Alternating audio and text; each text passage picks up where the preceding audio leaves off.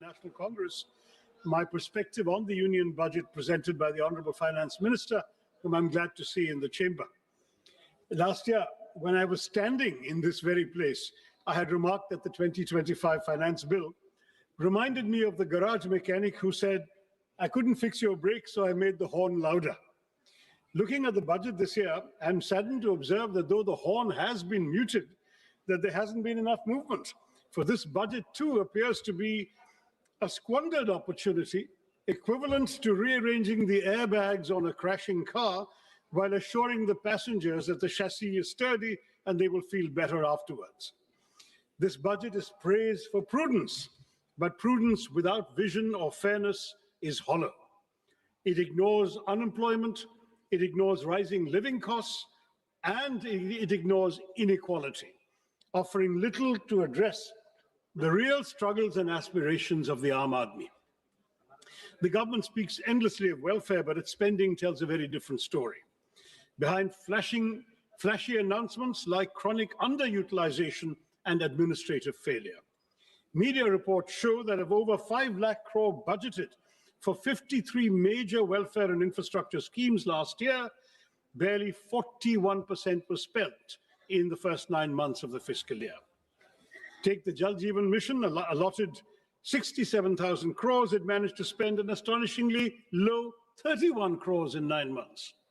The much-touted PM Schools for Rising India scheme spent only 473 crores out of 7,500.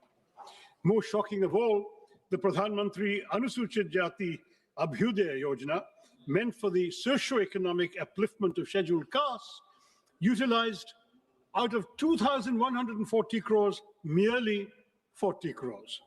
This is not governance, Mr. Chairman. This is headline management. Where promises are loud, like that horn, budgets are grand, but delivery is conspicuously absent.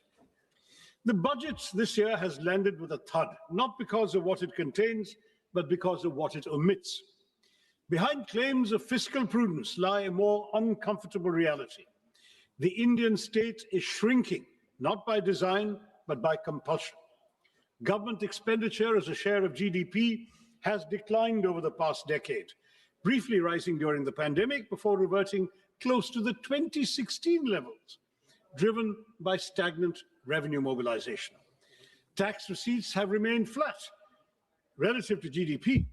Disinvestment has underperformed, and non-tax revenues increasingly rely on extraordinary transfers such as Reserve Bank of India dividends, an unsustainable substitute for a stable revenue base.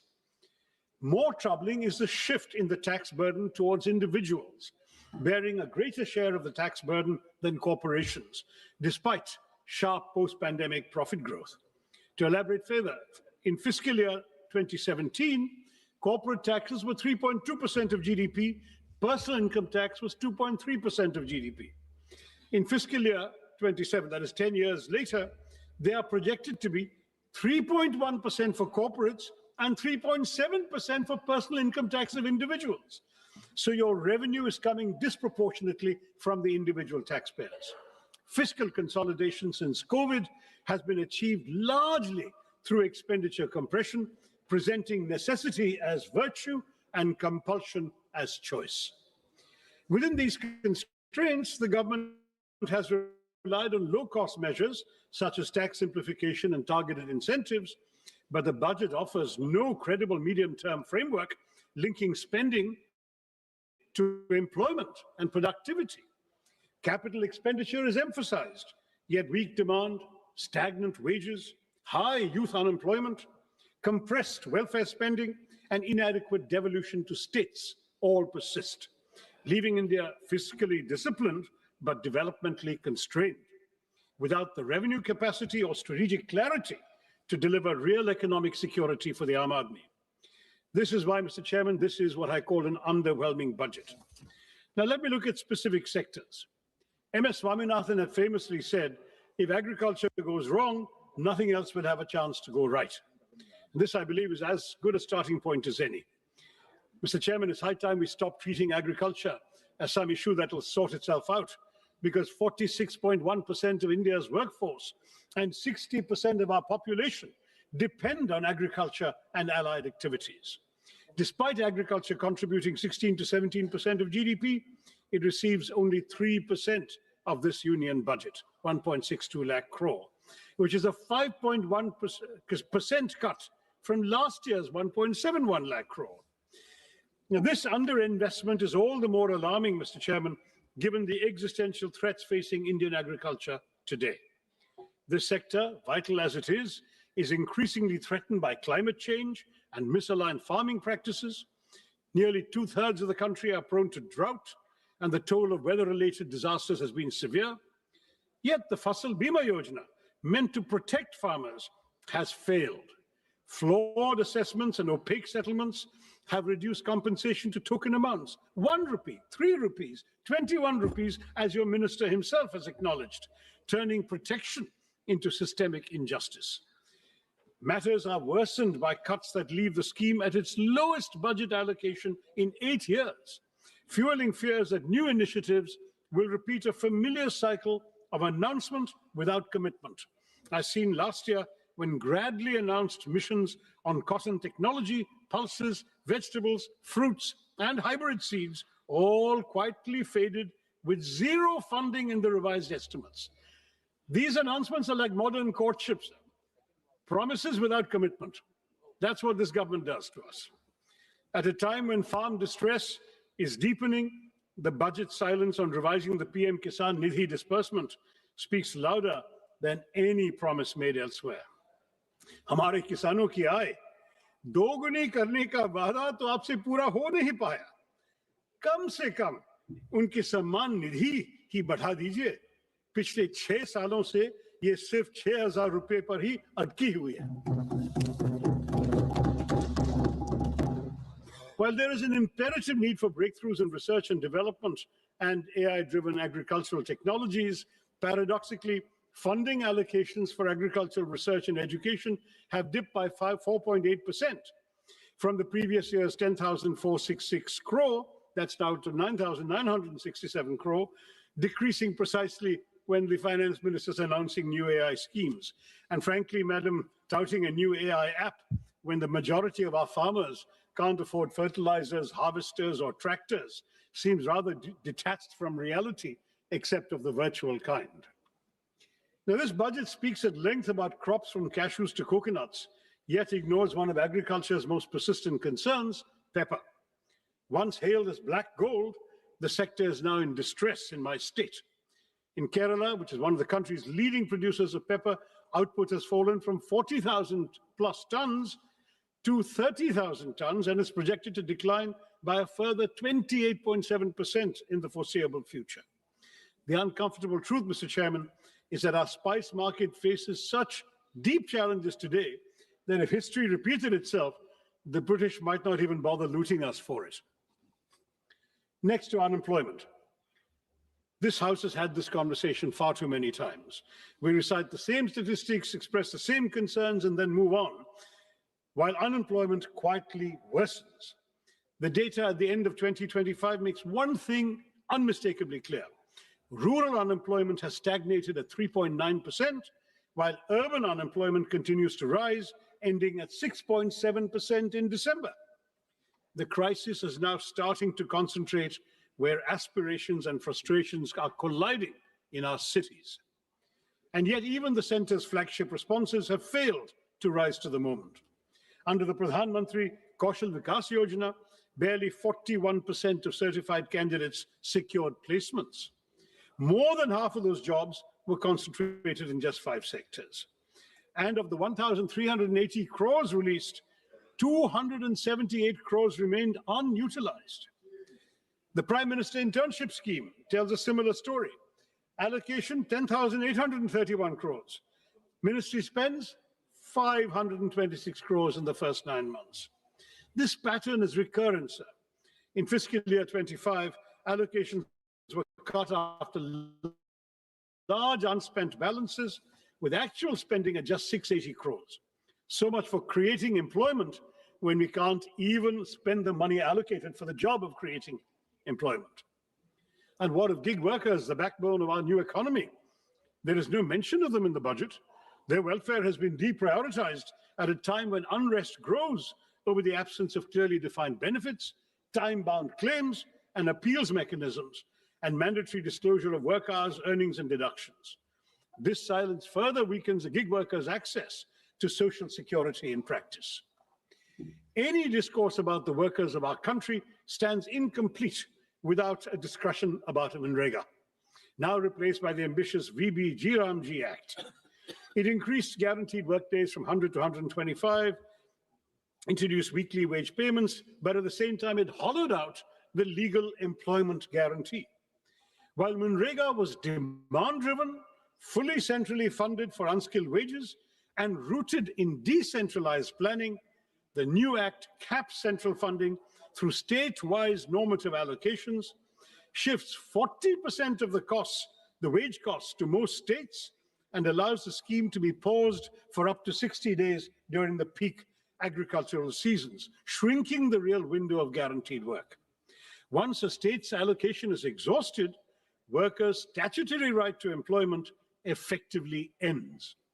This converts an open-ended rights-based program into a budget-restricted, centrally rationed scheme where fiscal ceilings override legal entitlements. The VB-G scheme received a massive allocation of 95,000 crores in this budget, yet it has a major overlooked flaw. As possible, Madam Minister, it attempts inclusion, but perhaps unintentionally drives technological exclusion. Manrega trusted the panchayats and gram sabhas to plan work based on local needs and community strengths. But the G Act mandates dashboards with GIS tools, PM Gati Shakti layers, central digital stacks. Local priorities are filtered through a Viksit Bharat national rural infrastructure stack, making biometrics, geotagging, dashboards, and AI audits statutory requirements. Thus, for millions of tech workers, for rural workers, one tech failure will mean exclusion without appeal and work without skill considerations. Now, when you have millions struggling to find work, Mr. Chairman, the least the government can do is to ensure that they move freely across the country to seek opportunities. But here too, Mr. Chairman, we see a pattern of neglect that is as consistent as it is shameful. Nowhere, I might add, is this neglect of connectivity clearer than in Kerala. Despite repeated demands for new railway lines to decongest existing routes, the state finds no mention in the finance minister's much-touted 7 high-speed railway corridor initiative. One is compelled to ask, does strategic connectivity end where political inconvenience begins? The consequences of this neglect are borne daily by passengers and railway staff alike in my state. Chronic overcrowding has pushed passenger capacity to dangerous limits. Sanitation has visibly deteriorated. Even basic facilities remain inadequate. It's telling, Mr. Chairman, that locomotive pilots entrusted with the safety of thousands are forced to work without assured access to toilets. For passengers, the experience is no better. Overcrowded coaches, unsanitary conditions, and a steady erosion of dignity that no glossy brochure can conceal. These failures are structural, they're not incidental. The railway sanction strength across categories stands at over 2 lakhs, yet only about 1.59 lakh employees are in service. This staffing deficit compromises safety, delays operations, and stretches frontline workers beyond reasonable limits. A railway system cannot run on announcements alone. Continued underinvestment in capacity, personnel, and basic human conditions risk turning the nation's lifeline into a symbol of administrative exhaustion. And it's not just railways, Mr. Chairman. We hear of national corridors and maritime ambitions, but Vizhinjam Port, India's gateway to global trade, our only port that can host the world's largest container ships, is treated as a local afterthought, with no central support announced for the road and rail connectivity that is hampering its potential as a world-class transshipment port. Similarly, while 20 new national waterways are to be operationalized, it remains unclear how many, if any, will benefit Kerala. Ship repair ecosystems are promised in Patna and Varanasi, but not in a state with 44 rivers and a rich inland waterway network. Our coastal communities, Mr. Chairman, face the deadly peril of sea erosion that has already leached so much of our territory into the sea. But there is no money for the sea walls and groins so essential for coastal protection. I have been raising this repeatedly in the House over the last 15 years. The centre tells me it's a state's problem. The state says it has no money. So we continue losing our territory, our seafront, to the marauding ocean. The lives and livelihoods of our fisherfolk, mostly living below the poverty line, are apparently of no concern to our budget makers either. And if maritime connectivity disappoints, Mr. Chairman, should we rely on the air? The regional connectivity scheme, which promised to give wings to the armed Nagrik to lift aspirations off the ground, make the skies accessible to all, yet today, many of those promises lie grounded. Nearly a decade on, at least 11 airports launched under UDAN have seen flights taper off or disappear altogether. Runways without aircraft, terminals without passengers, skies conspicuously empty. Last year, we were promised a modified UDAN with 120 new destinations and 4 crore passengers. But in this budget, Mr. Chairman, UDAN does not even earn a mention. Not just that, but for fiscal year 24-25, a total of 81 airports owned and operated by the Airports Authority have incurred financial losses. Duopolies have led to declining service quality, with the Indigo fiasco exposing the vulnerabilities of our airline industry. When aviation policies cannot stay airborne beyond announcements, one must ask whether this government is still committed to democratizing the skies, as it claims, or rather, as the minister claimed last year. Mr. Chairman, if connectivity cannot move people physically, one would hope education might lift them socially and economically. But here too, we see a betrayal of promises. India speaks of global excellence while presiding over domestic neglect. The national education policy promised 6% of GDP for education. Years later, spending remains at barely 4%, with the union government contributing only 0.4% and leaving states to shoulder an unsustainable burden. The consequences are visible and damaging.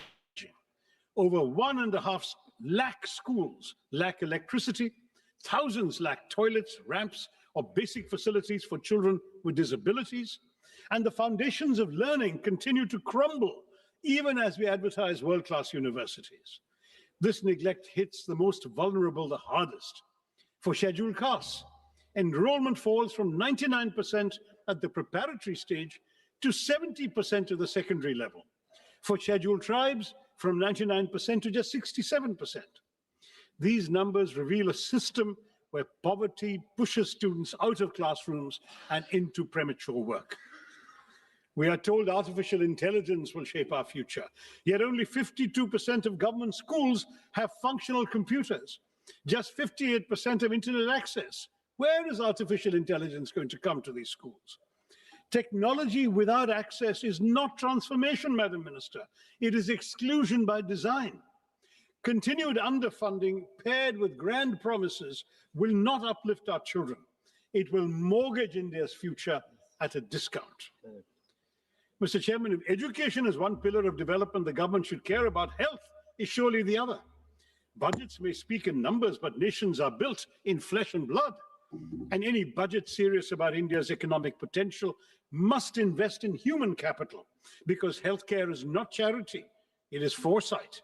Yet public health spending remains below 2% of GDP, missing even the government's own promise of 2.5% after COVID. An allocation of over 1 lakh crore to the health ministry may sound impressive, but ambition must be measured in proportion, not in numbers. The consequences are now visible beyond government hospitals. Since 2019, over 600 private hospitals have exited the Ayushman Bharat Jan Arogya Yojana, revealing the fragility of coverage without delivery. Insurance that arrives late is merely distress deferred. Meanwhile, the fundamental determinants of health, clean air, safe water, nutritious food, and mental well-being continue to deteriorate even as disputes rise and mental health indicators worsen. A nation that seeks economic greatness cannot afford to economize on them. While you propose, madam, exempting 7 additional rare disease drugs from import duties, your centers of excellence for rare diseases are few, unevenly distributed, and unable to utilize even the insufficient funds allocated, leaving thousands of patients to die every year for lack of treatment. And nowhere is this pattern of neglect more glaring than in the case of the long-promised AIMS in Kerala. First year of the NDA government, the promise was announced. The promise still remains unrealized.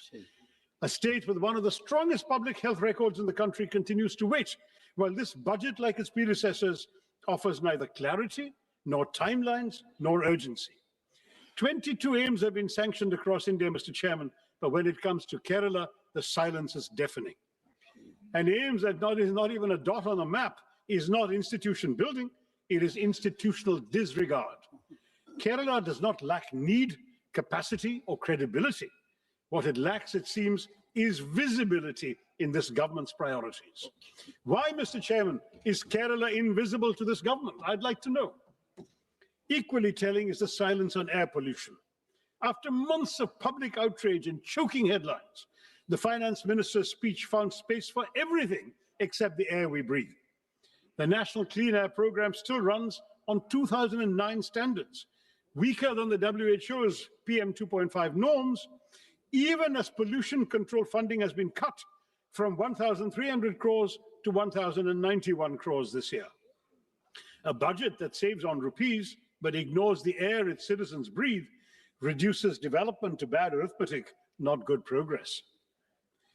Mr. Chairman, the announcement of 3 new National Institutes of Pharmaceutical Education and Research, or NIPA, raises a troubling question of balance and intent once again.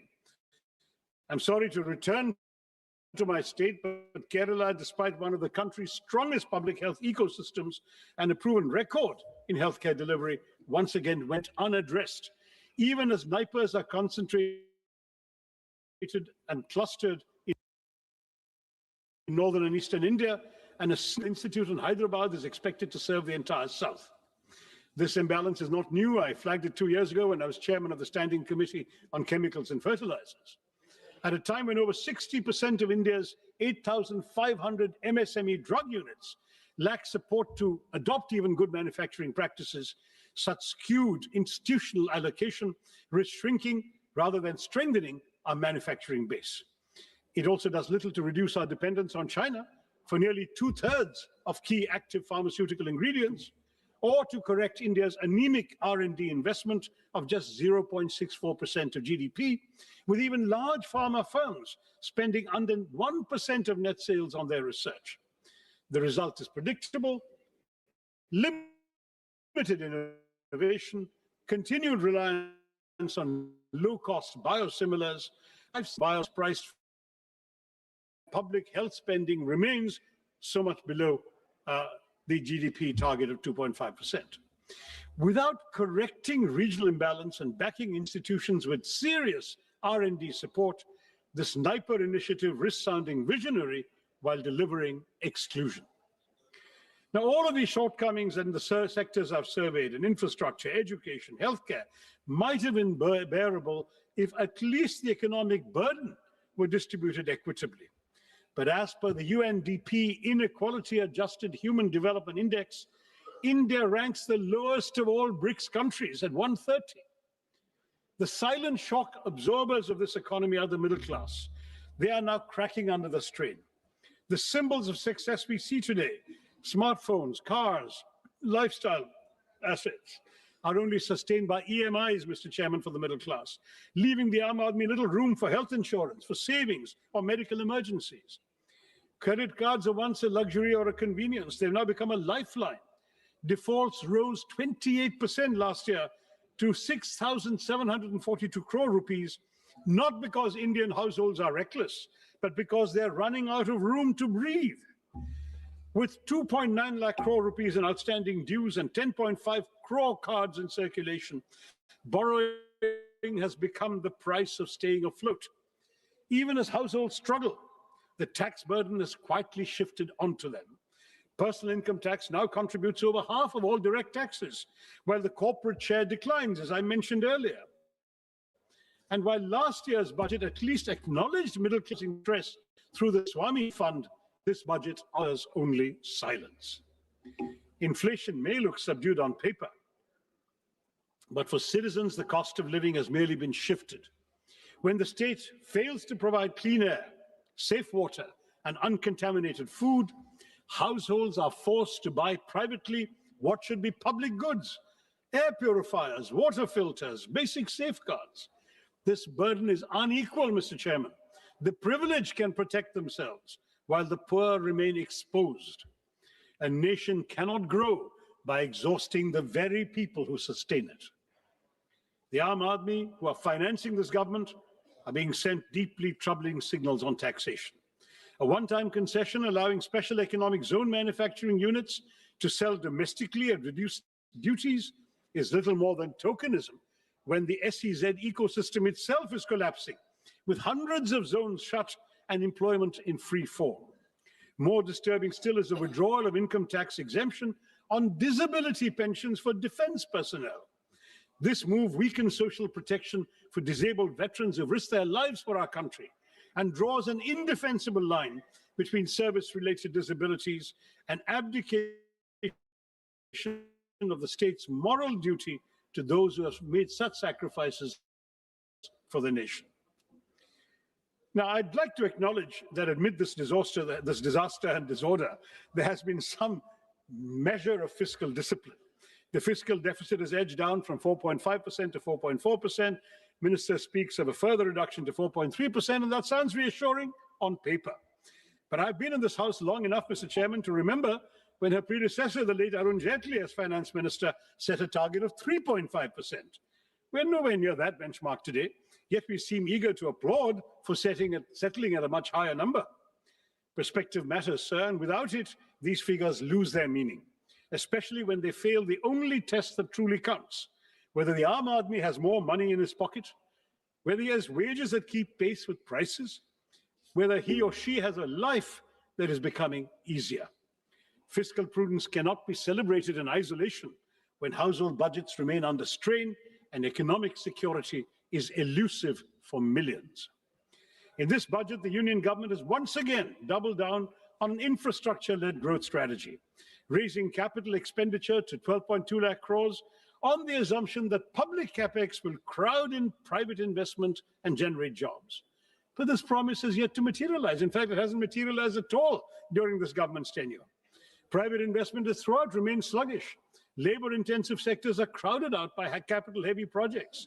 Welfare spending has been compressed, and key subsidies and social sector allocations fall short of stated goals. The burden has increasingly been pushed onto the states without adequate devolution of tax revenue. Meanwhile, unemployment, particularly amongst educated youth, remains distressingly high, and capacity utilization continues to remain below levels that would trigger a genuine private investment cycle. In this context, the capex-centric approach appears less like a strategy for inclusive growth and more like a gamble that ignores weak demand, joblessness, and the lived economic distress of the ordinary citizen. Mr. Chairman, no nation can develop on slogans or headlines alone. India's investment in research and development remains stuck at 0.6% of GDP, not only below advanced economies, but even below several emerging ones. China invests about 2.4%. Brazil even over 1%. The US 3.5%, South Korea 5% of GDP. A country that aspires to be a manufacturing and knowledge powerhouse cannot afford to treat research and development as an afterthought. I would urge the minister to elevate R&D as a national priority. Now, on urban cities, on our cities, it should be pointed out that the hesitancy in innovation is reflected in the Smart Cities mission, which has become a reminder of unfulfilled promises. A decade after Smart Cities was announced, deadlines have been repeatedly extended from June 23 to December 25, no real change on the ground. Claims of 96% completion certainly ring hollow for somebody from Thiruvananthapuram or Warangal or Silvassa or Port Blair, because they're all incomplete. Large parts of the Northeast continue to lag, leaving even the Parliamentary Standing Committee unconvinced. Instead of transforming urban life, the mission has largely polished a few elite enclaves, while basic services for millions remain untouched.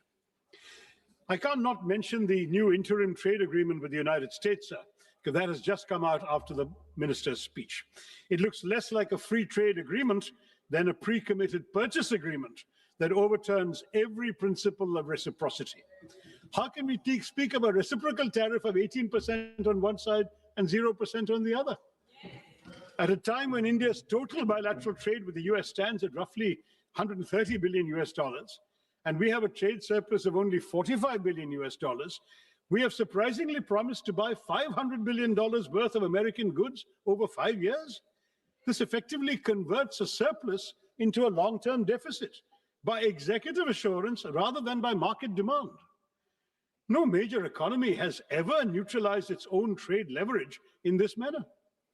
While the US continues to impose import tariffs of up to 18%, we have committed ourselves, apparently according to this joint statement that I've been seeing here, joint US-India statement, to impose tariffs up to 18% on Indian exports, and we to slash tariffs to near zero levels, open agriculture, dilute data localization, soften intellectual property safeguards, and even redirect strategic energy imports, especially away from Russia, to meet purchase targets. Now, this is not strategic balancing, it is economic preemption. Parliament has neither been told how farmers, MSMEs, and domestic industry will be protected, nor why India has voluntarily surrendered its negotiating power without securing proportional market access. Without securing proportional market access or policy space in return. I know the government will say, wait for the final agreement, it's coming in mid-March, but let them be aware these concerns exist right now, sir. Yes. The government's claim that India has secured a better deal than China, Vietnam, or other Asian economies does not withstand scrutiny. While India has obtained a tariff reduction of 1 or 2 percentage points from them, no East Asian economy has agreed to deliberately dilute its trade surplus with the US through guaranteed purchase commitments. On the contrary, China, Vietnam, and several ASEAN countries have actually expanded their trade surpluses with the US, even amid heightened trade tensions. And this ambiguity, Mr. Chairman, has a direct bearing on the credibility of the budget itself. When both the Minister of Commerce and Industry and the Minister of External Affairs were questioned on these commitments, they were really offered no clear explanation of their scale, timeline, or fiscal implications. Now, the reason I mention this in the context of the budget is that key budgetary assumptions on trade balances, external financing needs, and overall macroeconomic stability rest on information that the Parliament does not possess and has not been given. A budget framed amid such uncertainty is not just incomplete, it asks this House to approve numbers without knowing the obligations that may soon overtake them from this trade agreement. Now, I do want to say that when the two ministers play ping pong with each other, saying it's not in their mandate to answer the question, each one attributes it to the other, then that looks like a rather disappointing game, because when no minister claims ownership of something like this, accountability disappears, and Parliament is left staring at a budget that conceals obligations that the government seems to lack the courage to admit openly. In short, Mr. Chairman, the real weakness of this government's budget lies in its implementation, where rhetoric is not matched by reality.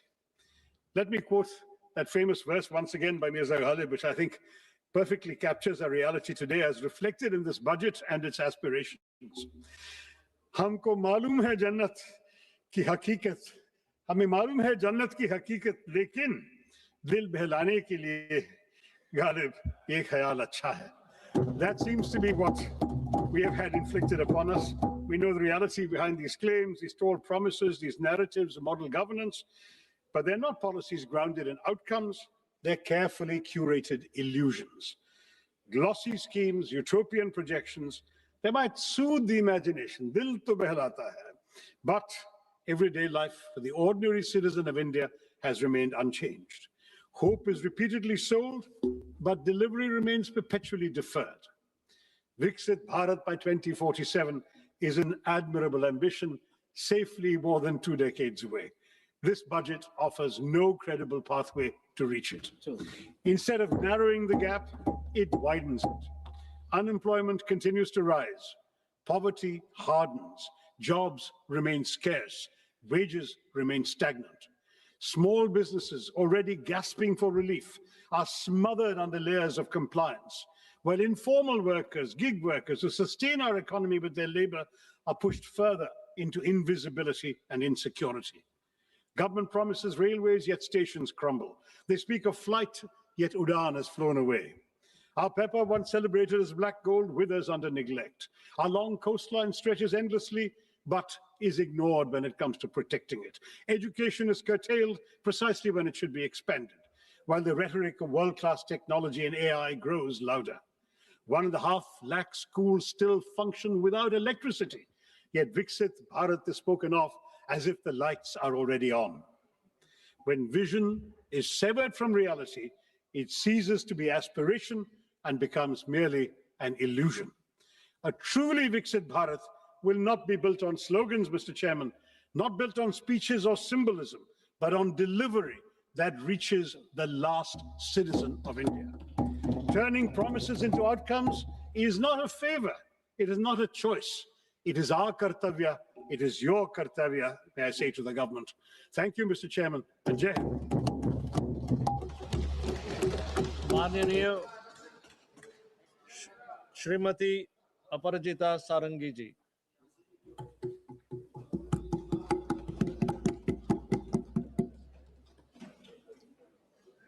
It is my pleasure and privilege to talk about the Union Budget for the financial year 26-27. Thank you, Chairman, sir, for giving me this opportunity. At the outset, I commend Honorable Finance Minister, Madam Nirmala Sitharaman, for giving to this country of 1.4 billion people her 9th consecutive budget, a budget which reflects her commitment, the commitment of the government,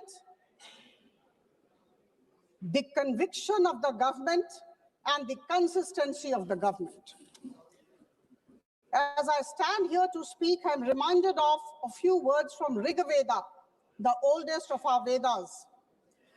Sangachadhvam sangvadadhvam sangvo manansi janatam.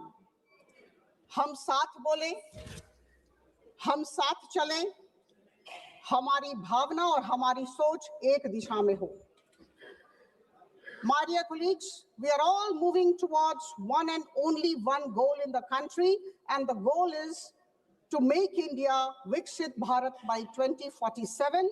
And I can say with all conviction at my command that this particular budget of the financial year 26-27 is definitely a very strong step in our common journey. For the sake of clarity, I must say, my dear friends, that our Finance Minister, Madam Nirmala Sitharaman, framed the blueprint around 3 kartavyas. Number 1, to accelerate and sustain economic growth. Number 2, to fulfill the aspirations of the people and build their capacities. And number 3, to align with our core objective of Sabka Saath, Sabka Vikas. बंधुगण, यह ऐतिहासिक budget सिर्फ संख्याओं का संकलन नहीं है, यह विकसित भारत की यात्रा में हम सब के लिए एक माइलस्टोन है, एक निर्णायक मील का पत्थर है. यह हमारी आर्थिक स्थिरता, सुधार और हम सब के सामूहिक आत्मविश्वास का दस्तावेज है. My dear colleagues, this particular budget of the Union government comes at a time when India is actually moving fast in its growth trajectory, and we must accept and acknowledge this. This is the first budget of the second quarter of 21st century, and that's why it's a very important budget for all of us, for all 1.4 billion Indians. Friends, we are aware of the fact that in 2014, we were the 10th largest economy, and at this juncture, Our macro fundamentals are very strong. We are the fourth largest economy, bypassing Japan. We are going to be the third largest economy, bypassing Germany very soon. And our forest reserves are very high. Our exports have gone beyond $800 billion. And I must say here, we have been all listening about inflation rate. The inflation at this juncture, December 25 figure, we are at 1.7%. And here will I say this. While I say this, I must say that between 2011 and 2014, the average inflation of this country was 9.8%. I must say this, and I think all of us sitting in this house must appreciate this. Friends, the unemployment rate, all of us have been talking about the unemployment rate. It's declining every day, and at this juncture, it is 4.8%. We must realize this. हमारा देश वैश्विक निवेशकों, foreign investors के लिए एक भरोसेमंद गंतव्य की तरफ उभर के आया है, और हम सबको समझना होगा कि इस तरह की जो आर्थिक स्थिति है, जब विश्व में हमारी प्रशंसा हो रही है, हम मजबूत जमीन पर खड़े हैं, यह कोई संयोग नहीं है। यह हमारे अनुशासित वित्तीय प्रबंधन, संरचनात्मक सुधारों और स्पष्ट नीति का प्रमाण है। आदरणीय प्रधानमंत्री जी की सोच, की दूरदर्शिता और मार्गदर्शन को मैं नमन करती हूँ। The analysis of the budget of financial year 26-27 makes it abundantly clear that the Indian government has chosen the path of long-term growth. And this is not growth by impulse. This is not short-term stimulus. This is possible because of sustained, continuous investment in infrastructure, in institutions, industrial capacity, and upskilling. We must realize this. And these four things which I talked of are extremely important when a country aspires to become a developed nation. As was told by Honorable Madam Sitharaman in her speech, the expenditure today stands at 53.5 lakh crore. We must remember this. And the fiscal deficit stands at 4.3% of the GDP. My dear friends, we are in a very difficult global settings. I think all of us are aware of this. All my esteemed colleagues who are present in this house, it's an age of global uncertainty. And in this age of fractured global order, the government of India has decided to keep building. Charai veti, we must remember this. There is a massive scale up in public capital expenditure. I remember in 2014, it was just 2 lakh crore. We must appreciate this. Rupees 2 lakh crore in 2014-15 has gone up to 11.2 lakh crore rupees in 2025-26. And now, with all pride, with all happiness as a citizen of the country, I can say that the public capital expenditure has gone up to 12.2 lakh crore rupees, which is 4.4% of the GDP, and it registers a 10% increase over the last year. And friends, we are aware of the fact that if the capital expenditure grows, then it definitely has a large multiplier effect on the economy. Urban transformation. Urban transformation is a very significant pillar of the budget. Madam Sitharaman talked about engines of growth. The cities, the big towns are today the engines of growth. And a wonderful concept was brought about and placed before all of us, the city economic region. City economic region focusing on tier 2 and tier 3 cities have been thought about by the government. Rupees 5,000 crore will be given to this city economic region, every city economic region, over a period of 5 years to build infrastructure. And we know what will happen. Less reduce pressure on the mega cities, and fostering balanced development in the process.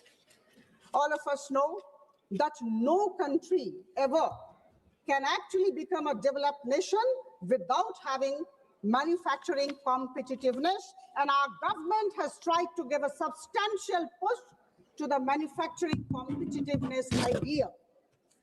This will not only create jobs, but also in the long run help promote our exporting community.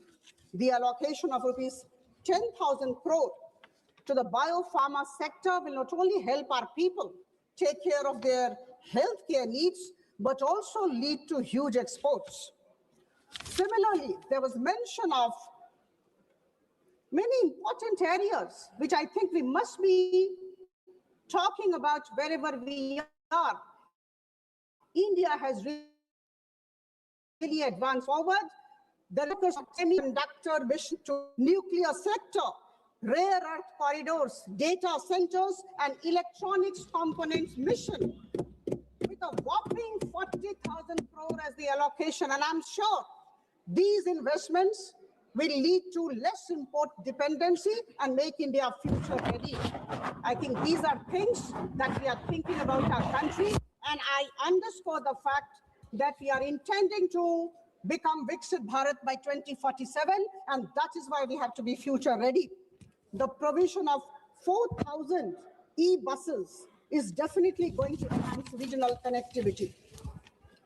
My dear friends, 20 new national waterways, expanded road networks, freight corridors, 7 high-speed rail corridors and multimodal logistics system. These are giant leap towards a more competitive, resilient, confident, and self-reliant Viksit Bharat by 2047.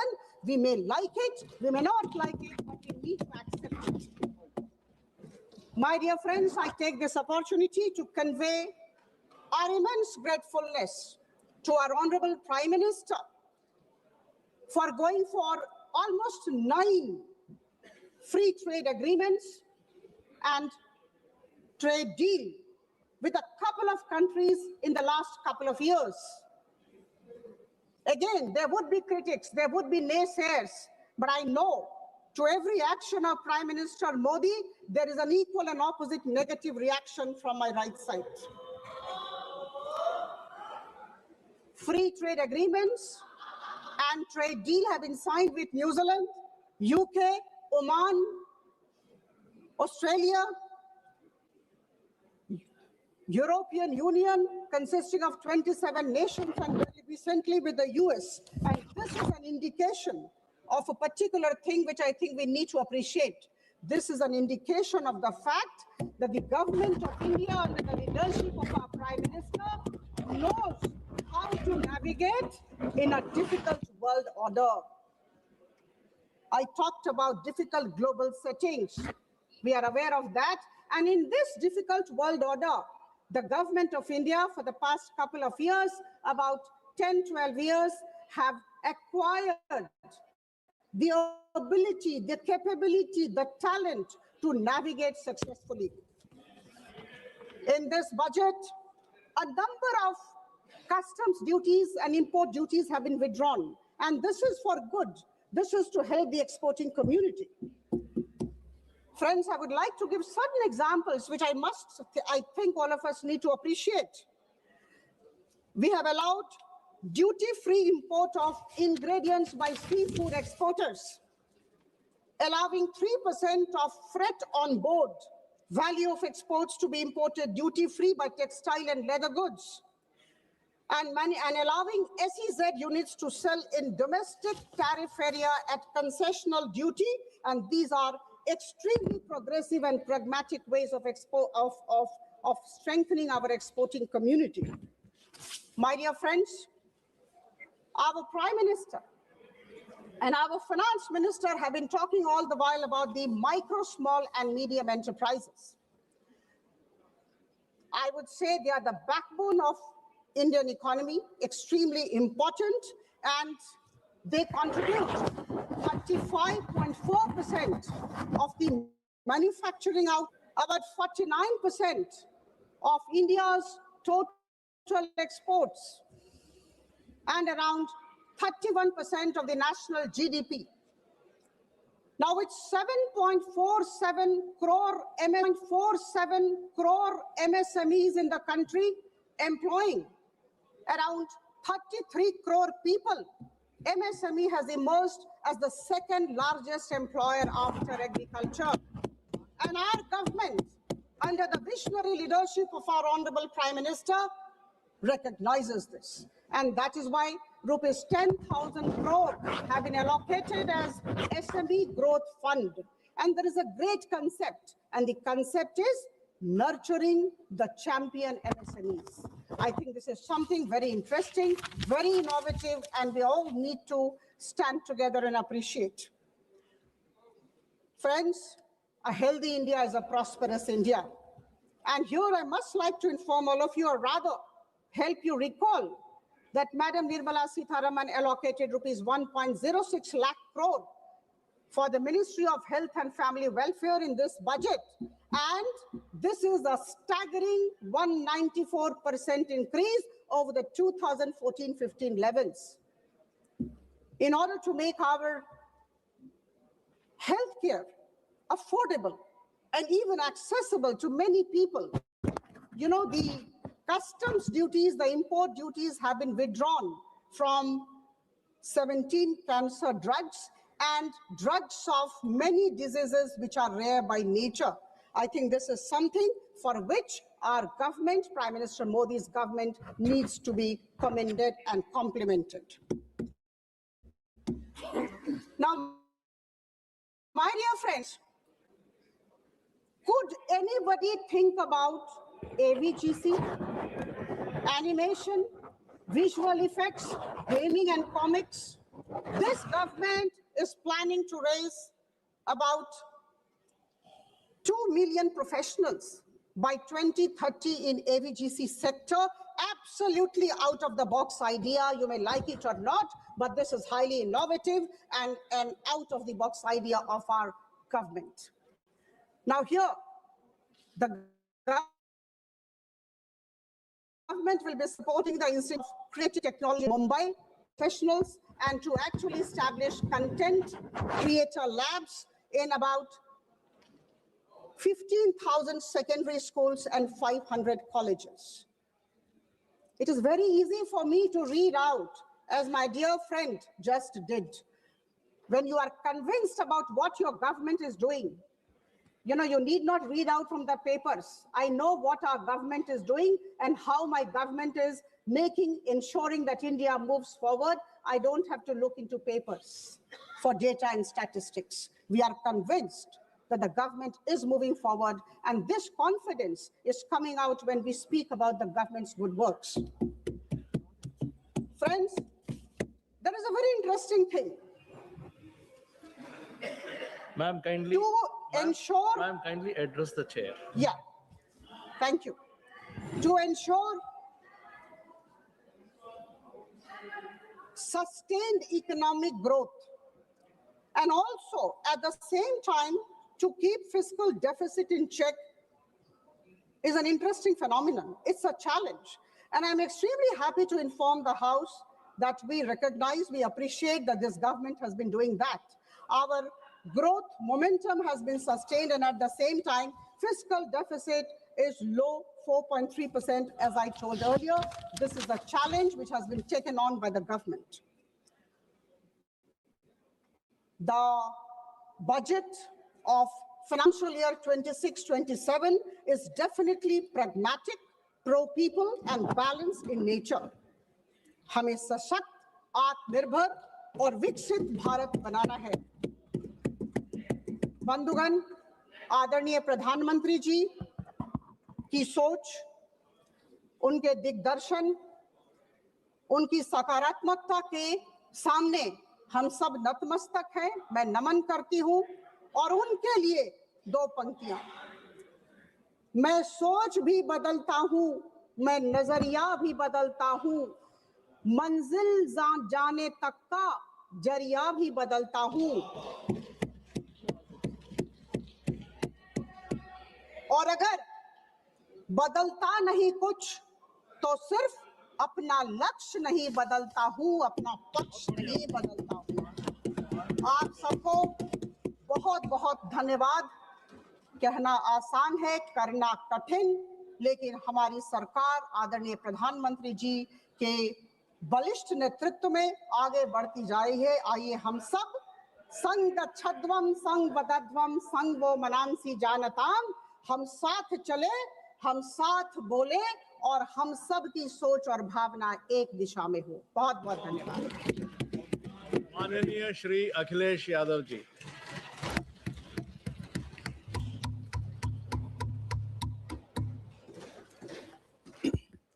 मैं सबसे पहले सभापति महोदय आपका मैं धन्यवाद देता हूं कि मुझे आपने बजट पे बोलने का समय दिया है।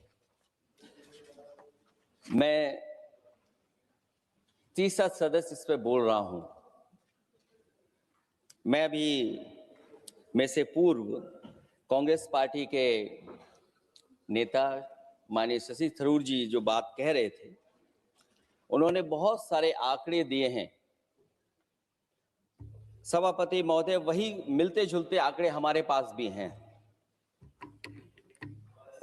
जब कभी जवाब आए तो शायद उन आंकड़ों का जवाब भी आए। और जब वो अपनी बातों को खत्म कर रहे थे तो वो एक शेर पढ़ के गए हैं, मिर्जा गालिब का एक शेर पढ़ के गए हैं सभापति महोदय। सभापति महोदय, यही शेर अगर बीजेपी को पढ़ना होता तो बीजेपी कैसे पढ़ती? अगर यही शेर बीजेपी को पढ़ना पड़ता तो वो पढ़ते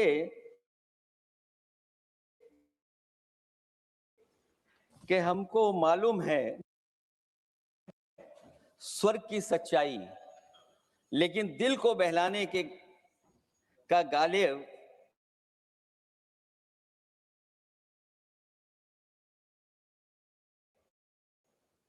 ये ख्याल की जगह सोच अच्छा है।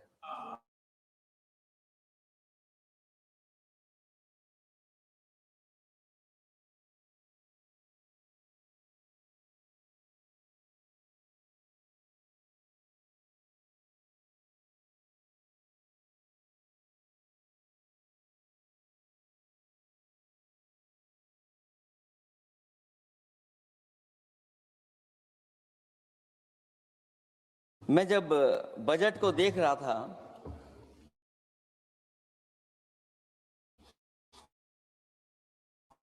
और मैं चाहता हूं क्यों झूठे ख्यालों में दिन रात करें,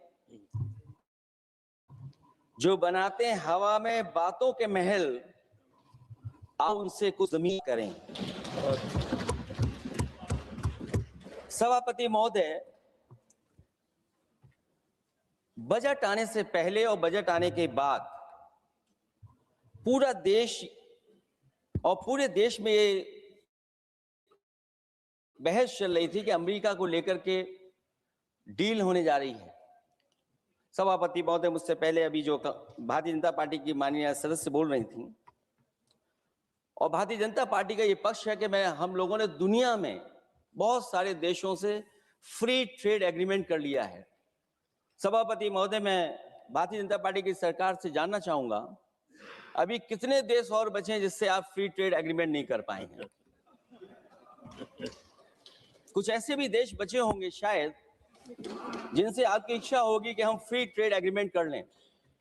और सभापति महोदय, का फ्री ट्रेड एग्रीमेंट हो भी जाते हैं, जो लोग कभी रुपए के बारे में बहुत चिंता करते थे, कभी कभी उम्र से, कभी कभी दूसरे लोगों की उससे जोड़ देते थे, इतने सब फ्री ट्रेड एग्रीमेंट होने के बाद और अमेरिका से डील नहीं ढील हुई है, उसके बाद हमारा रुपया कहां पहुंचेगा? और अगर यही डील होनी थी तो 11 महीने इंतजार क्यों कराया?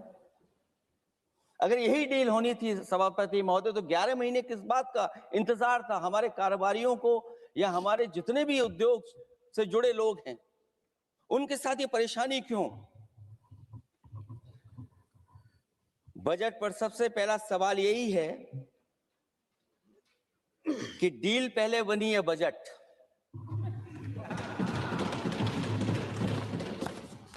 और बजट का हलवा यहां ज्यादा बटा के वहां। सभापति महोदय, स्वदेशी, आत्मनिर्भर, ये शब्द तो बहुत अच्छे लगते हैं, लेकिन जब डील हो गई है तो क्या इस बजट को लाने से पहले आत्मनिर्भरता और स्वदेशी को अपने अपने शब्दकोश से हटा दिया है, या इसको उल्टे अर्थ में विलोम शब्दकोश में डाल दिया है? और ये डील नहीं है जो हम आप सब समझ पा रहे हैं। शायद सत्ता पक्ष के लोग ये नहीं समझ पा रहे होंगे, लेकिन पूरा देश समझ रहा है कि हमने अपना बाजार एक बार और खोल दिया है। $500 बिलियन का व्यापार एक तरफा। हमारे आत्मनिर्भरता कहां जाएगी? स्वदेशी नारा हमारा कहां जाएगा? हमारे देश की जनता भाजपा से कह रही है कि जहां तक हमें मालूम है डील एक तरफा नहीं होती है। क्या ये बनी वहां पहुंची यहां जहां जैसे कोई एक पक्षी मान रहा हो? जनता भाजपा से यह भी जानना चाहती है कि 0 बड़ा के 18।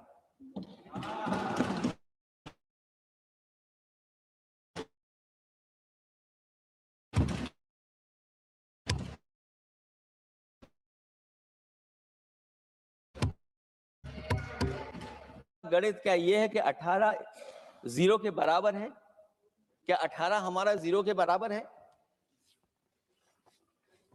देश के किसानों, दुकानों, उद्योगों को बचाने के लिए खोखले शब्दों के अलावा भाजपा के पास कोई और सुरक्षा कवच या संरक्षण योजना है कि नहीं है?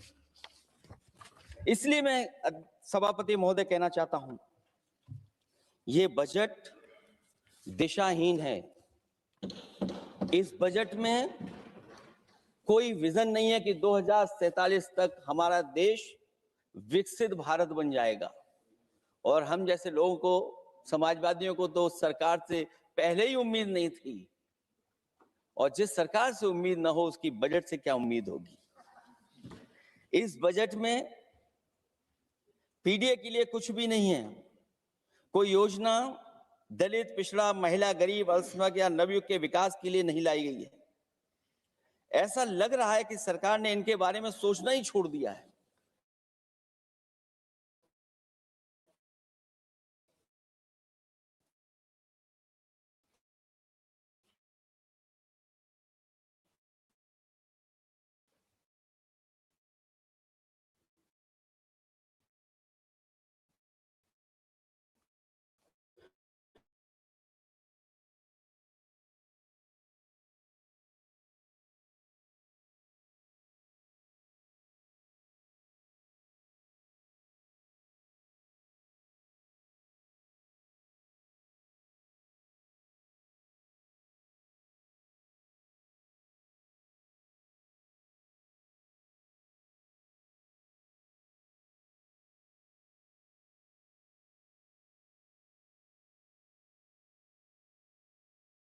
प्रति व्यक्ति लगभग प्रति व्यक्ति आय हमारी है, और अगर हम दुनिया से जब इतना ही जुड़ गए हैं तो 2025 की जो रैंकिंग है, हमारा स्थान 144। 12 साल से हम इतने बजट ला रहे हैं, क्या हमारे पर कैपिटा इनकम लोगों की नहीं बढ़ पाई? और सदन में, इसी सदन में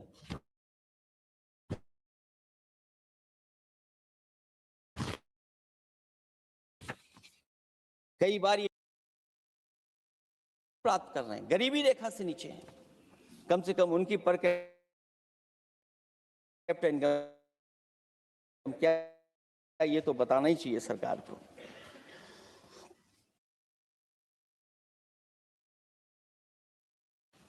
और पिछड़ेपन को जब बजट आता है तो बजट में ढूंढते हैं हम लोग हमारे स्टेट के लिए क्या और खास नया आया होगा। उत्तर प्रदेश जैसा प्रदेश जहां पर डबल इंजन की सरकार को बहुत कुछ कहा जाता है कि डबल इंजन की सरकार है, हम विकास भी डबल करेंगे।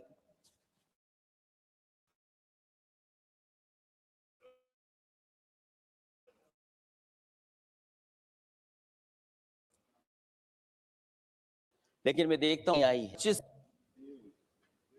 वैसे तो बड़े बड़ी योजनाएं बताई जा रही हैं कि हमारे कई फ्रेट कॉरिडोर्स बन रहे हैं, वाटरवेज बन रहे हैं, एक्सप्रेसवेज बन रहे हैं, लेकिन उत्तर प्रदेश जहां से प्रधानमंत्री जी आते हैं, भविष्य में जो बनेंगे एक्सप्रेसवे, लेकिन भारत सरकार के बजट से कोई भी अभी एक्सप्रेसवे वहां पर नहीं बना।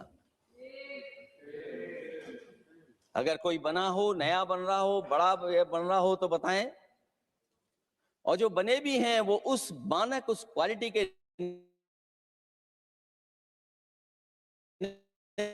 नहीं है जिस क्वालिटी के आज विकसित भारत। जो लोग भ्रष्टाचार पे बड़े बड़े सवाल उठाते हैं,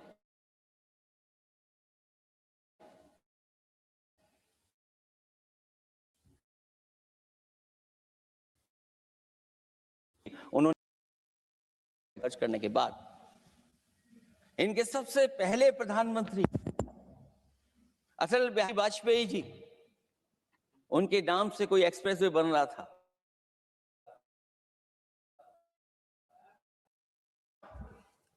कई लोग स्टेटमेंट भी देते हैं कि हम एक्सप्रेसवे बना रहे हैं, उनके नाम से बनने के साथ साथ उनका नाम भी बदल दिया। पहले वो चंबल एक्सप्रेस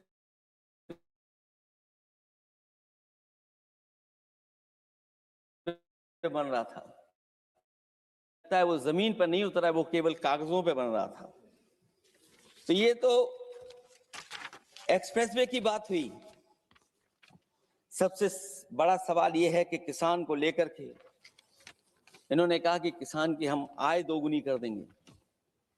आज हमारा किसान इस उदारीकरण में कहां खड़ा है? जिस किसान को लेकर के पूरे देश के सभी राजनीतिक दल चिंतित रहते हैं, इस डील के बाद हमारे किसानों का हाल क्या होगा? तो हमारा किसान भारत में क्या उगाएगा, जमीन पर क्या होगा?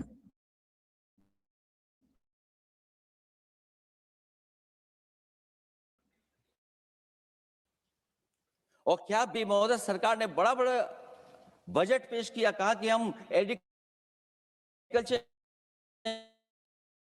इंफ्रास्ट्रक्चर तैयार करेंगे, एमएसपी लागू करेंगे। हमारे किसान काले कानून के खिलाफ लड़ रहे थे,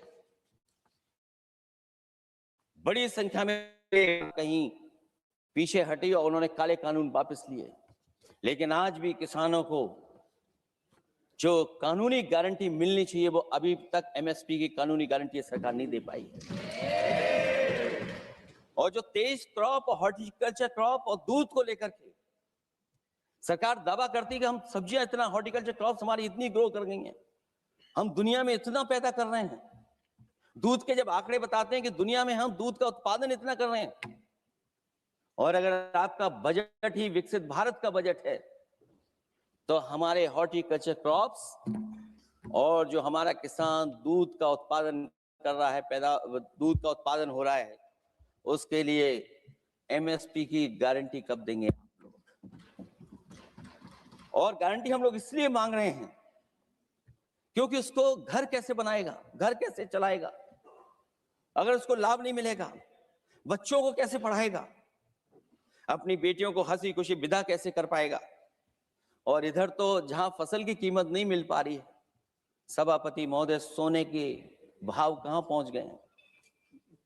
पहले गरीब सोचता था जब हम अपनी बेटी की विदा करेंगे तो कुछ सोने का एक सामान खरीद करके दे देंगे उसको। जैसे जैसे बीजेपी की सरकार चली और आगे बढ़ती गई, 12 साल ऐसे हैं आ गए कि अब तो चांदी तो दूर, अगर यही सरकार चलती रही तो लोहे पर पीतल चढ़ाकर भी गरीब अपनी बेटी की विदाई नहीं करा पाएगा। कैसे अपने भविष्य के लिए 2 पैसे जमा कर पाएगा? मतलब आज क्या खाएगा, कल के लिए क्या बचा पाएगा, ये किसानों के बड़े सवाल हैं।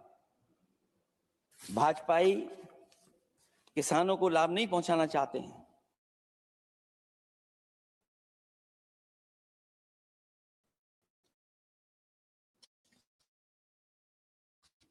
ये किसी और को लाभ पहुंचाना चाहते हैं, क्योंकि इनका बजट, जो बजट बनाते हैं, वो आम जनता का ना उसमें जिक्र है ना फिक्र रहती है। और अगर फिक्र होती उनको तो किसान की खाद समय पर मिल जाती उन्हें, उनको बीज समय पर मिल जाता, सस्ती बिजली उपलब्ध हो जाती, सिंचाई या सिंचाई मुफ्त हो जाती थी। और मुझे याद है सभापति महोदय, समाजवादी सरकार में हम लोगों ने किसानों की सिंचाई मुफ्त करने के भी फैसले लिए। कीटनाशक दवाइयां कितनी महंगी हैं और सरकार ने किसानों को अपने हाल पे छोड़ दिया। मंडियों पे कहीं कोई खरीद नहीं है, और अगर खरीद हुई है तो सरकार बताए कि धान, आलू या गेहूं की खरीद में तो मिल जाते हैं उसको कीमत, लेकिन धान और आलू जैसी फसलों पर कोई सरकार कीमत नहीं दे पा रही। महंगाई बेतहाशा बढ़ने पर भी इस बजट में जनता को टैक्स में न छूट देना टैक्स शोषण है। अमीरों के काम कारोबार और घूमने फिरने पर 10 तरह की छूटें दी गई हैं, लेकिन बेकारी बेरोजगारी से जूझ रहे लोगों की उम्मीदों की थाली खाली है। मध्यम वर्ग अपने आप को ठगा महसूस कर रहा है। शोषित, वंचित, गरीब व्यक्ति जहां था वैसे भी नीचे जाता दिख रहा है। इस बजट ने उसके चादर में पैबंद लगाने की जगह उसे और चिथड़ा कर दिया है, क्योंकि सामाजिक सुरक्षा केवल शब्दों की औपचारिकता रह गई है। किसान, मजदूर, श्रमिक, कारोबारी, छोटा दुकानदार अपने लिए मिली राहत को दूरबीन से देखकर ढूंढ रहा है, और इसीलिए भाजपा का हर बजट 1/20 का बजट मानते हैं, क्योंकि वो 5% लोगों के लिए ही होता है। अच्छे बजट की होती हैं 3 पहचान: गरीब की तरक्की, खुशहाली और मुस्कान। शायद इस बजट ने तीनों चीजों को छीनने का काम किया गरीबों से। दूसरा विषय है स्वास्थ्य को लेकर के। बहुत हमारा गरीब समय समय पर परेशान रहता है। स्वास्थ्य को लेकर के जो ठोस कदम सरकार को उठाने चाहिए, वो सभापति महोदय सरकार नहीं उठाती दिख रही है, और जितना भी स्वास्थ्य सेवाएं हैं वो ठप होती चली जा रही हैं। मैं उत्तर प्रदेश की बता सकता हूं। मुझे याद है सभापति महोदय, पहला जो भारत सरकार और प्रदेश सरकार को मिलकर के पहला हॉस्पिटल, मेडिकल कॉलेज शाहजहांपुर का बना था, जिस समय भारतीय जनता पार्टी के उस समय के स्वास्थ्य मंत्री और मैंने मिलकर के उसका उद्घाटन किया था। उसके बाद जो प्रचार में तो ये बहुत आगे हैं। प्रचार में तो ये कहते हैं कि हर डिस्ट्रिक्ट में हर हॉस्पिटल, हर डिस्ट्रिक्ट में एक हॉस्पिटल या मेडिकल कॉलेज, लेकिन सच्चाई तो ये है कि इन हॉस्पिटलों में इलाज नहीं है, दवाई नहीं है, ऑपरेशन के लिए कहां जाना पड़ता है, भटकना पड़ता है।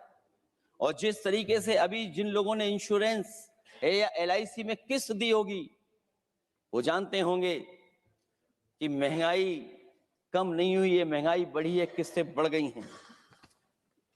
उदाहरण के लिए दिल्ली के एम्स के लिए 5,600 करोड़ रुपए, और आयुष्मान भारत के लिए पूरे देश के लिए सरकार ने जो बजट रखा है वो 4,700 करोड़ रुपए है।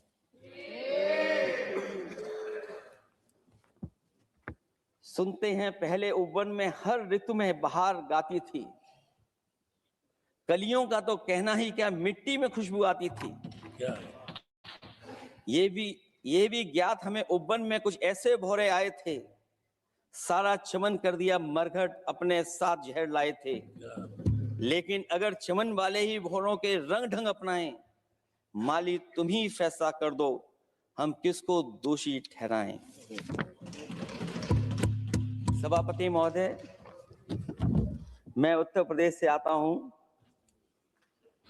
जहां पर प्रधान संसदीय क्षेत्र है। राजमाता पूजनीय अहिल्याबाई होलकर जी, उनकी मूर्ति थी, उसको बुलडोजर से तोड़वा दिया। सभापति महोदय, कोई कल्पना कर सकता है एक मणिकर्णिका घाट जो हमारी पौराणिक पहचान रही, सदियों से हमारी विरासत की पहचान रही, सनातनी काशी की विरासत रही, वहां पे इनकी सरकार ने प्रधान संसदीय क्षेत्र में बुलडोजर चला करके हमारी पूजनीय अहिल्याबाई होलकर की मूर्ति को इन्होंने तोड़ने का काम किया। और सभापति महोदय, केवल एक मूर्ति नहीं, वहां पर अगर हम गिनती करेंगे, एक नहीं, दो नहीं, तीन नहीं, चार नहीं, पांच नहीं, छह नहीं, सात नहीं, लगभग 100 मंदिरों को तोड़ने का काम इसी सरकार में हुआ है। केवल मंदिर नहीं तोड़े गए सभापति महोदय, एक antique bell donated by Nepal नरेश, जो घंटा बजता था, सभापति महोदय, जो घंटा बजता था, नेपाल नरेश जिन्होंने गिफ्ट किया था, वो घंटा भी लापता है।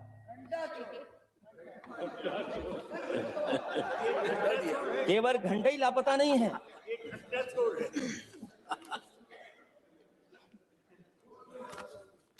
सभापति महोदय, नमामि गंगा को लेकर के हमारे कानों में अभी भी वो बातें गूंजती हैं कि मां गंगा ने मुझे बुलाया है। क्या बात है, पिछले 11 साल से मां गंगा ने बुलाया ही नहीं किसी को। मां गंगा बह रही हैं, जो उसके पैरामीटर्स हैं, जिस पैरामीटर्स को हर दिन नापा जाता है, उसमें डिसॉल्व ऑक्सीजन, सीओडी, बीओडी और तमाम पैरामीटर्स आज किस हालत में है मां गंगा। कोई कह रहा था कि अब गंगा बहकर के दूर तक जाएंगी, लेकिन शायद वो ये नहीं जानते होंगे कभी कभी उल्टी गंगा भी बहती है। जब उल्टी बहेगी तो यूपी के आते आते आप बाहर हो जाएंगे। सभापति महोदय, नमामि गंगा, मां गंगा में जुड़ने वाली नदियां, वरना नदी को एक संरक्षण कैसे हो, ब्यूटिफिकेशन कैसे हो, रिवर फ्रंट कैसे बने, उसकी शुरुआत की थी। लेकिन सभापति महोदय, इनकी बुलडोजर सरकार ने उसका काम रोक दिया। काली नदी किस हालत में है। यमुना के बारे में दिल्ली की सरकार जब बनानी थी तो कहा कि हम दुनिया का सबसे बेहतर रिवर फ्रंट बनाएंगे यमुना पर, इसी राजधानी में कहा गया। आज बताइए यमुना की हालत क्या है। और अगर यमुना दिल्ली में गंदी हो रही है तो ये बह करके जब यूपी जाती है तो मथुरा में भी गंदी है। और थोड़ा बहुत साफ गंगा इसलिए हो जाती है क्योंकि जब चंबल का पानी उसमें जुड़ता है, थोड़ी बहुत यमुना साफ हो जाती है। उसके बाद यमुना में भी कोई सफाई का सरकार ने इंतजाम नहीं किया। और आज भी मैं कहता हूं, देश का सबसे अच्छा रिवर फ्रंट अगर कहीं बना है तो लखनऊ में बना है, गोमती रिवर फ्रंट। जो लोग ये कहते हो कि दूसरा रिवर फ्रंट अच्छा है, मैं उनसे कहूंगा कि लखनऊ के रिवर फ्रंट पर भी घूम करके आइए, तब आपको मालूम पड़ेगा कि रिवर फ्रंट क्या होता है। 26 जनवरी इसी वर्ष मैंने एक प्रतिष्ठित अखबार को पढ़ा और उसमें देखा मैंने कि high uranium in India's ground water samples लिए गए हैं। एक्सपर्ट्स वार्न कर रहे हैं कि सेवरल हेल्थ रिस्क हैं उससे। Lead pollution alarming in 69 rivers in India contaminated, rivers are contaminated. हमारे पानी में पेस्टिसाइड है, इंडस्ट्रियल वेस्ट है, अनसेफ है ड्रिंकिंग के लिए। हमारी नदियों में मरकरी है, डेंजरस लेवल। और जितनी भी हमारी वाटर बॉडीज हैं इंडस्ट्रियल टाउन्स के आसपास, सब में टॉक्सिक है, मरकरी है, बड़े पैमाने पे डेंजरस है पानी वहां का। और कई जगह इंडस्ट्री का सीधा सीधा वेस्ट जा रहा है। आर्सेनिक लेवल का सोच ही नहीं सकते हम लोग, जो मानक है उससे कई गुना ज्यादा है। ये तो हमारे देश का पानी है जो नदियों में बह रहा है, जो अंडरग्राउंड वाटर बन रहा है हमारा। ठीक ही कहा हमारे माननीय सदस्य ने कि जो संपन्न है, प्रिविलेज हैं, वो लोग तो पानी साफ करने की मशीन खरीद सकते हैं। हमारा गरीब क्या खरीदेगा? गरीब की हेल्थ को कितनी परेशानी और रिस्क है। यहां तक कि अंतर्राष्ट्रीय प्लेटफॉर्म पर हमारे देश को भी सुनना पड़ा एक प्रतिष्ठित चैनल पर कि आपके देश में इन्वेस्टमेंट क्यों आएगा, क्योंकि वहां आ ही नहीं सकता है, क्योंकि आपकी हवा खराब है। सोचिए, देश का पानी खराब हो, और ये मैं नहीं कह रहा हूं, पानी खराब सरकार को मालूम है, नहीं मालूम है, लेकिन जो प्राइवेट कंपनियां हैं जिनको अपना पानी बेचना है, तो वो बता रही है कि आपके भारत के पानी में क्या क्या है। और ये बात गलत है तो सरकार ऐसी कंपनियों पर प्रतिबंध क्यों नहीं लगाते हैं कि इस तरह अपनी कंपनियों का सामान बेचने के लिए झूठा प्रचार कर रहे हैं। जो चर्चा होने लगती है हवा खराब है, हालांकि उत्तर प्रदेश आते आते सरकार की भी हवा खराब हो जाती है। सरकार सबको डराती है, लेकिन सरकार को कोई नमस्कार न करे उसको नहीं डरा सकते। हमने तो कहा कि तुम लखनऊ से गए हो, लखनऊ का जो अदब है, लखनऊ का जो हमारी पहचान है, कम से कम अगर नमस्कार नहीं कर सकते तो आदाब तो कर ही देते वहां जाकर। जो लोग पिछड़े पीडीए उनके पक्षधर बनते हैं, आरक्षण को लेकर के कहते हैं कि हम आरक्षण देंगे, उनकी सरकारों में क्या अपॉइंटमेंट हो रहे हैं। मुझे याद है इससे पहले जब बहस हुई थी सदन में, वहां से बात निकली थी कि किस तरीके से अपॉइंटमेंट हो रहे हैं यूनिवर्सिटीज और कॉलेजेस में। मैं उसी पे कुछ कहना चाहता हूं। ये अपनी अपनी किस्मत है, कुछ कलियां खिलती हैं ऊपर और दूसरी मुरझा जाती हैं झुके झुके जीवन भर भू पर। माना बदकिस्मत है, लेकिन क्या वे महक नहीं सकती हैं? अगर मिले अवसर अंगारे सी क्या दहक नहीं सकती? जिस तरीके से आरक्षण पर खिलवाड़ हो रही है उसकी कोई कल्पना नहीं कर सकता था।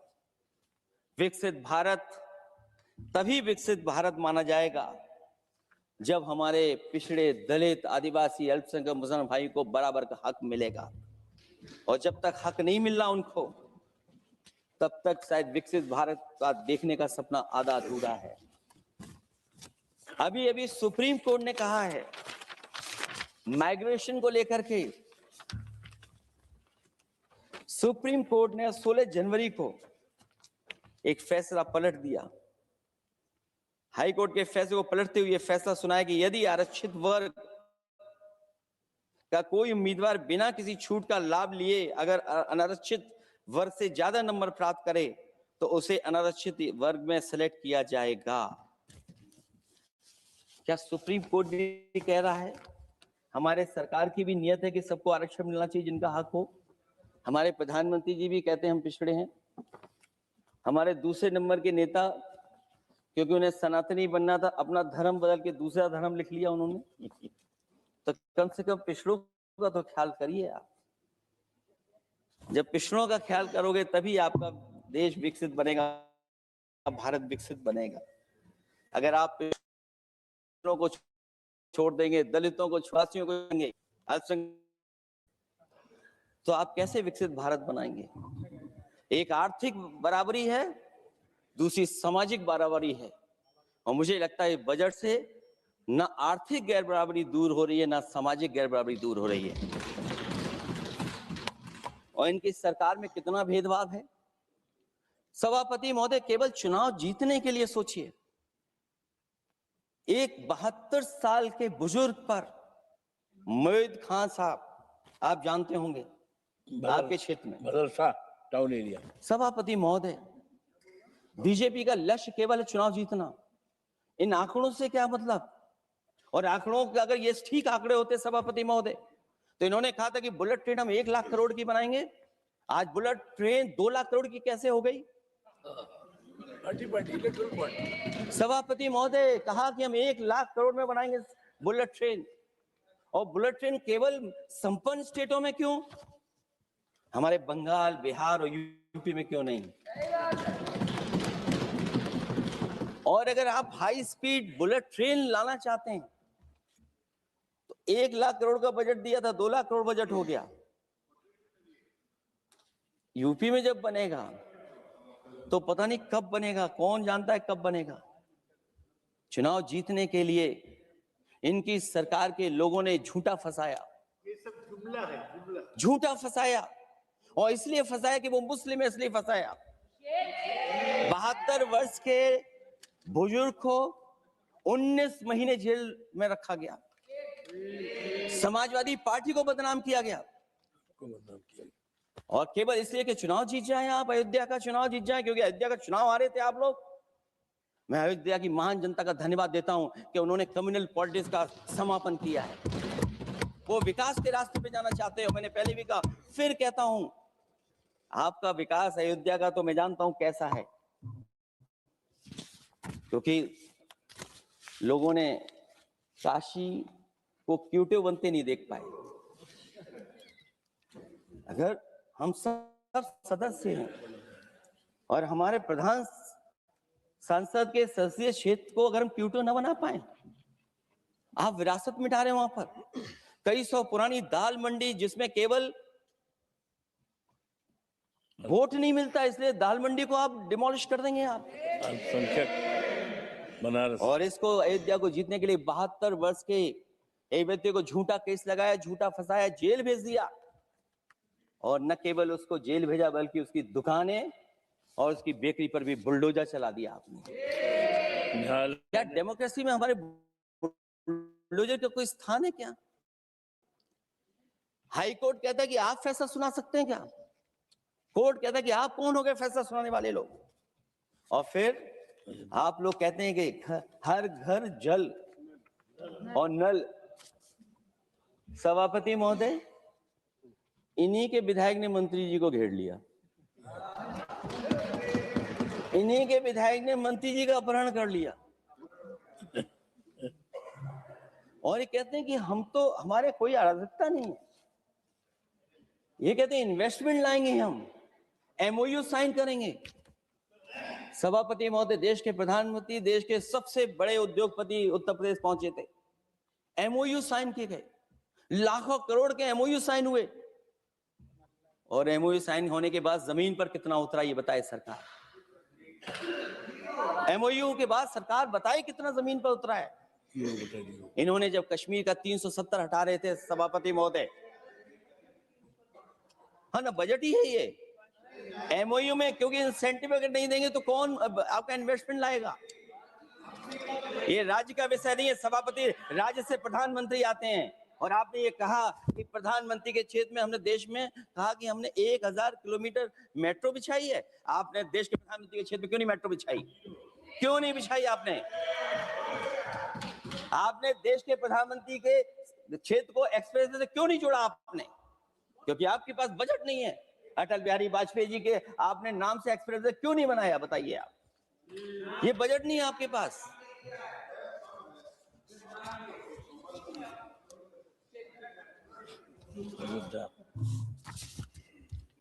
अयोध्या एयरपोर्ट घोटाला, एयरपोर्ट बनते ही पानी टपकने लगा। एयरपोर्ट तो दिल्ली का है, बजट तो दिल्ली ने दिया होगा। अयोध्या रेलवे स्टेशन, हमारे कन्नौज का रेलवे स्टेशन बनते ही गिर गया, और गिरने के बाद अभी तक नहीं बन पाया। तो ये बजट का हिस्सा नहीं है क्या? आप वाटरवेज बात कर रहे हैं, गंगा साफ नहीं है, आप पानी का जहाज कहां ले जाएंगे? बिहार में जाकर के रुक जाएगा। पिछली बार भी एक पानी का जहाज चला था, बनारस से जाते ही बिहार में रुक गया, जाकर के पटना भी नहीं पहुंच पाया। Rampath sewer line smart city का हिस्सा है। आपका स्मार्ट सिटी कैसा है? इंदौर में पानी पीने से कितने लोगों की जान चलेगी सभापति महोदय? और कोई शहर बता दीजिए जहां कूड़ों का ढेर ना हो। जब देश के प्रधानमंत्री ने झाड़ू उठाया हो और उसके बाद भी कहीं कूड़ा ना हटे सभापति महोदय। भजन संध्या स्थल घोटाला हुआ, अंतर्राष्ट्रीय मीडिया सेंटर बनाया, उसमें भी पानी गिर रहा है। लाइट सजावट की चाइनीज आई हैं। हमारे देश का कारोबार कैसे उलझा दिया आपने? चीन और अमेरिका और थोड़ा बहुत रशिया, विदेश नीति तो सफल हुई है, लेकिन हमारा बाजार को भी पूरा बेच दिया। और चीन के सवाल पर सभापति महोदय, चीन हमारी जमीन पर भी निगाहें रखे हुए है और हमारे बाजार पे भी। इसलिए जो सरकार फैसला ले बड़ी सावधानी से ले। मैं कितनी बातें बताऊं वहां पर। सेना जमीन ले लिया, जमीनें जाने कहां चली गई हैं। इसलिए सभापति महोदय, ये बजट दिशाहीन है। ये 2047 में हमारा विकसित भारत तो नहीं बनेगा। और जिस तरीके से बेरोजगारी बढ़ी है, बेरोजगारी को लेकर के जो चिंता रही, हमेशा रहती थी, और जो सरकार ने बड़े बड़े फैसले भी लिए थे, जानकारी दी थी कि हम बेरोजगारी ऐसे दूर कर लेंगे। मेक इन इंडिया का जो सपना दिखाया था, आखिरकार मेक इन इंडिया का सपना कहां पूरा हो पा रहा है? मेक इन इंडिया का जो शेर था वो जंग खा रहा है सभापति महोदय। जो योजना लेकर के आए थे एम्प्लॉयमेंट लिंक्ड इंसेंटिव्स, सरकार बताए कि हमें कितना उसमें लाभ पहुंचा है। 2024-2025 के बजट में इन योजनाओं के लिए 33,000 करोड़ रुपए आवंटित किए गए थे, लेकिन खर्च कितना हुआ? 1,700 करोड़ रुपया केवल।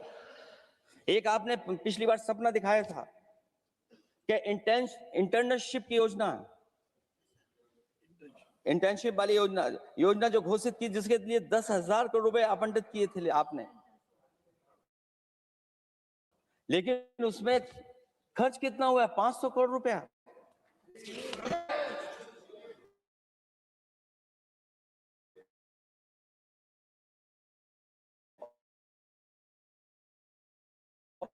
ने रखा था 5 साल में 1 करोड़ लोगों को, लेकिन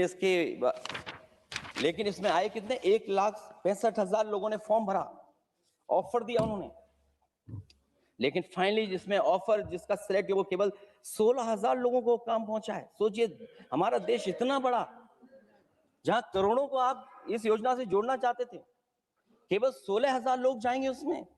ये आपको बेरोजगारी खत्म करने की योजना है आपकी?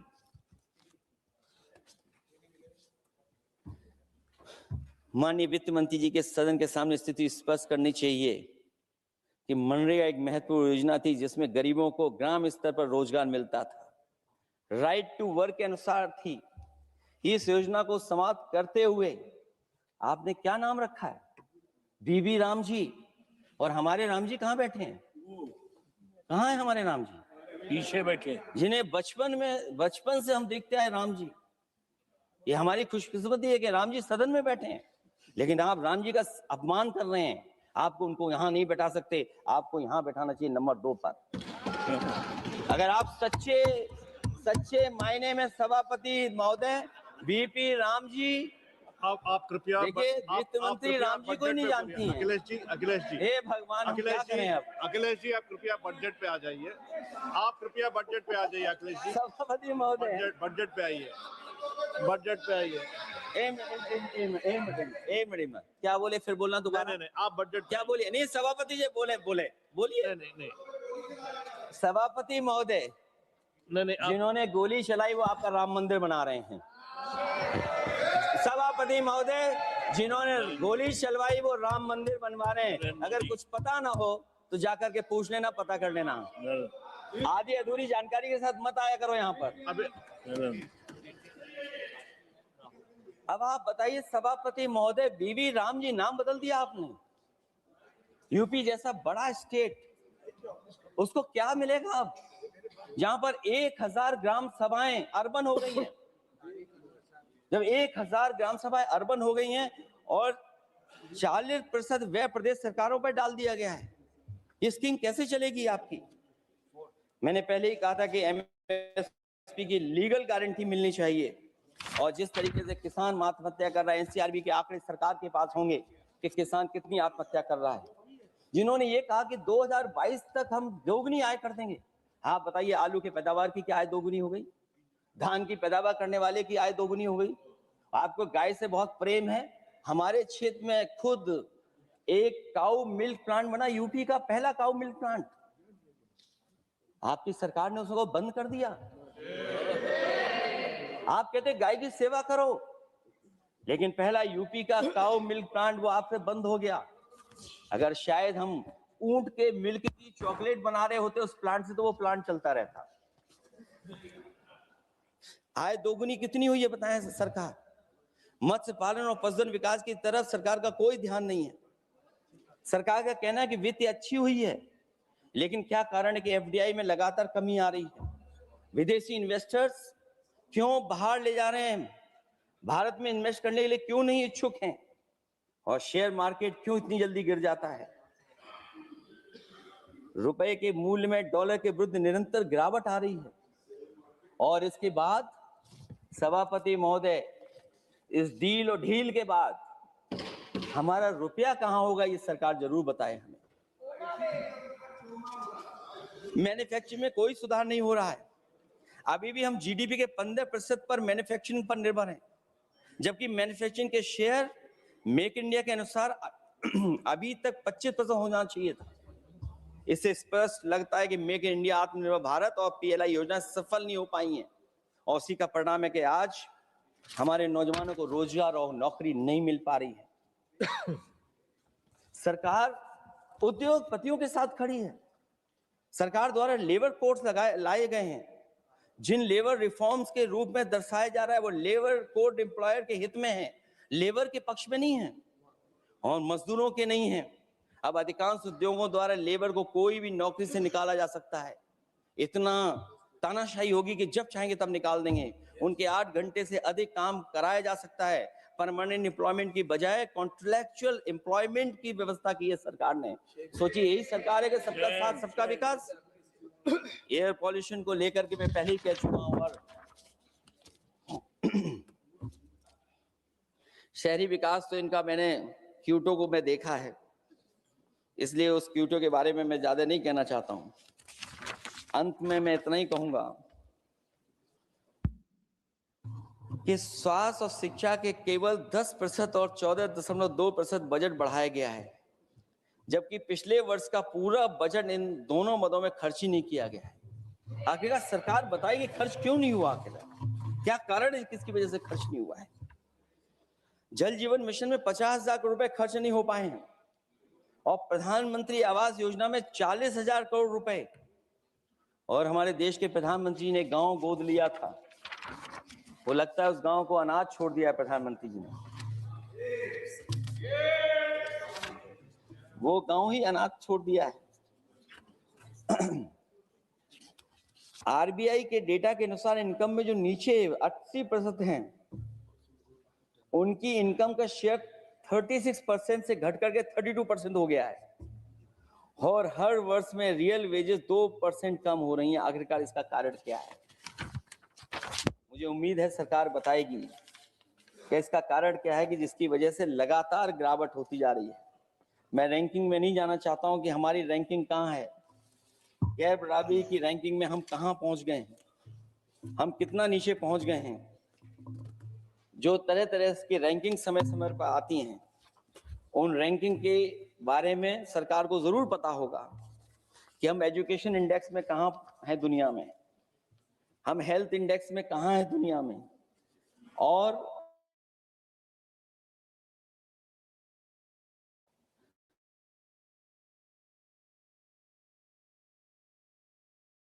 जो एयर क्वालिटी के इंडेक्स उसमें हम दुनिया में कहां हैं। इसलिए सभापति महोदय में 2047 तक तो नहीं बने, लेकिन यही अगर अच्छाई और भाई के लिए हो तो अच्छी बात है, लेकिन पता नहीं भारतीय जनता पार्टी में कितना रिसोर्सेज हैं कि एआई और जितना भी हमारा वो है जो बजट है वो सबसे ज्यादा खर्च वो करते हैं दूसरों को बदनाम करने के लिए। इसलिए इन्हीं शब्दों के साथ मैं सभापति महोदय का धन्यवाद देता हूं। मैं उम्मीद करता हूं कि सरकार इस बजट को गरीबों की तरफ मोड़ेगी, पीडीए के लोगों की तरफ मोड़ेगी, जिससे वो यहाँ खड़े हो सकें। बहुत बहुत धन्यवाद। सदस्यगण, अभी हम केंद्रीय बजट पर सामान्य चर्चा में हैं। अगला माननीय स्पीकर माननीय श्री अभिषेक बनर्जी जी।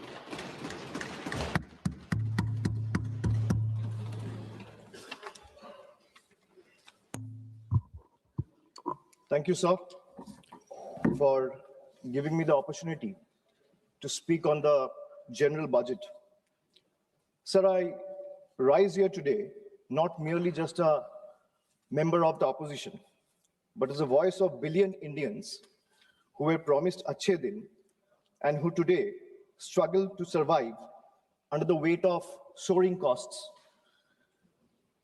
So this union budget was presented on Maghi Purnima, a day which is ideally meant for clarity, renewal of purpose, and moral responsibility. Yet, sir, this budget offers none of these.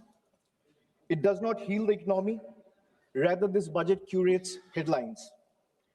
It speaks loudly in slogans, but softly in solutions.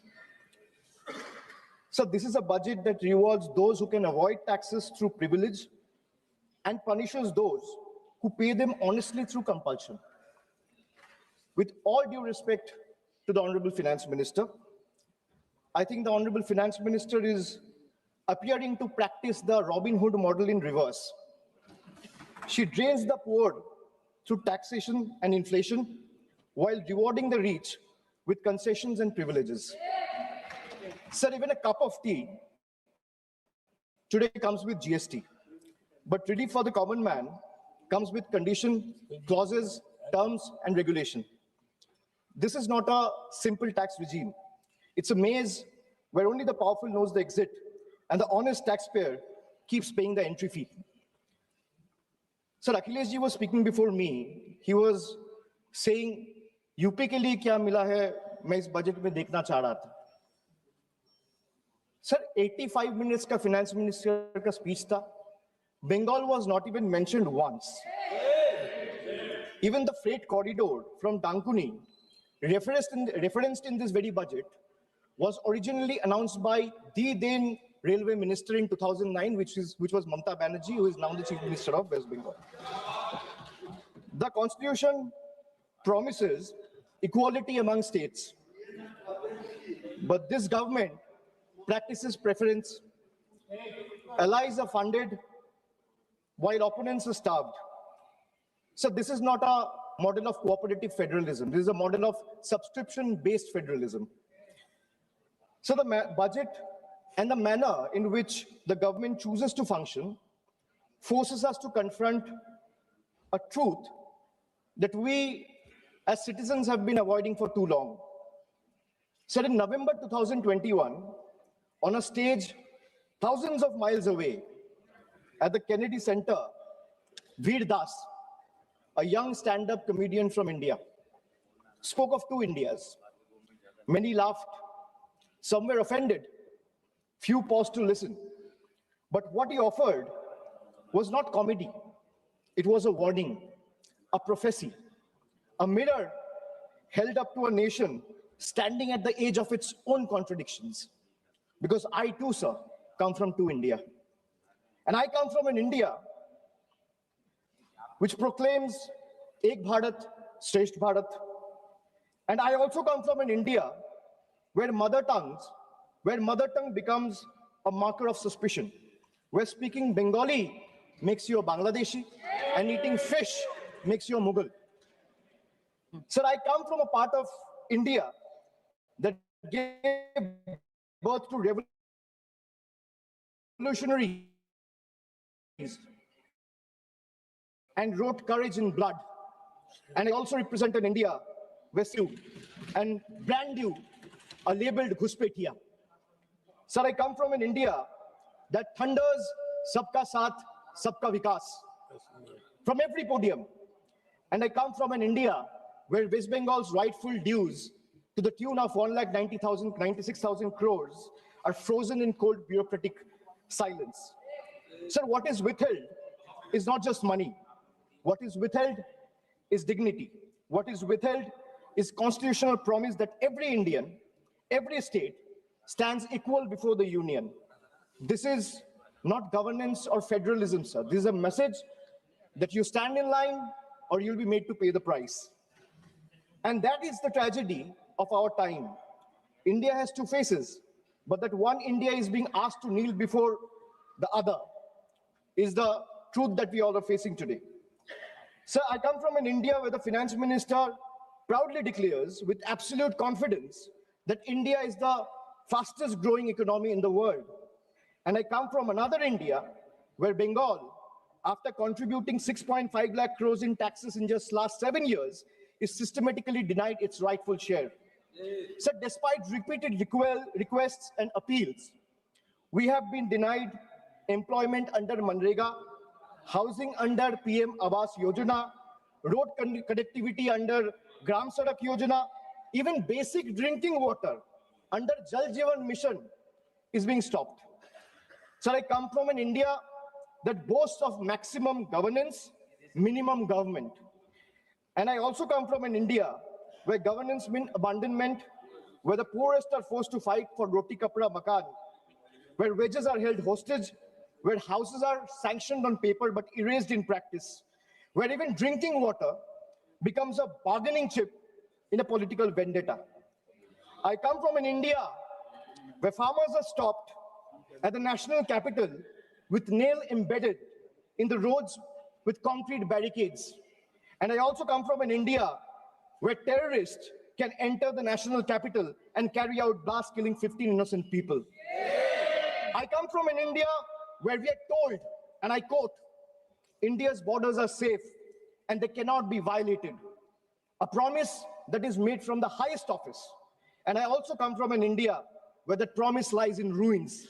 Terrorists crosses our border, infiltrated heavily guarded militarized zones like Pahalgam, and gunned down 26 innocent civilians under broad daylight. And honorable sir, all of these, the abandonment, the broken promises, the selective cruelty, it's not random, it's not accidental. It flows from a single unmistakable principle of this budget. So this budget is built on a single unmistakable principle, that is triple, teen. A writer once said, there are three kinds of lies: lies, damned lies, and statistics. Modern India lives with three certainties: pressure that mounts, taxes that multiply, and trust that is betrayed. So today, India lives under triple pressure, triple taxation, and triple betrayal, triple. So let me place before this August House my 10 principles of triple. Sir, पहले है triple tax trap. एक आम इंसान को लगता है मैं एक बार इनकम टैक्स दे रहा हूं, but I will explain to the chair and share with this August House that how a common man is being taxed 3 times over, not once, twice, but thrice. So the first blow is the income tax. The salaried citizen pay tax even before the salary reaches his bank account. There is no escape, no negotiation, no adjustment made for inflation. In today's India, honesty doesn't pay, it costs. So number 2 is GST. From the first biscuit with the morning tea to a school notebook, from sugar and spices in the kitchen to the electricity bills, from hospital expenses to medical expenses, from soap in the bathroom to the software at work, indirect taxes follows everywhere. Sir, जहां सरकार की welfare schemes नहीं पहुंचती है, वहां भी GST पहुंच जाती है. The government celebrates record GST revenue, but this number do not reflect growth or prosperity. They reflect a system squeezing revenue from consumption, often from necessity, not choice. So third tax is inflation, the most silent tax of all. The tax that rises without permission and collects without responsibility.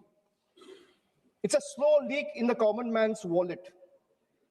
For the middle class, inflation feels like the salary comes on time, but it doesn't last the month. The same grocery list costs more, the same school fees feel heavier, and the same electricity bill shocks more than even before. Nothing extra is being bought, yet money disappears faster. It quietly eats into savings meant for children's education, family travel, medical emergency, or old age. So I come from an India that proudly calls itself a Vishwa Guru. And I also come from an India that is teaching the world how to extract triple tax out of a single citizen.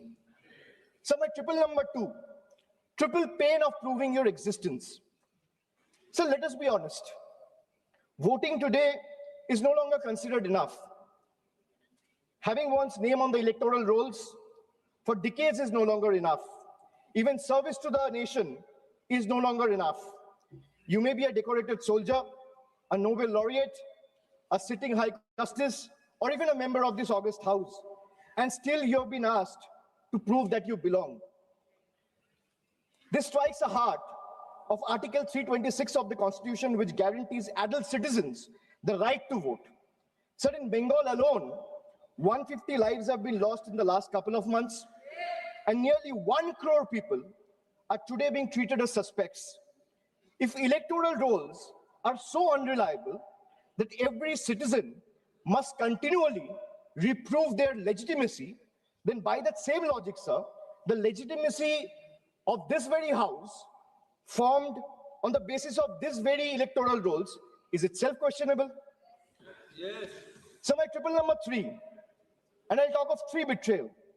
First betrayal is where the global crude oil prices crash. Indian citizen sees no benefit. Instead, the common man is generally offered ethanol mixed petrol at a premium, paying extra for a policy experiment he neither demanded nor benefits from. My second betrayal, the government boasts of bullet trains, which Akhilesh ji has also mentioned. While fancy trains make the headlines, only 4% of the network is safeguarded with Kavach, leaving ordinary travelers exposed to risk. Third betrayal. So the ordinary Indian doesn't ask for any miracle. They ask for clean air to breathe, clean water to drink, safe roads to return home, and affordable healthcare while life falters. Even these simple hopes remain uncertain. An ordinary citizen pays income tax to buy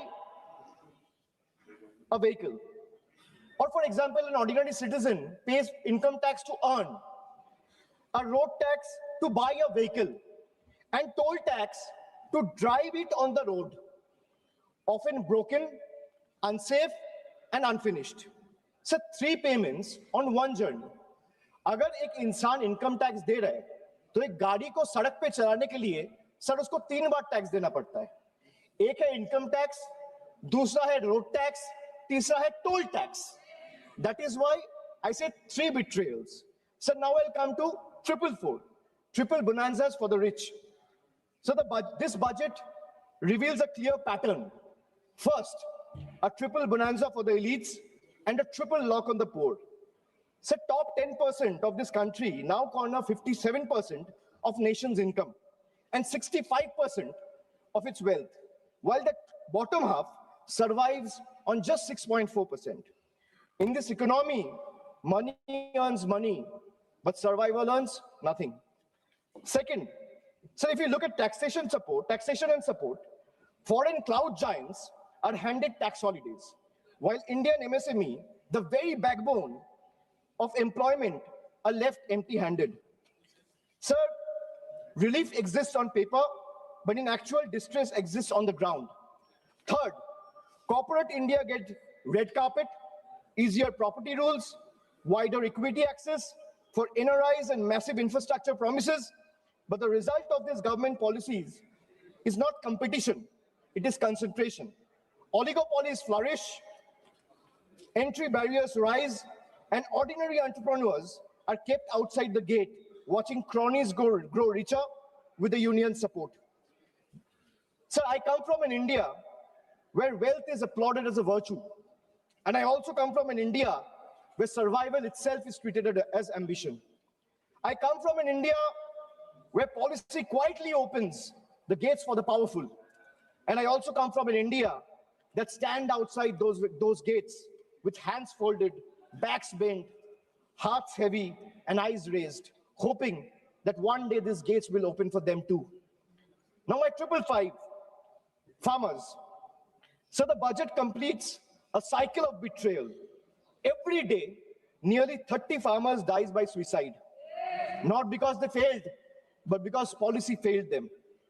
5 years after the historic farmers' movement, which saw 700 lives lost, the union government has still refused to legalize MSP. Promises were made at protest sites, assurances were echoed in parliament, but delivery never followed. And now, adding salt to the injury, the government has now announced a trade deal with the United States that will open Indian markets to heavily subsidized American farm produce. The deal may benefit American farmers, but it will depress prices, destroy competitiveness, and further marginalize Indian farmers who struggle without MSP protection. So this is not a trade policy. This is an abandonment of our Annadata. Sir, I have a tweet right in front of me, which I want to show or place before you. Sir, Secretary Brooke Rollins, who is the Agricultural Secretary of the United States, she said, and this is 5 days back, on the day when the trade deal was announced, she's clearly saying, new US-India deal will export more American farm products to India's massive market. In 2024, America's agricultural trade deficit with India was 1.3 billion. India's growing population is an important market for American agricultural products. And today's deal will go a long way to reduce that deficit. So this is not my tweet. She clearly says, thank you, President of the United States, for once again delivering for our American farmers. If the government doesn't agree with a tweet, so where is the disapproval letter, or where is the communication that the government has sent in protest to the tweet that has been sent out 5 days back? Sir, America का agriculture secretary कह रहा है इस deal से America का किसानों का फायदा है, इसीलिए हम अमेरिका का सभापति का धन्यवाद करता है. And the Indian government or the union has not written a line in protest of what the agriculture secretary has tweeted. So now I come to youth. So the much publicized PM internship scheme was allocated over 10,800 crores. Less than 5% of the amount has been utilized. Similarly, the PM Young Achiever Scholarship, which was meant to uplift the talented students from marginalized backgrounds, saw 31% of its fund go unused in financial year 25-26. Sir, if I speak of women, more than 86 women are raped every day in this country. A number that reflects systematic collapse, not isolated crime. Sir, Bengal exercised its constitutional authority and passed the Aparajita Bill, a stringent anti-rape law providing the strongest deterrence against crime against women. So the bill was duly sent to the union through the governor about 18 to 19 months ago. For a year and a half, it has remained pending without any decision. So when a democratically passed law maintained to strengthen protection is left in a limbo, it expresses a lack of intent. This reminds me that I come from an India that promises to double farmers' income. And I come from an India where 1,11,174 farmers and agricultural laborers, brothers and sisters have been forced to commit suicide.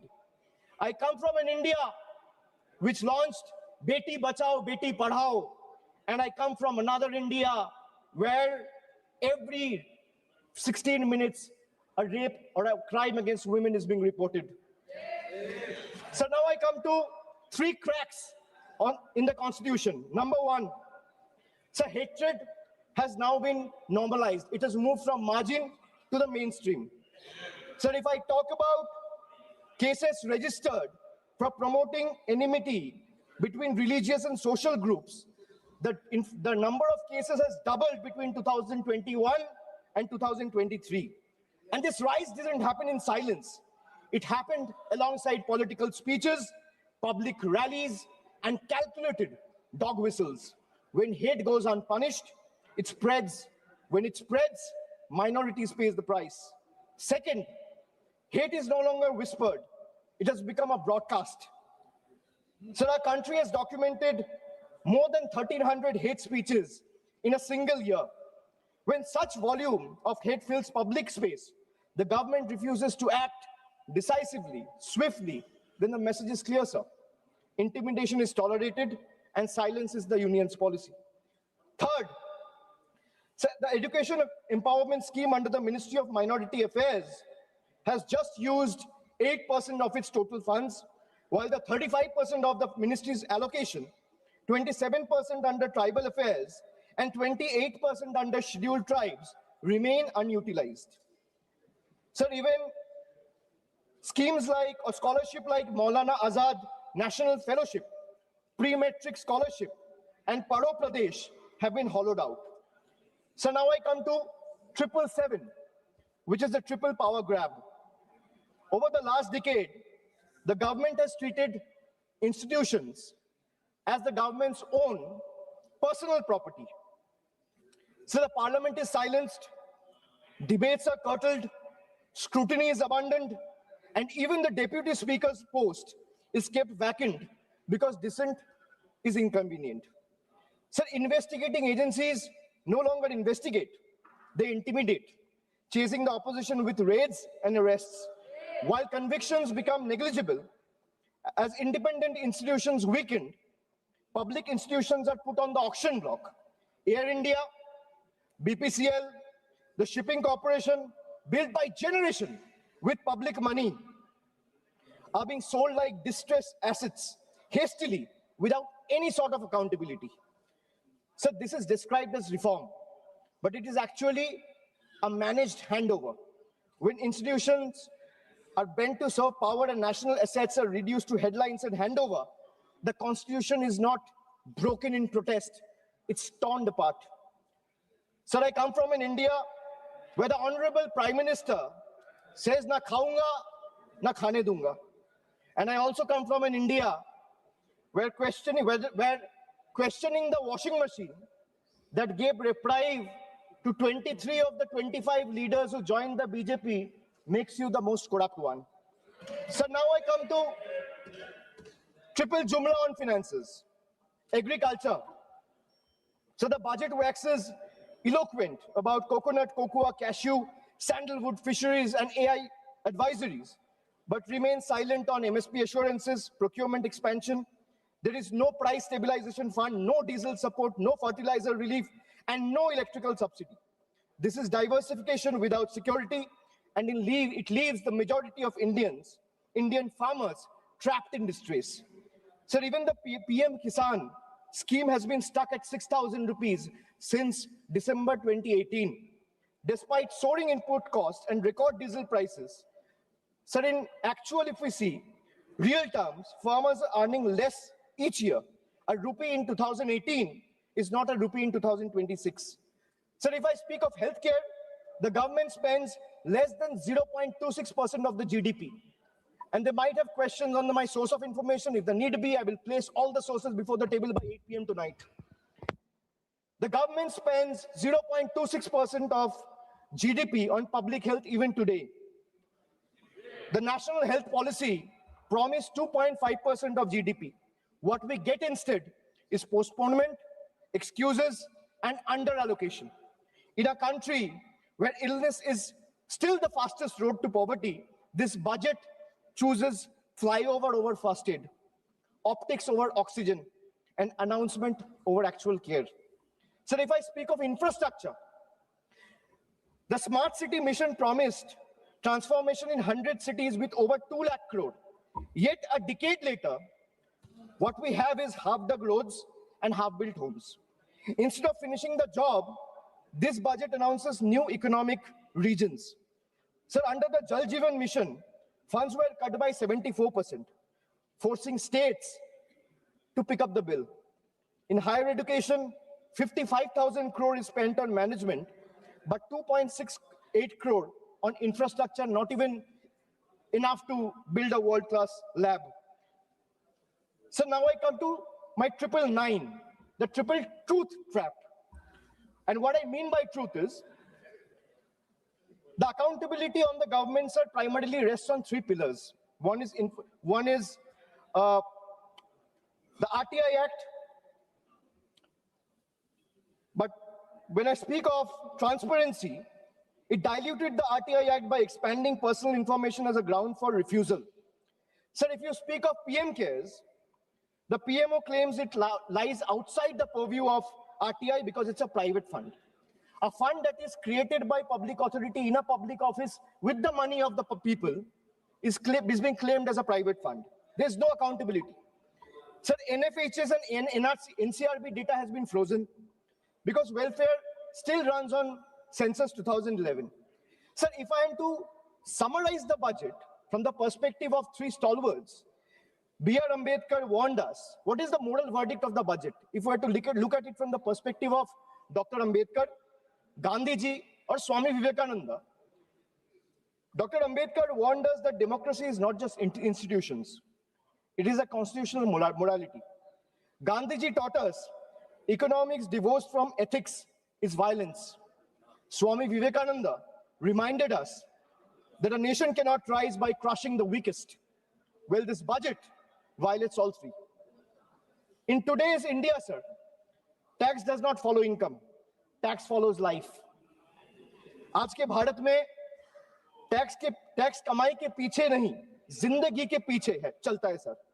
I will give you a small example. A baby is born, his milk and diapers are taxed. He grows, his education is taxed. He studies, his books, pencil, and mobile data are taxed. He starts earning, his income is taxed. He saves for future, his savings are taxed. He spends to survive, his survival is taxed. He goes to work, his fuel is taxed. He falls sick, his illness is taxed. He grows old, pension and healthcare are also taxed. And Honorable Speaker, even after his death, the family still pays tax. बच्चा पैदा होता है, दूध और diaper पर tax, पढ़ाई शुरू होती है, शिक्षा पर टैक्स, किताबें, notebook, pen, pencil, mobile data, सब पर टैक्स. कमाई शुरू होता है, इनकम पर टैक्स. सर, बचत करता है, बचत के ऊपर टैक्स. जीने के लिए खर्च करता है, खर्च पे टैक्स. काम पर जाता है, पेट्रोल डीजल पर टैक्स. बीमार पड़ता है, इलाज और दवाई पर टैक्स. बुढ़ापा आता है, पेंशन और इलाज पे टैक्स. और मौत के बाद भी सर, शोक सभा में अगरबत्ती जलाने के लिए भी परिवार को टैक्स देना पड़ता है. This summarizes the budget. Sir, I am addressing the chair. I'm sure the finance minister will have a reply ready. When she is given the opportunity to speak, she can quote me, and if I am misleading the house, she can take my name and then place her arguments.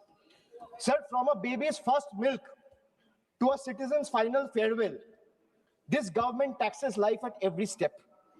जन्म से लेके अंतिम संस्कार तक हर कदम पर tax. ये reform नहीं sir, ये लाइफ टाइम टैक्स ट्रैप है. Sir, now I come to 10. मेरा लास्ट ट्रिपल, मैंने 9 ट्रिपल का बात किया, अब 10वां कर रहा हूं.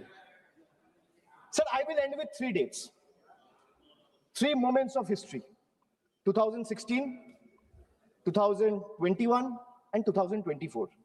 3 elections, 3 verdicts, 3 decisive defeats for the BJP in West Bengal. And after this triple defeat, a 4th one is no longer a warning. It is approaching.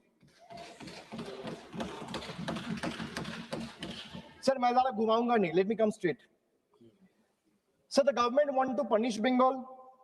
Let them proceed. We won't bow. You want to freeze our funds? We will persist. मैं क्यों कह रहा हूं persist? क्योंकि PM आवास से लेके सड़क से लेके मनरेगा से लेके सारे पैसे बंगाल के पिछले 5 साल से ये सरकार ने रोक के रखा है.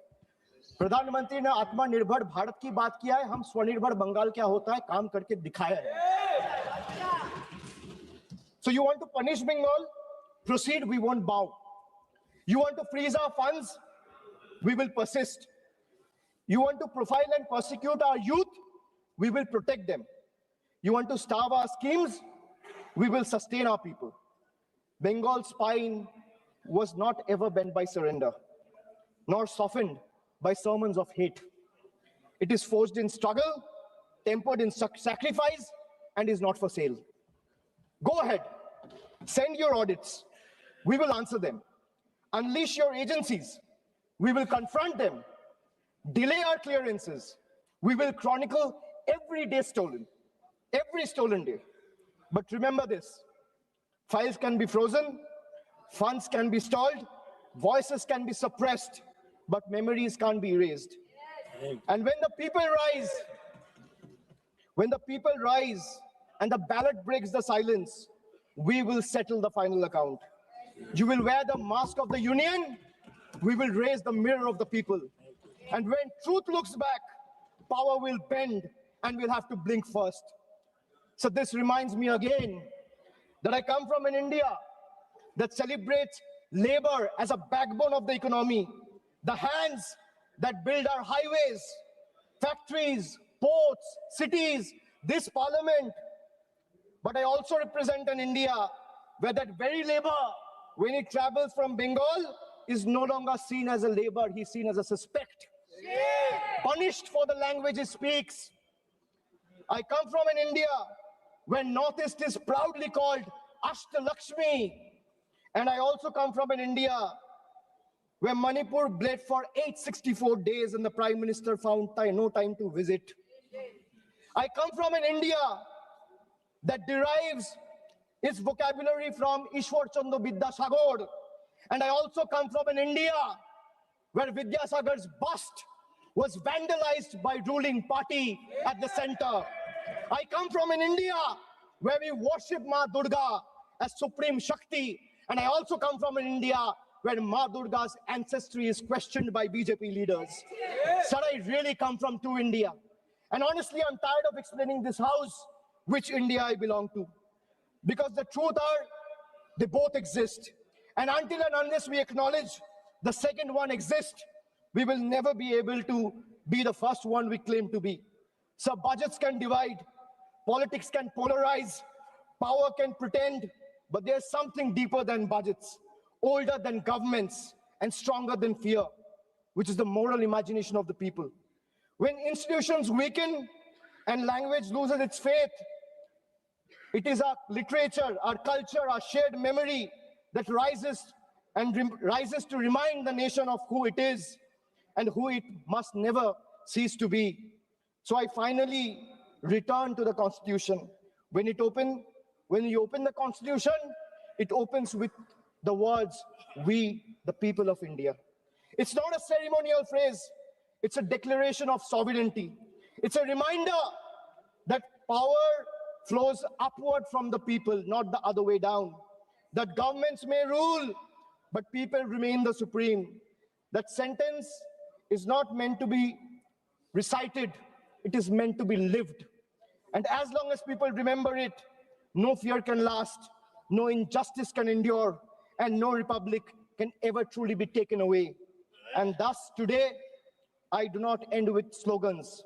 I end with conscience, and I end with voice of Bengal.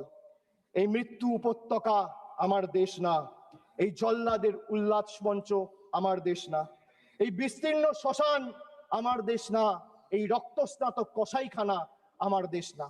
আমি আমার দেশকে ফিরে কেড়ে নেব। জয় হিন্দ, জয় Bangla. Thank you. Next speaker, Sri T.R. Baluji. Honorable Chairman, sir, thank you for giving me this opportunity to discuss on the subject matter of budget estimate 26-27. First of all, I would like to congratulate Madam Nirmala Sitharaman ji for having brought the budget estimates for the consecutive 9th time. Next to Mr. Chidambaram, who has also done the same thing in the same parliament. Sir, Finance Minister claims she aims at developed India by 2047. India has programmed like artificial intelligence, biopharma, semiconductors, critical minerals, and they are given a lot of priority and importance. But the question is, how efficiently Madam Nirmala ji is going to implement them with a sustained push. So strategy of the government is said to be reducing revenue expenditure and increasing capital expenditure. It is also claimed that revenue expenditure has fallen by 11% in the last 10 years. That is from 88% in 2014-15 to 77% 26-27. It is also stated that reduction of the revenue expenditure included 7% of subsidies. But what is the reality? Well, usual practice is reduction of subsidies in the budget estimate, and in the next 6 months, we come up with additional demands for subsidies through supplementary demands. That is what I have also mentioned in the last supplementary demands in 25-26. Within 6 months, things became haywire. Now at the end of the current fiscal year, you are saying that the revenue receipts shortfall is around 78,086 crores. Decrease in revenue expenditure is 1,05,503 crores. The fall in capital expenditure is 1,44,376 crores. It's a very huge fall. It gives no hope of credibility. Budget 26-27. Expenditure estimated is 53.43 lakhs crores. Expenditure proposed in 25-26 was 50.65 lakhs crores. Now FM is asking 3 lakh crores more in upcoming fiscal year. Usually the government used to announce big schemes in the budget, but even after several months, no progress is the result. Last year, 15th August, employment linked incentive ELI scheme was announced, and the incentive to labor and industry to provide additional 3.5 lakhs crores, 5 crores jobs, with the outlay of 99,446 crores was launched, but the scheme has not taken off. Another non-starter is Research and Development Innovation RDI scheme announced with the effect from 1/7/25 and was said to be implemented with a corpus of 1 lakh crore, and provision of 20,000 crores was made in 25-26 budget. But no progress has been achieved in this effort. Also, this was also properly responded by the Honorable Minister during his reply in the Lok Sabha. Coconut production in Tamil Nadu. Tamil Nadu is the second largest coconut production state. 12 lakh acres are under cocoa cultivation next to paddy. Visit Pollachi, Pattukottai, Tiruchi, Dindigul, and others southern districts are major coconut producing districts. It has got high export potential to an extent of 3,500 crores per year. The production has fallen because of the root diseases, but Government of India has not taken care and the root diseases still remain. Economic survey pointed out that the agricultural growth has slowed down to 3.5% in 25-26 from 4.4%, nearly 1.1% fall. The tariff and trade agreement unilaterally announced by USA bound to open floodgates to import of agricultural products into India. This will be disastrous for our farmers and farm sector. The finance minister said in her speech that rich value crops like coconut, cocoa, sandalwood, cashews, etc. will be given special support. But the allocation was just 350 crores only. The farmers' organization are condemning this announcement of government is nothing but a naive rhetoric. Banana is another crop that requires special attention and support from Government of India. Tamil Nadu is #1 in banana cultivation and exports around 4,000 crores every year. Government of India should come forward to give special intensive to banana cultivation to boost exports. Union government has been giving stepmotherly treatment to Tamil Nadu, and there has been no special scheme or financial allocation so far. Even the prestigious projects like Setu Samudram, which were implemented by UPA, has been shelved on political grounds. UPA government had gifted 69 large projects and very important projects in all sectors during 2004 and 2014.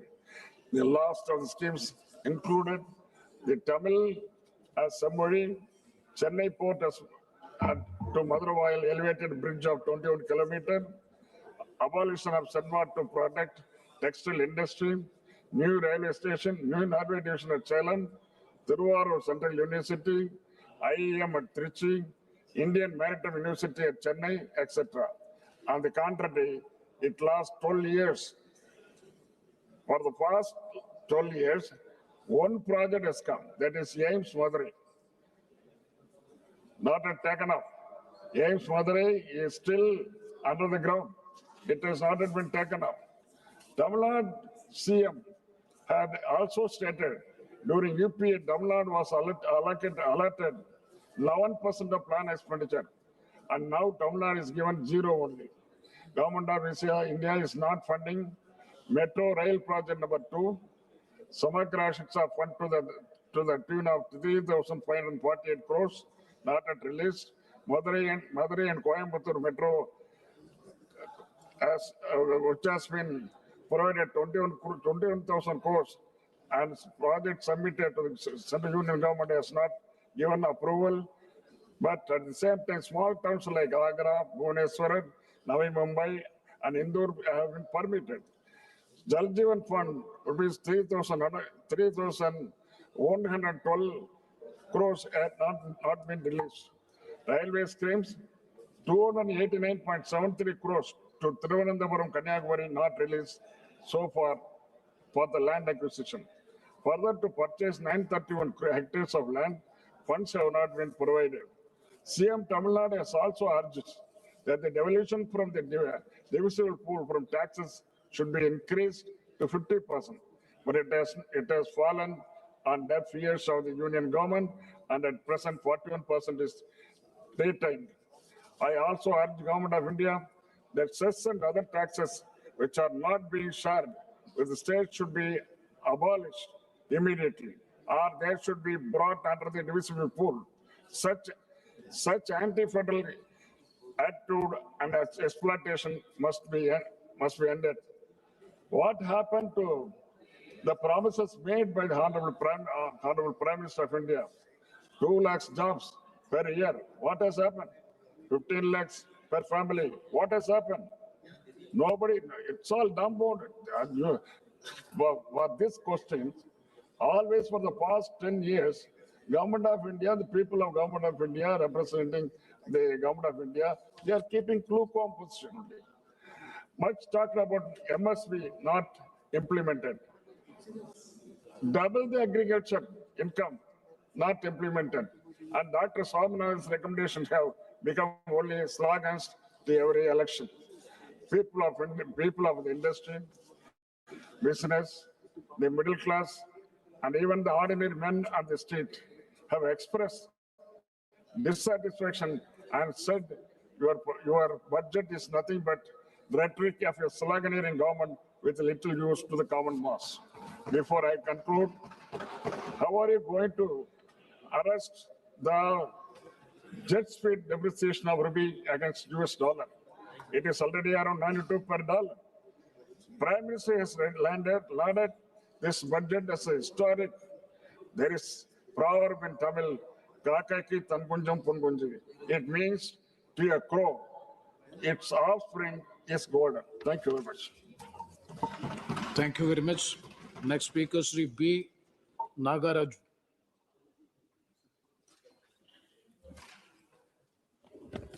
Respected Speaker, sir, మన గౌరవనీయ ప్రధానమంత్రి నరేంద్ర మోడీ గారి యొక్క దూరదృష్టి నాయకత్వాన్ని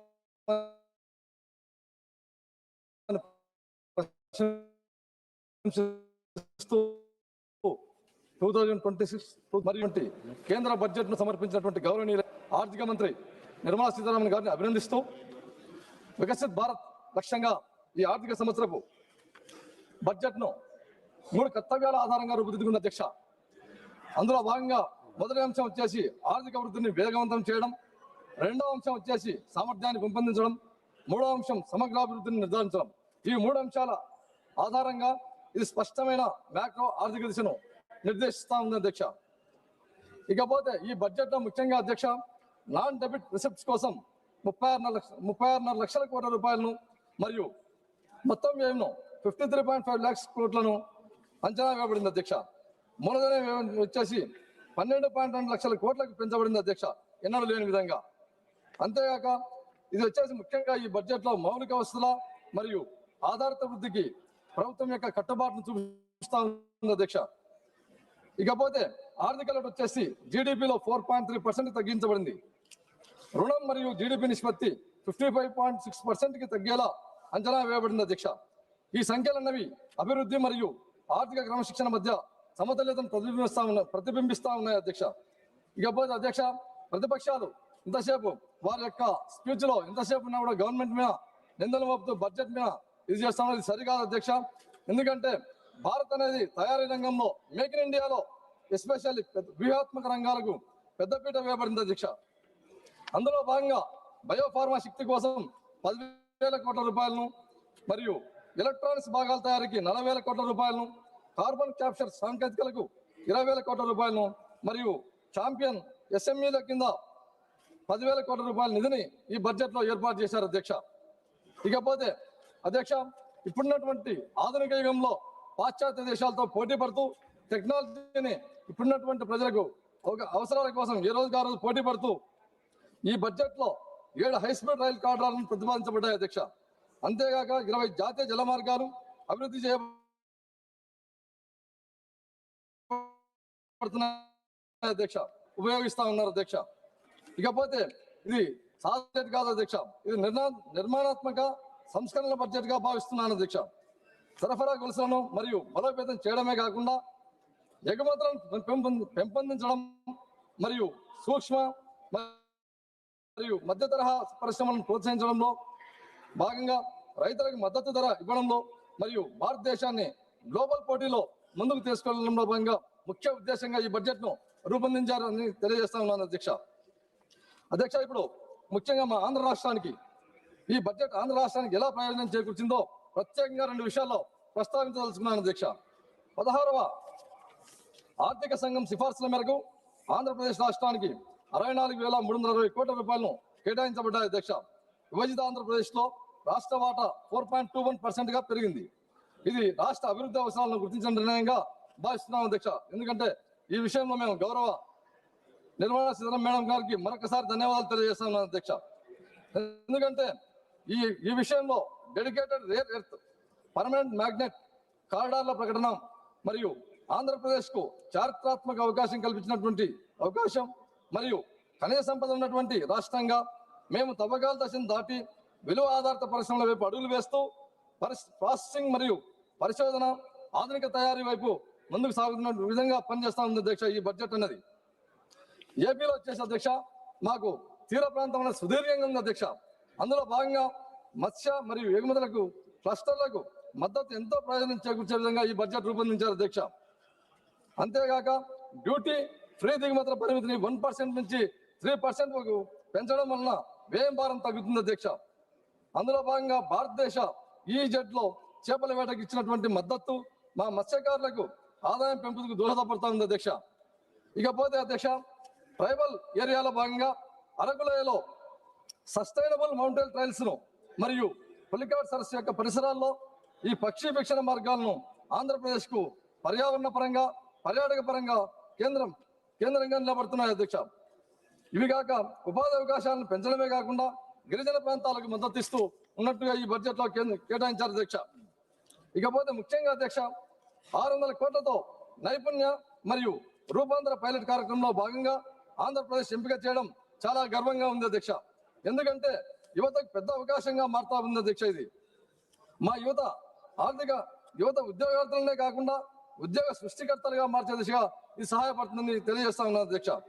ఇకపోతే అధ్యక్ష మా ఆంధ్రప్రదేశ్ కు ముఖ్యంగా ఈ బుల్లెట్ ట్రైన్ లో భాగంగా హైదరాబాద్ టు చెన్నై టు బెంగళూరు ఈ హై స్పీడ్ కారిడార్ అనేటివి మా రాష్ట్రానికి చాలా చాలా ఉపయోగంగా ఉన్నాయి అధ్యక్ష.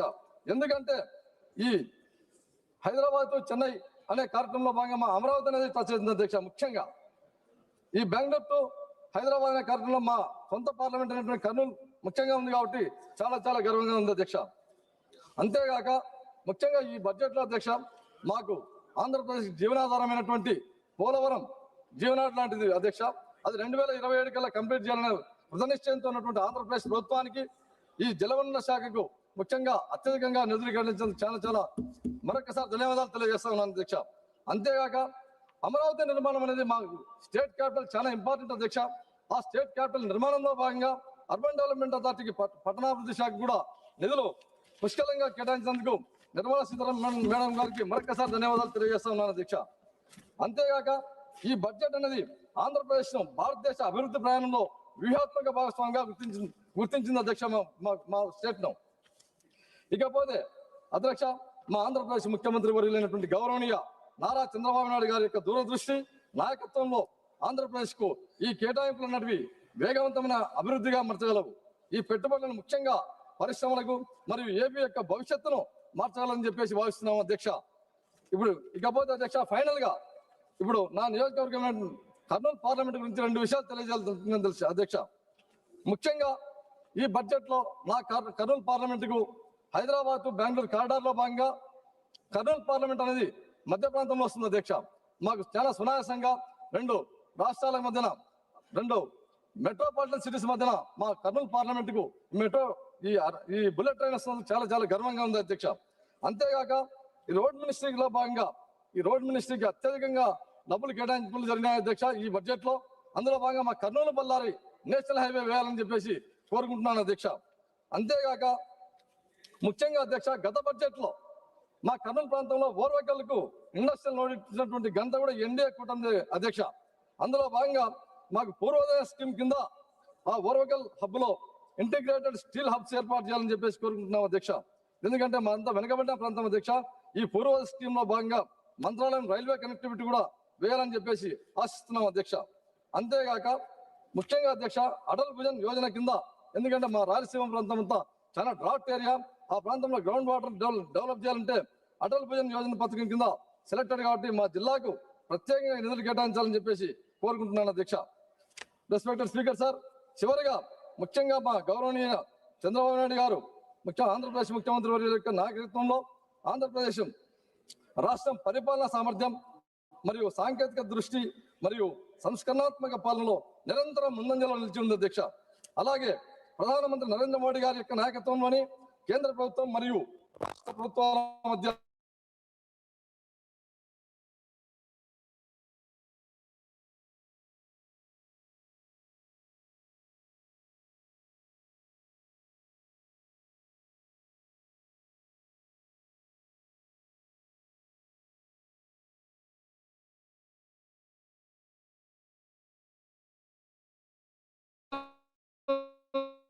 ఉన్నప్పుడు డబుల్ ఇంజన్ సర్కార్ ప్రజలకు స్పష్టమైన ఫలితాలని అందిస్తుందని చెప్పేసి తెలియజేసుకుంటూ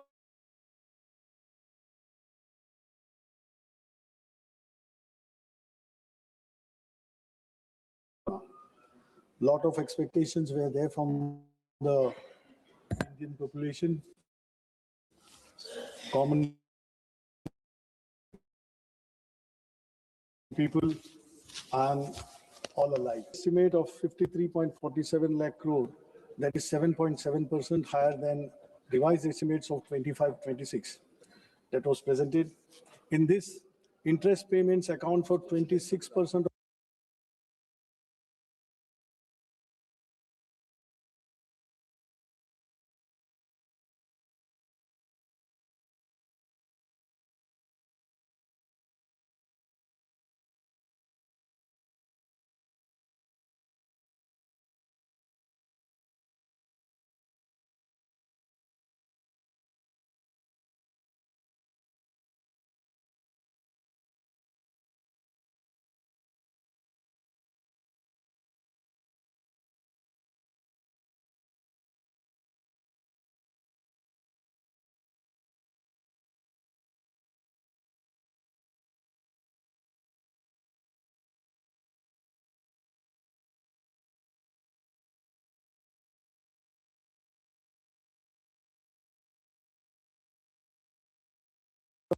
26% of the total expenditure, and which is 40% of the revenue receipts.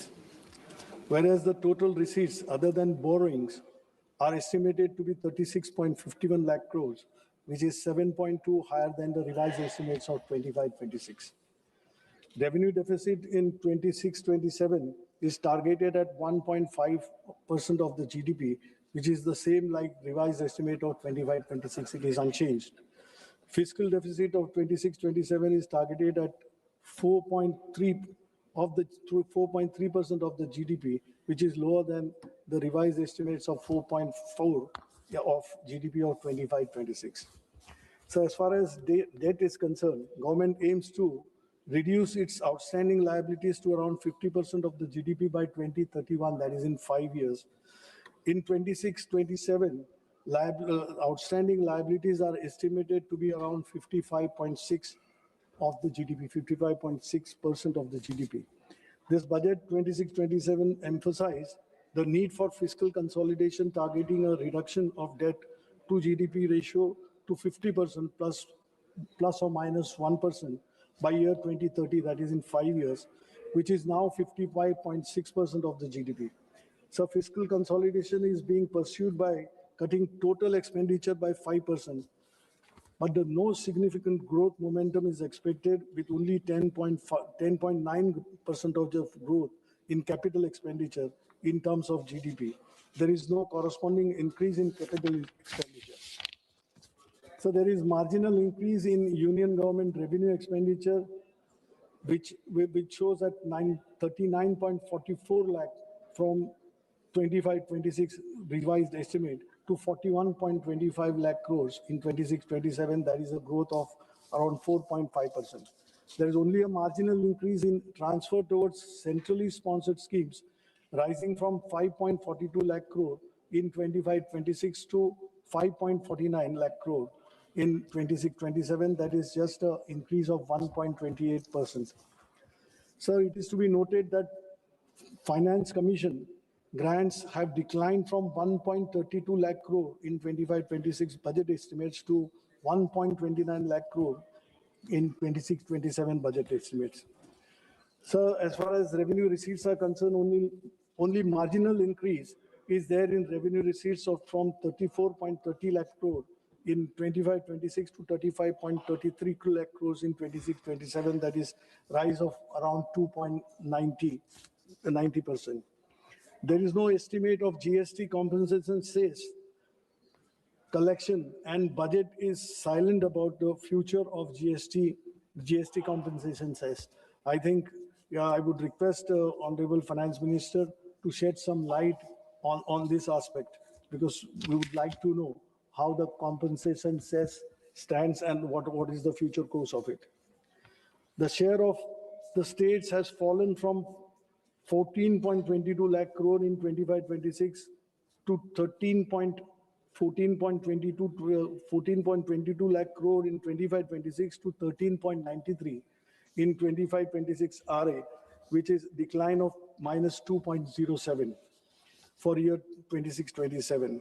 The estimated tax share to states in rupees 15.26 lakhs crore, which is only 7.3 higher than the previous year. Even after considering the 16th Finance Commission tax devolution, the center's tax share to states amounts to 34.65 instead of, which is mandated, of 41%.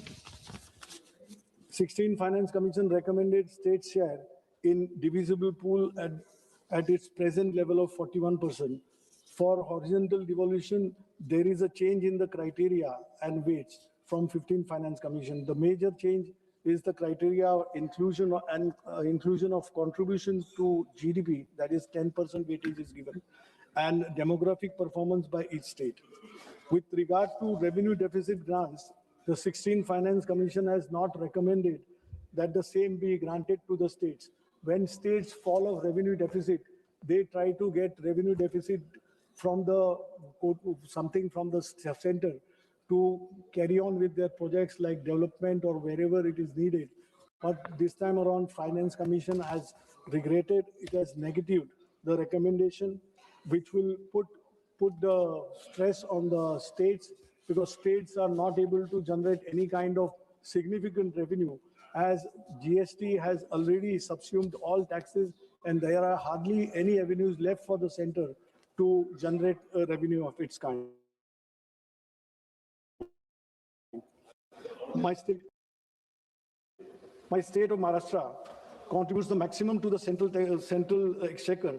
In recent years, we've seen, sir, that we've been contributing more than 5 lakh crore, 5 to 5.5 lakh crore to the central exchequer, but what we get in return is hardly around 3 lakh crore. Though Maharashtra CM, Sri Fadnavis, has said, and he has praised the entire budget, substantiating the facts that around 1 lakh crore will come to the state of Maharashtra, out of which 98,000 crores will be in the form of devolution or the tax returns what we'll be getting by a week, and 12,000 crores for various projects which are there in Maharashtra, which have come up, that 26-27 allocations have been made for different projects. Now, Maharashtra is expected to receive close to rupees 1 lakh, but the basic thing, if we go by the budget, whatever has been stated by the CM and whatever has been praised, I mean, the reality is far from what the picture exists on the ground. The projects which have been funded or projects which have been allocated good amount of, as far as infrastructure is concerned, or urban projects are urban development projects are concerned, the projects which have been there in the pipeline, projects which have been initiated and which are in progress, they have been exorbitantly cost escalation has taken place. The overvaluation is being done, and it is favoring the contractors, which comes from to the government, and it gives suspicion for a lie or suspicion to raise our doubts as far as corruption is concerned in Maharashtra. So whatever projects which are there, Mumbai-Aurangabad high-speed rail, that is 6,103 crore has been provided for that corridor. Mumbai metro projects, 1,702 crore has been provided for that. Mumbai urban transport project, MUTP 3, 462 crores have been allocated. Now, green mobility projects in MMR region, that is Mumbai metropolitan region, 155 crores have been allocated. Intelligent transport system ITS on Samriddhi Mahamarga, that is 680 crores. Now these are, and Pune Metro Rail project, that is 517 crores. These projects which ought to have been completed by long, but it is not yet completed. That escalation is on, overvaluation is being done, and this non-completion is not only proving inconvenient to the people, but it comes as a hindrance in the progress of Maharashtra. and who is benefiting out of it? Only contractors are benefiting out of it, and that is in connivance with the government officials or the politicians who are there and the treasury benches of Maharashtra. So these are the things, I mean, not leveling the charges, but this is what is seen by the people, felt by the people, and people feel that progressive state like Maharashtra, why it is taken back seat. Now, sir, finance and economy is concerned, as far as this budget is concerned, high-level committee on banking for Vikasit Bharat it is been proposed. Now, banking sector, that is the backbone of Indian economy. Now, this public sector, which had the strength, yesterday only or today only in the papers it has come, that State Bank of India has registered a 31,000 crore profit in the last quarter. So that is the strength and that is the capacity potential what our public sector banks, insurance or whatever public sector units are there. Instead of strengthening them, the government steps are going in the direction of weakening them. Why are we going for disinvestment? Why are we coming with the disinvestment plan? Every year we present a budget. Last year's, I think 75 to 80,000 crores were meant to be recovered in the revenue was to be received by way of disinvestment. But what has happened? Not even 40,000 crores came our way. And today, banks like IDBI, which is just, I mean, IDBI employees are worried that why it is being thought or why it is being put on the panel that it will be privatized. Privatized, private banks are not going for, they are not going for deployment, they are not going to help you. Now in the banks, instead of having where the potential is so large, when you have good profits, banks which were shouldering the responsibility of addressing the unemployment issue in the country, now they are not, because government has tied their hands. Whenever we talk to management, they are saying we are not getting clearance from the finance ministry. So if this be the case, where would the people go? When we call that brain drain is happening day in, day out from India, where the youth would go if they are not finding, despite having good qualifications, they are not having any chances to get employment into banks or public sector, this thing where they would make their future. If that is so, they have no alternative but to leave the country. And this is a sad situation when we talk of creating employment. On one side, wherever employment opportunity capacity is there, employment is not given. Even this is happening in case of insurance companies also. Insurance companies who were doubted that one day all three general insurance companies were to be made one, or they were to be disabled by way of disinvestment, they were to be decided. But now that, I mean, their solvency ratio and everything which has come up with the employees' hard work, now the government's stance is, fortunately, it has changed. But these are the things, I mean, which we need to do. Labor and employment, what has happened to the labor code? Labor code has given, I mean, enough of opportunity, or it is one lopsided labor code has been developed, which is benefiting the employers, and there is absolutely no say for the employee, no say for the labor. Today, what is the situation? I mean, when we have started saying that gig economy, why it has come in this gig economy, people who are working, those poor who are working there, they are slogging day in, day out, all 24/7. Who are they? They are engineers, they are chartered accountants, they are lawyers. They are not getting that kind of employment. Self-profession is easy to say that you can give jobs to others. You have the capacity to give jobs to others, but when the question comes of sustenance, the job is required for the people who have gained some kind of qualification, which is not so. Where policy is going wrong, government needs to think over this and really think for the youth of the people. Now, skill training, lot many things are coming up, but where the things are going. So 2 minutes. Education. The government with the new national education, new education policy, it has a lot of flaws. What about the teachers? What about the students? There's a wide gap between urban and rural teaching, rural institutions, where you don't get teachers. And teachers also are facing that problem is not yet addressed, that TET, Teachers Education Eligibility Test.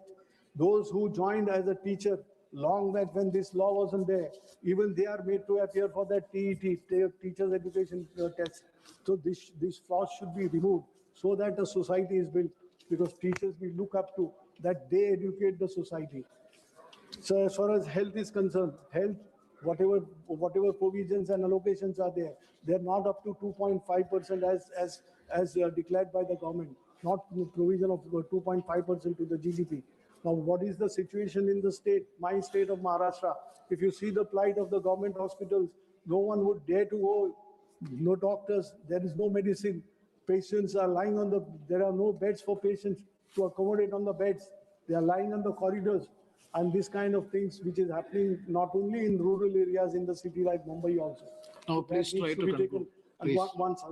And agriculture, we are giving a 10,000 crore credit line. Everything is spelled out. Everything is there on the paper. But what is the reality?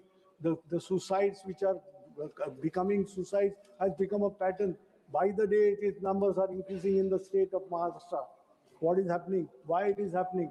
Pradhan Mantri Fasal Bima Yojana, really is it working? It is on the paper. Why, when a farmer is paid a claim of ₹3 and 6, you can imagine how that working is, what the formula is, who is formulated that, and what is the agency is doing, what are the people doing. And a poor farmer, his dreams are finished. He has nothing to look up to. And they are finishing their lives because there is nothing, no tomorrow for them. So last but not the least, the main is Manrega. Now it is renamed as VBG Ramji. But what is the basic character of this scheme itself is changed. Now it is the government, if needed, the central government was funding 90% of it, 100% of it. But now if it is needed by the state would request the guarantee of days. We've shown that it is 108 is extended from 100 to 125 days. What is the use of it? You have changed the character, killing the Manrega, killing the poor labor in the country. Yes, and thank you. To conclude, I'm just concluding, I would say that when we think that robots and AIs will be the future of tomorrow, Viksit Bharat, but see, government should ensure that people who are living human beings in India, they are taken care of before the AIs rule over. Thank you. Thank you very much. Next speaker, Sri Dileshwar Committee. Please. Dileshwar Committee.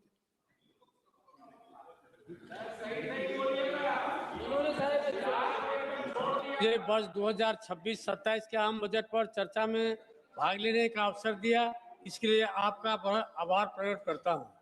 माननीय प्रधानमंत्री श्री नरेंद्र मोदी जी एवं बिहार के लोकप्रिय मुख्यमंत्री श्री नीतीश कुमार जी को हार्दिक बधाई एवं धन्यवाद देता हूं कि उनकी अगुवाई में एनडीए ने बिहार विधानसभा चुनाव 2025 में ऐतिहासिक विजय प्राप्त कर प्रचंड बहुमत से सरकार बनाने का काम किया। महोदय, समावेशी विकास का यह आम बजट वाकई में राष्ट्रहित और जनहित के लिए अमृत एवं संजीवनी के रूप में कार्य करेगी। महोदय, भारत के यशस्वी प्रधानमंत्री आदरणीय श्री नरेंद्र मोदी जी के दूरदर्शी एवं प्रगतिशील आर्थिक नीतियां एवं योजनाओं जो समाज के अंतिम व्यक्ति के साथ सभी वर्गों को समानांतर एवं सार्थक लाभान्वित करती है। इसके लिए मैं आदरणीय प्रधानमंत्री जी का एवं माननीय वित्त मंत्री जी का हार्दिक आभार व्यक्त करता हूं। महोदय, यह बजट भारत के किसानों, युवाओं एवं महिलाओं तथा सभी वर्गों के उत्थान तथा विकास के लिए है, किंतु हमारे साथी को यह सब दिखाई नहीं पड़ता है। न जाने उन्हें यह क्यों नहीं दिखाई पड़ता है, उनके चश्मे में इस तरह दिखाई क्यों नहीं पड़ रहा है। महोदय, रोजगार, कौशल प्रशिक्षण और अन्य अवसरों की सुविधा उपलब्ध कराने के लिए माननीय प्रधानमंत्री जी की योजनाएं जो विकसित भारत बनाने में एक महत्वपूर्ण कदम है। महोदय, प्रधानमंत्री जी ने किसान भाइयों के लिए कृषि में उत्पादकता और अनुकूलनीयता को प्राथमिकता देते हुए परिवर्तनकारी राष्ट्रीय सहकारिता नीति जैसी योजनाओं को कार्यान्वित किया है। महोदय, प्रधानमंत्री जी ने भारत के युवाओं के भविष्य को उज्जवल बनाने के लिए रोजगार और प्रशिक्षण को प्राथमिकता देते हुए रोजगार पाने वाले विनिर्माण क्षेत्र में रोजगार सृजन एवं नियोक्ताओं की सहायता जैसी योजनाएं शामिल किया है।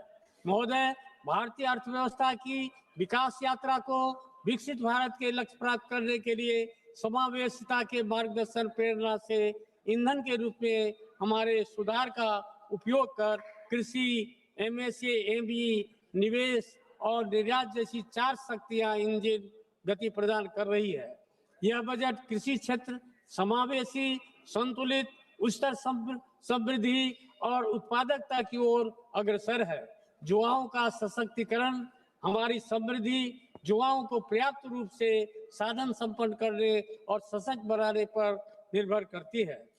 एनडीए की सरकार ने विकास के प्रति मानवोचित और समावेशी दृष्टिकोण अपनाया, जो पिछले 11 वर्षों में इन विकास कार्यक्रमों ने रिकॉर्ड समय में सभी के लिए आवास, हर घर जल, सभी के लिए बिजली, सभी के लिए रसोई गैस, सभी के लिए बैंक खाते और वित्तीय सेवाओं के माध्यम से प्रत्येक परिवार और व्यक्ति के लिए सेवाएं सुलभ कराई है।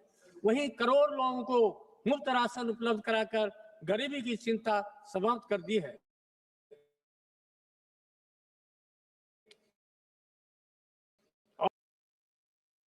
सर्वांगीण, सर्वस्पर्शी और सर्वसमावेशी विकास के दृष्टिकोण से कार्य कर रही है। इसमें सभी जातियों और सभी स्तरों के लोग शामिल हैं। हम 2047 तक भारत को विकसित भारत बनाने के लिए कार्य कर रहे हैं। इस लक्ष्य को प्राप्त करने के लिए हमें लोगों की क्षमता में वृद्धि करनी होगी और उन्हें सशक्त बनाना होगा। गरीब महिलाएं, युवा और अन्नदाता, उनकी आवश्यकताएं, उनकी आकांक्षाएं और उनका कल्याण हमारी सर्वोच्च प्राथमिकता है। देश की प्रगति होती है जब वे प्रगति करते हैं। महोदय, मैं अपने संसदीय क्षेत्र सुपौल सहित बिहार के सभी किसान भाइयों के हित से संबंधित मुख्य अति आवश्यक मांगों के लिए आग्रह करता हूं।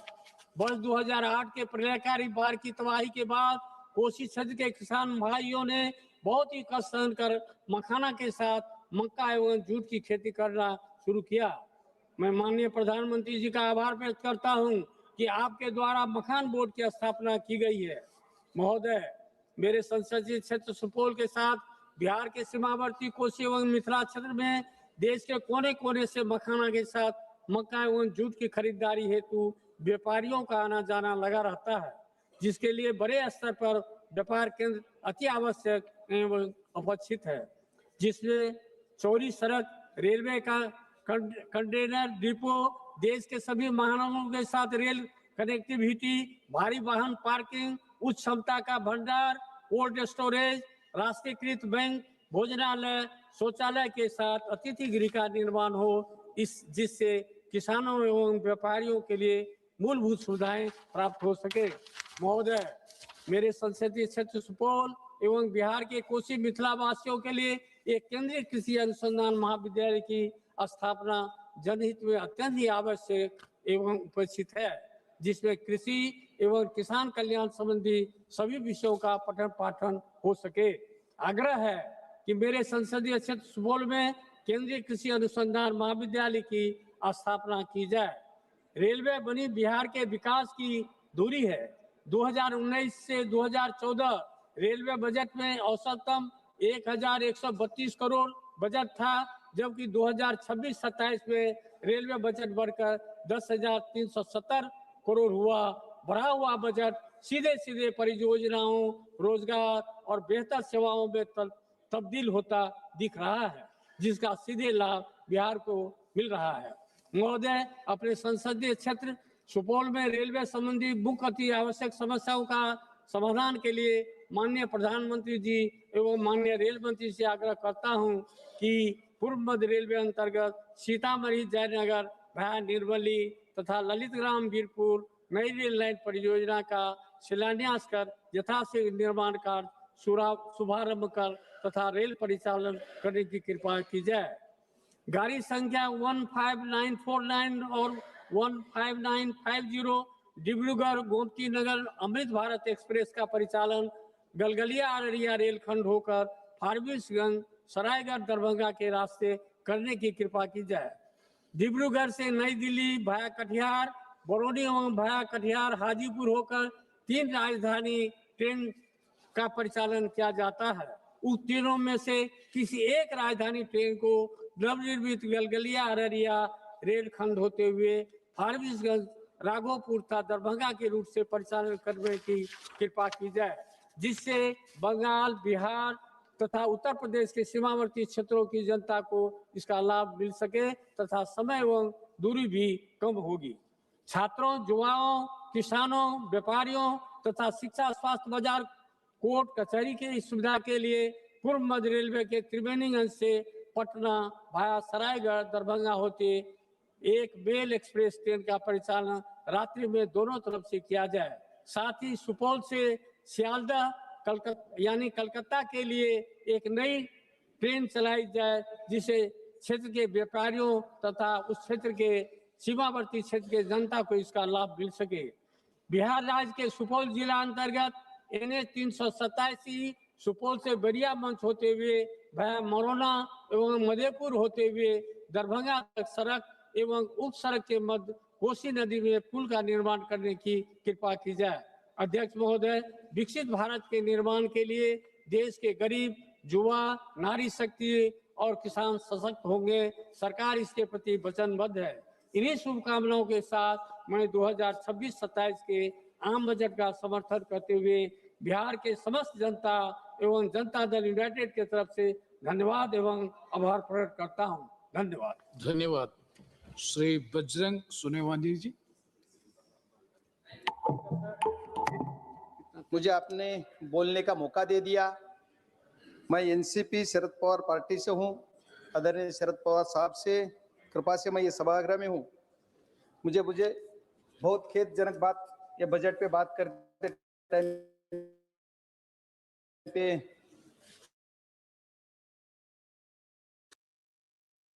राष्ट्र के वित्त मंत्री जो डिप्टी सीएम थे, उनका निधन 14 दिन पहले हो गया। इस सभागृह में सदस्य थे। पहले मैं उनको भावपूर्ण श्रद्धांजलि अर्पण करता हूं। और माननीय अध्यक्ष जी, मैं सन 2026-27 या अर्थसंकल्पावर बोलण्याची संधी दिल्याबद्दल आपले मनपूर्वक आभारी आहे। महोदय, यावेळच्या अर्थसंकल्पामध्ये सरकारचा कोणता स्पष्ट दृष्टिकोन, ठोस धोरण किंवा देशवासियांसाठी काहीतरी करण्याची ठाम इच्छाशक्ती दिसून येत नाही। हा अर्थसंकल्प घाईघाईत कोणताही सखोल विचार न करता जमिनीवरील वास्तव्यानं समजून तयार करण्यात आलेला नाही। नेहमीप्रमाणे यालाही अर्थसंकल्प न म्हणता सरकारचा आणखी एक जुमला बजेट म्हणणे अधिक योग्य होईल। महोदय, मी या सभागृहापूर्वी काही महत्त्वाचे मुद्दे मांडू इच्छितो। मागील अर्थसंकल्पात मांडलेले मुद्दे यावेळेस केवळ रंगरंगटी करून नव्या स्वरूपात पुन्हा सादर करण्यात आलेले आहेत। महोदय, माननीय अर्थमंत्री महोदयांनी सुधार एक्सप्रेस या संकल्पनेची मोठ्या गाजावाजात घोषणा केली आणि सरकारने 350हून अधिक सुधारणा केल्याचे सांगितले। मात्र 350 सुधारणा नेमक्या कोणत्या याचा तपशील देण्यात आलेला नाही। जीएसटी सोडल्यास कोणताही ठोस सुधारणा झाली हे स्पष्ट होत नाही। जीएसटी सारखा विषय गोरगरिबांना लुटण्याचा विषय जीएसटी मध्ये होतो। जीएसटी मध्ये बरेच काही बदल केले, हे बदल सुद्धा चुकीच्या पद्धतीने आहेत असं माझं मत आहे। महोदय, जीएसटी बाबत सांगायचे झाले तर हा कर घाईघाईत रात्री 12 वाजता घंटा नाद करत लागू करण्यात आला। विरोधकांनी वारंवार सूचित केले ही सर्व संबंधित चर्चा करून विचारपूर्वक हा कर लागू करावा, पण सरकारने कोणतीही सूचना मान्य केली नाही। आज सरकार स्वतःच्या चुकीच्या निर्णयामुळे निर्णय झालेल्या अडचणी दुरुस्त करण्याचा प्रयत्न सुधार एक्सप्रेस या नावाखाली करत आहे। माझा सरकारला थेट प्रश्न आहे की तुमच्या चुकीच्या जीएसटी धोरणामुळे ज्या व्यापाऱ्यांचं, उद्योजकांचं आणि सामान्य नागरिकांचं नुकसान झालं, त्या सर्व लोकांना सरकार नुकसान भरपाई देणार आहे का? महोदय, एमएसएमई आश्वासने दिली जातात, पण वास्तव्य असे आहे की काही सरकारच्या काळात लघु मध्यम उद्योग दिवसेंदिवस अडचणीत सापडत आहेत। अनेक छोट्या उद्योग बंद पडण्याच्या मार्गावर आहेत। त्यांना वाचवण्यासाठी सरकारकडे कोणते स्पष्ट धोरण नाही। सरकार याच्यासाठी कुठलेही पावले उचलत नाही, त्याच्यामुळे उद्योजक अडचणीत येत आहेत। आपल्या देशातील उद्योजक सक्षम आहेत, पण सरकारच्या चुकीच्या धोरणामुळे ते आज अडचणीत सापडलेले आहेत। उत्पादन क्षमता असूनही बाजार व्यवस्थेसाठी ठोस धोरण नसल्यामुळे देशाची उत्पादकता कमी होत आहे आणि परिणाम भारत हा फक्त एक मोठा उपभोक्ता देश होत आहे। आणि याचा फायदा परदेशी देश घेत आहेत. हीच सरकारची नीती आणि नियत म्हणावी लागेल. माननीय अध्यक्ष महोदय, सरकारने बरेच काही धोरण राबवले. मागच्या काळामध्ये सरकारने या देशामध्ये साखर उद्योगासाठी इथेनॉल प्रोजेक्ट उभारण्यासाठी इंटरेस्ट सबमिशन स्कीम राबवली आणली. इंटरेस्ट सबमिशन या नावाखाली करोडो रुपयाचे प्रोजेक्ट उद्योजकांनी उभे केले, साखर कारखानदारांनी उभे केले. आणि त्याचा परिणाम काय झाला तर मागच्या 2 वर्षापूर्वी 7 डिसेंबर 2023 ला रातोरात एक 2 वळीचं पत्र काढलं आणि सांगितलं इथेनॉल प्रोडक्शन बंद करा. माननीय अध्यक्ष महोदय, आपके माध्यम से मैं अर्थ मंत्री जी के कहना चाहता हूं कि अध्यक्ष अर्थ मंत्री जी ने ये करने से जो उद्योजक है उनका कितना घाटा हो गया, ये कभी सभागृह को बोलना चाहिए, देशवासियों को बोलना चाहिए. परिणाम क्या हो गया तो ये देश के जो किसान है, किसान का जो माल पैसा मिलने वाला था, किसान का पैसा उनको कम मिल गया क्योंकि ये रातों रात बंद कर दिया. ये बहुत बड़ी बात है. इथेनॉल प्रोजेक्ट 200, 400, 500 करोडचे उभे केले आणि 500 करोडचे इथेनॉल प्रोजेक्ट उभे केले तर त्याचा इंटरेस्ट सबमिशनची जी स्कीम आहे त्याच्या ती बंद तर झालीच, पण त्यांचं जे इंटरेस्ट सबमिशनचं जे पैसे आहेत जे सरकारनं वाटायची हमी दिली 2-2, 3-3 वर्ष त्यांचे पैसे मिळत नाहीत. ही सरकारची नियत उद्योजक संपवायची आहे असं माझं मत आहे. त्याच्यामुळे सरकारने त्याच्यावर सुद्धा काहीतरी ठोस पाऊल उचलला पाहिजे. एवढंच नाही तर किसान जे ऊसाचे शेतकरी आहेत, ऊस उत्पादक शेतकऱ्यांसाठी साखरला MSP लागू करायची. दरवर्षी FRP वाढली जाते पण MSP वाढत नाहीये. जर FRP तुम्ही दरवर्षी वाढवता खूप आनंदाची गोष्ट की शेतकऱ्याला FRP पण पैसा मिळाला पाहिजे, पण साखरेची MSP कोण वाढवणार? सरकारला आपल्या माध्यमातून मी एवढीच विनंती करणार आहे की तुम्ही MSP पण वाढवा. आज या कृषी प्रधान देशामध्ये ऊसाची शेती असो, आलूची शेती असो, गव्हाची शेती असो, बटाटा असो, सगळ्या शेतकऱ्यांना MSP दिली पाहिजे. ही काळाची गरज आहे, पण हे सरकार MSP देत नाही. ती दुर्दैव आहे. आणि सरकारने सांगितलं कृषी प्रधान देशामध्ये की आम्ही शेतकऱ्यांचं उत्पन्न दुप्पट करू, पण शेतकऱ्याचं उत्पन्न दुप्पट न होता निमपटीवर येते. याच्यासाठी सरकारने ठोस निर्णय घेतला पाहिजे अशी माझी सरकारला विनंती. महोदय, या अर्थसंकल्पात व्यापाऱ्यांना पुन्हा कर्ज घेण्याचा सल्ला देण्यात आला. याचा अर्थ सरकारला प्रत्येक व्यापारी कायम कर्जाच्या ओझ्याखाली राहावा असं वाटतंय. महोदय, बनारस पाटणा येथे जलमार्गावरील जहाज दुरुस्ती कारखान्याची घोषणा करण्यात आली. मात्र नद्यामधील पाण्याची पातळी कमी असल्याने हे जलमार्ग प्रकल्प आधीच अपयशी ठरत असताना अशा घोषणा कितपत व्यावहारिक आहेत यात हाच प्रश्न मला पडतो. महोदय, आरोग्य क्षेत्रावर बोलताना आरोग्य क्षेत्राबाबत मोठमोठ्या घोषणा केल्या जातात, पण आज ही देशातील अनेक रुग्णालयामध्ये पुरेसे डॉक्टर नाहीत, नर्सेस नाहीत, कर्मचारी नाहीत आणि आवश्यक उपकरणाची कमतरता आहे.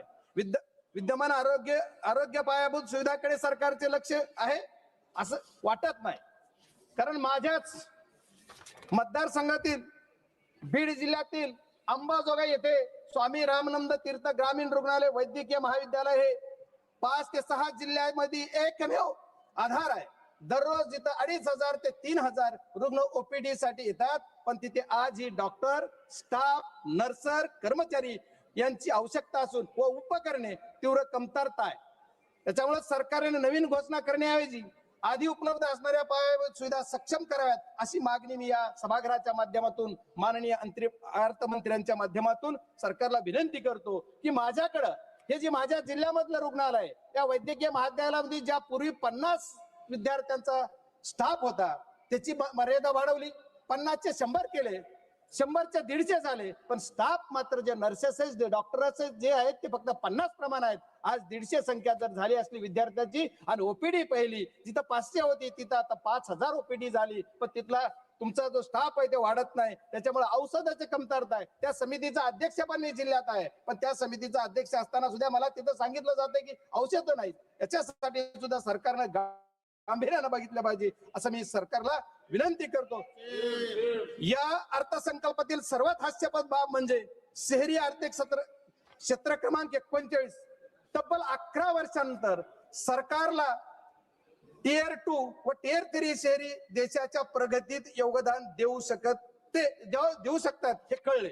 याचा अर्थ गेली 11 वर्ष नागरिकांना शहरी नागरिकांना दुय्यम दर्जाची वागणूक देण्यात आली, हीच सरकारची अप्रत्यक्ष कबुली आहे.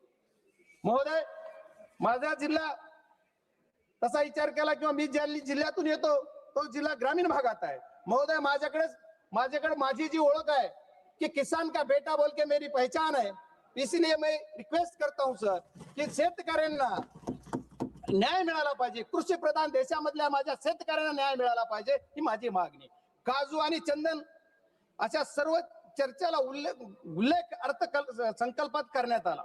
काजू हा सर्वसामान्यांच्या आवाक्याबाहेर आहे आणि चंदन उत्पादक दक्षिण भारतातील शेतकरी आपल्या मालाच्या विक्रीसाठी त्रस्त आहेत. ही किती लाजिरवाणी घटना आहे की आपल्याला जे तुम्ही लावायला सांगताय, प्रोत्साहन देताय आणि परत पुन्हा माल विक्रीला तुम्ही चालना देत नाही किंवा माल घेत नाही, ही अत्यंत खेदजनक बाब आहे. माननीय महोदय, माझा जिल्हा ग्रामीण आहे, माझा मतदारसंघ ग्रामीण भागाचा येतो. ग्रामीण भागाच्या ह्याच्यासाठी आपण जर विचार करायचा झाला तर आमच्याकडे आमचे महाराष्ट्राचे मुख्यमंत्री महोदयांनी 14 ते 19 या काळामध्ये सरकार होतं त्यांचं, त्यावेळेस त्यांनी वॉटर ग्रेड ही योजना मी माझ्या बीड जिल्ह्यासाठी आणेल अशी एक घोषणा केली. पण आज तब्बल 11 वर्ष झालं तरी पण काहीही नाही. माझ्या जिल्ह्यासाठी वॉटर ग्रेड नाही, पण आहे त्या प्रोजेक्ट मधून पाणी द्या. गावोगाव ते पाणी आलं पाहिजे. माझं उजनी धरणातलं पाणी आमच्या मांजरा धरणात आलं पाहिजे. मांजरा धरणाचं पाणी जिल्ह्यात फिरलं पाहिजे. याच्यासाठी लागणारा निधी माननीय अर्थमंत्र्यांनी या बजेटमध्ये माझ्या जिल्ह्याला द्यावा ही माझी विनंती आहे. महाराज अध्यक्ष महोदय, लखपती दीदी योजना केवळ निवडणुकी पुरती केंद्रीय घोषणा ठरली आहे. देशातील महिलांच्या सुरक्षेचा प्रश्न मात्र अजूनही त्यासाठी सरकारचं कोणतंही ठोस पाऊल नाहीये, कुठलं धोरण नाही. महिलांसाठी अन्याय, महिलांसाठी अत्याचार, दर दिवस रेप्स एवढे प्रकार घडतात. सरकार त्यांना कुठं ठोस असा निर्णय घेऊन त्यांना संरक्षण देत नाही. महोदय, एवढेच नाही तर सरकारच्या बऱ्याच योजना आहेत. आता अर्थमंत्री गेलेत, मला त्यांना विचारायचं आपल्या माध्यमातून की सरकारची PMGSY म्हणजे ग्रामीण विकास या अर्थसंकल्पात प्रचंड कमतरता आहे. सर 2 मिनिट में कंक्लूड करता हूं प्लीज. PMGSY नावाची योजना जी सरकारची आहे, या PMGSY योजनेचा टप्पा 3 एकाही कामाला मंजुरी नाहीये. आज 2 वर्ष मी खासदार होऊन झाले, एकाही कामाला मंजुरी नाही. 1 single work no sanction. Sir इसलिए मैं कहता हूं कि सब जल्द से जल्द ये देना चाहिए. सर सरकार की और एक घोषणा है, हर घर घर जल और नल. ये योजना के अंदर 50 करोड़ रुपया पिछले बजट में से खर्चा नहीं हुआ और मेरे जिले के अंदर 1 रुपया ही नहीं दिया. सर क्यों? अगर 50,000 करोड़ तुम्हारा टैक्स होता है और मुझे 1 रुपया ही नहीं मिलता, ये खेदजनक बात है. क्योंकि अपोजिशन वाला MP है बोल के नहीं दिया क्या? ऐसा मेरा सवाल सरकार से, मेरा रिक्वेस्ट है सर 2 मिनट मेरा समय है मेरे पार्टी का, उतना दे दीजिए प्लीज. और सर मेरे जिले के अंदर टेक्नोलॉजी पे आप बोल रहे 21 भारत, अभी क्या क्या करना है? भारत 1 नंबर पे लाना है, कौन से टाइप पे लाना है सर? ये टेक्नोलॉजी के क्षेत्र में मेरे अर्थ संकल्प है, इसमें मेरा जो जिला है, जिले के अंदर sir 2 minute sir please 2 minute.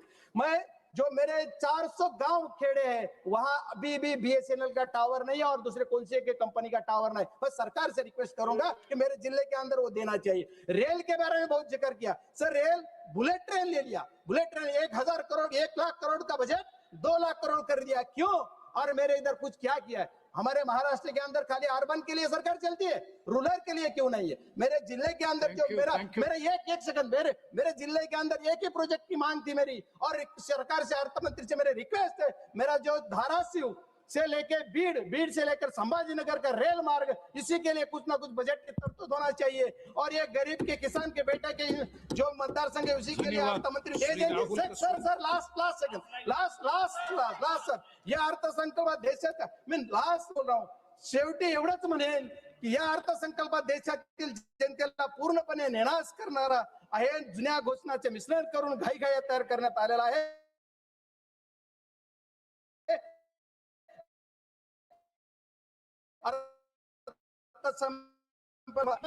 काहीच मिळणार सर, एक क्लब खाली एक सरकारचे. धन्यवाद अध्यक्ष महोदय. धन्यवाद अध्यक्ष महोदय.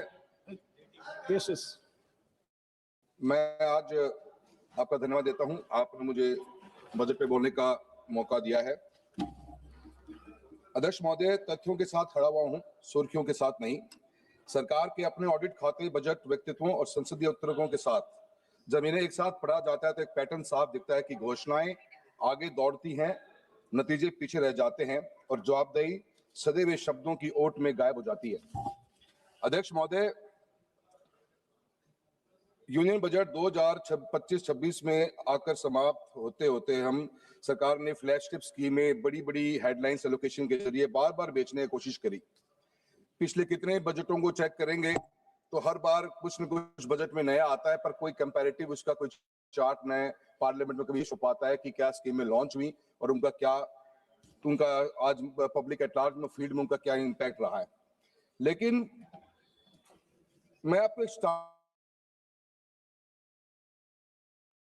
शुरुआत करनी चाहिए। सरकार की बेहतरीन प्रोग्राम ना अच्छा है, पोषण को हम इंप्रूव करना चाहते हैं और अच्छा एक जिसका गवर्नमेंट ऑफ इंडिया के ऑफिशियल अगर आप डैशबोर्ड भी चेक करो तो 21-22 के अंदर इस प्रोजेक्ट के इस स्कीम के लिए जो बजट एस्टीमेट थे वो 11,500 करोड़ पे थे, जबकि एक्चुअल एक्सपेंडिचर 10,000 करोड़ के आसपास ही हुआ। फिर 23-24 में ये 11,600 करोड़ बढ़ा दिया गया, एक्चुअल एक्सपेंडिचर 8,400 करोड़ हुआ। 24-25 में 12,500 करोड़ कर दिया गया, एक्चुअल रिलीज 9,900 करोड़ हुआ और 25-26 में बजट एस्टीमेट 12,500 करोड़ हुआ और एक्चुअल रिलीज 6,170 करोड़ पे हुआ। सर अध्यक्ष महोदय, मैं कहना चाहता हूं कि सरकार स्कीमों के साथ में जब बजट एस्टीमेट अनाउंस करती है, रिवाइज एस्टीमेट होते हैं मिड ऑफ द ईयर के अंदर, वहां आधा दम तोड़ जाता है और जब ये एक्चुअल में लागू होती हैं तो इनकी हालत और भी दयनीय हो जाती है। और ऐसा ये नहीं कि किसी एक स्कीम के साथ है, अनेकों स्कीम के साथ में है। आज की तारीख में भी जो हम डेटा देखते हैं, एनएफएचएस का जो डेटा देखेंगे तो हमारी कितनी ही बच्चियां आज की तारीख में हम स्कूलों के अंदर आयरन जिंक की टैबलेट्स दे रहे हैं, एनेमिक बच्चियां हैं और पीएम पोषण प्रोग्राम की रियलिटी ये है कि गवर्नमेंट ऑफ इंडिया से बजट भी पूरा अपना स्पेंड नहीं हो पा रहा। ऐसे ही आप देखेंगे अनेकों स्कीम में। अभी स्कूल शिक्षा के बारे में बात करते हैं, समग्र शिक्षा एक अभियान चला, उसके अंदर 31,000 करोड़ पे 21-22 में सैंक्शन किए गए, 30,000 भी खर्च नहीं हुए। 23-24 में 37,400 करोड़ सैंक्शन हुए और वो पैसा आज तक खर्च नहीं हुआ। हालत ये है कि राजस्थान के अंदर हाई कोर्ट के ऊपर एक अपना राजस्थान गवर्नमेंट ने अपना वक्तव्य दिया है कि राजस्थान गवर्नमेंट के अंदर 56% ऑफ स्कूल्स के जो रूम्स हैं वो जर्जर हालत में हैं, अनयूजेबल हैं और मेजर रिपेयर्स मांगते हैं। राजस्थान के अंदर एक स्कूल के अंदर बिल्डिंग गिरने से 7 बच्चों की मृत्यु हुई। गवर्नमेंट ऑफ राजस्थान ने आनंद फानन के अंदर पूरे स्कूल के राजस्थान के स्कूल्स का डेटा कलेक्ट करवाया और डेटा कलेक्ट करने के बाद ये मालूम पड़ा कि स्कूल के अंदर 2,83,780 रूम तो ऐसे हैं जो जर्जर हालत में है और उनके पास में उनमें कमरों में बैठने की बच्चों की स्थिति नहीं है और 2,19,000 ऐसे कमरे हैं जिनको मेजर रिपेयर वर्क्स चाहिए। और गवर्नमेंट और हाई कोर्ट ने साथ साथ में ये भी कहा और एक रिपोर्ट जो सामने आई कि गर्ल्स राजस्थान के स्कूलों में पानी कम इसलिए पीती हैं क्योंकि राजस्थान में वर्किंग टॉयलेट्स तक नहीं और समग्र शिक्षा अभियान की हालत ये है कि उसके लिए बजट नहीं। मेरी कॉन्स्टिट्यूंसी अकेले में 1,600 से ऊपर कमरों की रिक्वायरमेंट्स है सर, पर गवर्नमेंट के पास में कहीं कोई पैसा नहीं। स्टेट सब्जेक्ट, सेंट्रल सब्जेक्ट के ऊपर बात घूमती रह जाती है। ऐसे कितने स्कूल हैं सर, चूरू लोकसभा क्षेत्र से आता हूं, 50 डिग्री का टेम्परेचर टच करता है, आज भी बच्चे बाहर पेड़ के नीचे पढ़ने को मजबूर हैं, पर सरकार के पास में विकसित भारत के विजन के अंदर बच्चों के लिए कोई विजन नजर नहीं आता कि कैसे ये बच्चे पढ़ेंगे, कैसे ये बच्चों के स्कूल की प्रॉपर रूम्स मिलेंगी। ये हालत समग्र शिक्षा अभियान की है।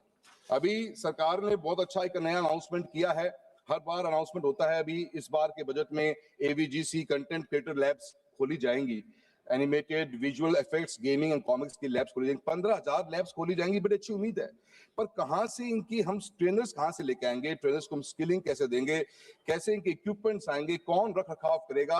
अटल टिंकरिंग लैब्स खुली, आज उनका असेसमेंट कहीं हमारे पास में नहीं है। अनाउंसमेंट के बाद में अनाउंसमेंट है, पर कहीं भी ये चीज समझ में नहीं आता कि कैसे स्कूली शिक्षा के अंदर आगे बढ़े। सर राजस्थान के अंदर हालत तो ये है कि आज की तारीख में मेरी कॉन्स्टिट्यूंसी में 83% स्कूल्स में हम बच्चों को आर्ट्स पढ़ा रहे हैं, मात्र 17% ऑफ स्कूल्स गवर्नमेंट स्कूल्स में सिर्फ साइंस और कॉमर्स है। उन 17% स्कूलों में से 53% स्कूलों के पास में कोई वर्किंग लेबोरेटरीज नहीं है। कौन सा बच्चा, डिजिटल एज की हम बात करते हैं, हम एआई टेक्नोलॉजी की बात कर रहे हैं, कैसे बच्चे तैयार होंगे। शिक्षा के प्रति सरकार की इतनी जबरदस्त उदासीनता है जिसके बारे में जितना बोला जाए उतना कम। जवाहरलाल नेहरू जी ने इस देश के अंदर 1960s में एक स्कूल का कॉन्सेप्ट क्रिएट किया, केंद्रीय विद्यालय, नवोदय विद्यालय। इनकी सक्सेस रेट आज भी 95-97% से ऊपर जाती है, पर इस सरकार की उदासीनता के कारण आप देखो कि 13 पिछले अभी ऑफिशियल डेटा के अनुसार केंद्रीय विद्यालय में और नवोदय विद्यालय में 12,000 से अधिक टेक्निकल पोस्ट वैकेंट पड़ी हुई। बच्चों के एडमिशन किए जा रहे हैं, जहां 1,95,000 20-21 के अंदर बच्चे केवी में एडमिशन लेकर बैठे हुए थे, आज वो फिगर घटते घटते हमारा 1,39,000 के ऊपर आ गया है। यही हालत हमारे नवोदय स्कूल्स की है। मेरा प्रधानमंत्री कौशल विकास योजना के बारे में बात करी, उनकी स्थिति क्या है? बिल्कुल खत्म होने की पोजीशन के ऊपर सेंटर्स आगे हैं। सिर्फ और सिर्फ न तो कोई एक डेटा के अनुसार 41% बच्चों को, ट्रेन बच्चों को गवर्नमेंट प्लेसमेंट दिला पाई, और प्लेसमेंट होने के बाद में इन बच्चों के साथ में आज की तारीख में सिर्फ ये सर्टिफिकेट डिस्ट्रीब्यूशन का एक प्रोग्राम रह गया है। अनेकों ऐसी समस्या। अभी पीएम इंटर्नशिप की बात कर लीजिए, पिछली बार बहुत हा हुल्ला के साथ में स्कीम लॉन्च करी गई और 10,831 करोड़ रुपए का बजट भी सैंक्शन किया गया, पर रिवाइज एस्टिमेट देखिए 526 करोड़। 10,000 की अनाउंसमेंट के बाद में 526 करोड़ रुपए का ही बजट सैंक्शन हुआ, और इस साल 4788 करोड़ रुपए की बात करी गई है। यही हालत एआई मिशन की है। 2000 का budget estimate, 800 crore revise estimate, इस बार फिर 1000 करोड़। तो शिक्षा के प्रति सरकार की उदासीनता, और मैं ये मानता हूं कि मैं सरकार से निवेदन भी करना चाहूंगा, वित्त मंत्री महोदय बैठी हुई हैं, मैम स्कूल एजुकेशन में हमारे कॉन्स्टिट्यूएंसीज राजस्थान जैसे में बहुत समय बाद में एनरोलमेंट्स बहुत बड़े हैं, but we are lacking basic infrastructure, and the basic infrastructure needed to be funded by someone. As a मैं पार्लियामेंट्री अपनी कॉन्स्टिट्यूएंसी में घूम रहा हूं, तो एक इस डिमांड है स्कूल में रूम्स की। रूम्स लाए कहां से? 1800 रूम्स की रिक्वायरमेंट मेरी कॉन्स्टिट्यूएंसी में है, पर there is no way out. State के पास पैसा नहीं, सेंटर पे आते तो स्कीम नहीं। कुछ अलॉटमेंट्स होती हैं, I can't deny that, but the allotment has to be increased to a substantial number where the students can at least sit in the class. That is my point to you. I would like to address for the education. इसके बारे में sir वहां पर भी नहीं बोलने दे रहे थे, यहाँ पे भी नहीं बोलने दे रहे हो, कहीं तो बोलने दो। सर जल जीवन मिशन के बारे में बात चली है। 67,000 करोड़ रुपए का प्रस्ताव बजट एस्टिमेट में था हमारे BE 25-26 के अंदर। रिवाइज एस्टिमेट 17,000 करोड़ रुपए को। इसका मतलब 50,000 करोड़ रुपए का हम जो बजट खर्च नहीं कर पाए, या बजट को हमने चेंज करने की कोशिश करी। हालत राजस्थान की ये है कि राजस्थान के अंदर आज भी पीने की पानी की व्यवस्था नहीं। आज मेरी कॉन्स्टिट्यूएंसी के अंदर भी, या राजस्थान में ऐसे कितने ही टेंडर्स हैं जो जल जीवन मिशन के ओपन तक नहीं हो पाए हैं। आज की तारीख में अवार्ड हुए वर्क 2021 के अंदर, और उनका डेविएशन आ गया 500 करोड़ के प्रोजेक्ट में 70 करोड़ रुपए का डेविएशन आ गया, और उस डेविएशन के अंदर आज सरकार के पास 2 साल से फाइल पड़ी हुई है, पर सरकार के पास 70 करोड़ रुपए नहीं है। अभी किसान हमारे रतनपुरा के धरने पे बैठे हुए थे, और उनको पीने के पानी की सरकार के पास में कोई सिस्टम नहीं। जल जीवन मिशन को बंद करने का काम कर दिया गया है। कहीं सरकार हाथ पे हाथ रख के बैठ गई है, पानी के लिए पैसा देने के पास सरकार के पास कोई विजन नहीं। और ऐसे प्रोजेक्ट्स हैं जहां पे अभी तक उन प्रोजेक्ट्स को सैंक्शनिंग करने के लिए फाइल 2 साल से ऑफिसर्स के पास पड़ी है। निशिकांत जी, आपसे निवेदन करेंगे कि आप भी बोलिए कि जल जीवन मिशन के प्रोजेक्ट को जो 21 से स्टार्ट हुए आज तक कंप्लीट नहीं हो पा रहे। मैं सरकार से प्रधानमंत्री ग्रामीण सड़क योजना की बात करता हूं। 19,000 करोड़ रुपए का सैंक्शन की थी, 11,000 रुपए बजट एस्टिमेट को रिवाइज करके रिवाइज एस्टिमेट में 11,000 करोड़ रुपए लेके आ गए। आज भी प्रधानमंत्री ग्रामीण सड़क योजना का जो फोर्थ फेज चल रहा है, उसमें सिर्फ बचे हुए गांवों की रिक्वायरमेंट नहीं रही है मंत्री महोदय। गांव की रिक्वायरमेंट ये रहेगी कि आज पंचायतें इतनी बन गई कि पंचायत से गांव जुड़े कैसे। राजस्थान के अंदर गांवों की, हिंदुस्तान में भी मैं मानता हूं कि एक गांव से दूसरे गांव, एटलीस्ट अपने गांव से पंचायत हेडक्वार्टर तक जोड़ने का भी प्रावधान होना चाहिए। और जो एग्जिस्टिंग रोड्स पहले बनी हुई थी, जो फेज 3 में थी, जहां पे आप रोड का चौड़ाईकरण कर रहे थे, उन रोड्स को भी शामिल करने की बात करिए। मैं मनरेगा के बारे में बात करूंगा। मनरेगा के अंदर आपने ये बात कही है कि 40% शेयर वीबीजी रामजी बिल के अंदर 40% शेयर स्टेट गवर्नमेंट देगी। अध्यक्ष महोदय, राजस्थान की सरकार ने पिछले साल 4800 करोड़ रुपए नरेगा में खर्च करे। राजस्थान गवर्नमेंट अपने basic day to day expenditure के लिए भी लोन लेना पड़ता है। क्या राजस्थान की सरकार 2000 करोड़ को अपनी जेब से दे पाएगी? मनरेगा की शुरुआत, खात्मे की शुरुआत हुई है इस नए बिल के साथ में। जो एक आखिरी व्यक्ति गांव में बैठा हुआ था, उसको पीने की, उसको जो काम, उसको रोजगार मिलता था, उस रोजगार को छीनने का काम एक सरकार करने जा रही है। मैं जल जीवन मिशन के साथ में सिंचाई के पानी की बात करता हूं।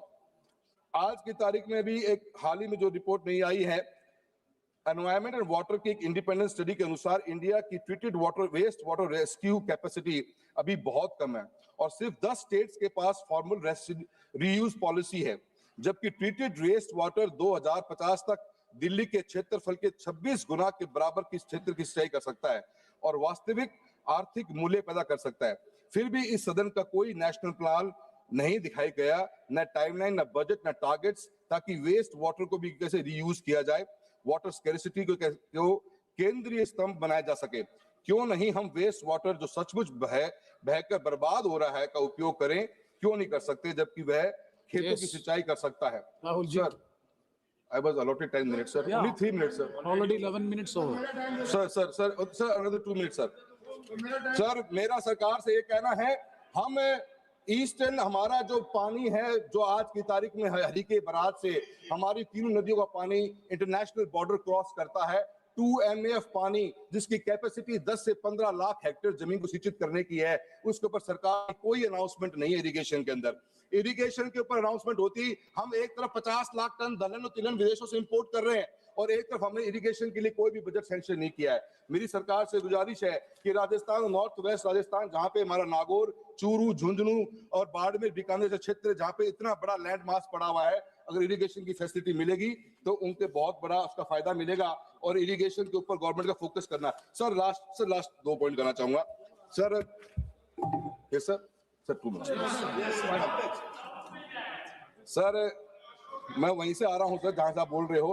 राष्ट्रीय राजमार्गों की बात करूंगा सर नेशनल हाईवे के अंदर हर साल बजट बढ़ रहा है, पर सर हम हमारे स्टेट्स जो हाईवेज हैं उनकी ओवर कैपेसिटी हमारी यूटिलाइजेशन हो रही है, स्ट्रेस बढ़ता जा रहा है। सर डिजाइन जो हाईवे की, सर एक एग्जांपल देता हूं, जयपुर से लेकर किशनगढ़ का हाईवे राजस्थान के अंदर है सर, 50,000 PCU के लिए डिजाइन हाईवे आज 1,26,000 PCU पे वो कर रहा है। आए दिन एक्सीडेंट होते हैं, अभी पिछली बार इलीगल कट्स पे एक्सीडेंट होने पर 100 से ऊपर लोगों की जान गई। सर सरकार के पास में नए हाईवेज के लिए कोई प्लान नजर नहीं आ रहा। राजस्थान को सर इस बजट में राजस्थान का नाम तक भी नहीं लिया गया।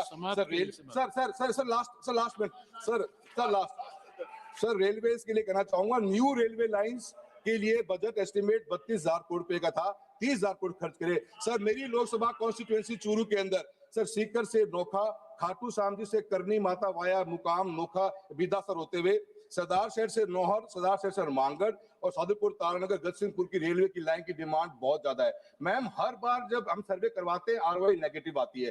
राजस्थान में फ्रेट नहीं है, so there has to be some viability gap funding kind of stuff. Rahul ji, next speaker Shrimati मैं आखिर में सर प्लीज सर आपने बिल्कुल बोलने नहीं दिया सर। बोल भाई, अब बोलिए ना सर निशिकांत जी हमेशा डिस्टर्ब करते हैं सर, सभी को करते हैं, आप मुझे भी कर रहे हैं सर। डॉक्टर साहब बैठिए, डॉक्टर साहब बैठिए। सर वादों की दुकान सस्ती रही हर साल, पर गरीब की थाली रही खाली की खाली। कागज पर चमकते हजार, कागज पर सपने चमकते हजार, जमीन पर मगर सिसकता परिवार। पिछले बजट के हिसाब नहीं और इस बजट पर विश्वास नहीं, राजस्थान का हिस्सा नहीं तो विकसित भारत सिर्फ एक नारा है और एक नारा ही रहेगा। धन्यवाद madam ji, Purandeswari ji.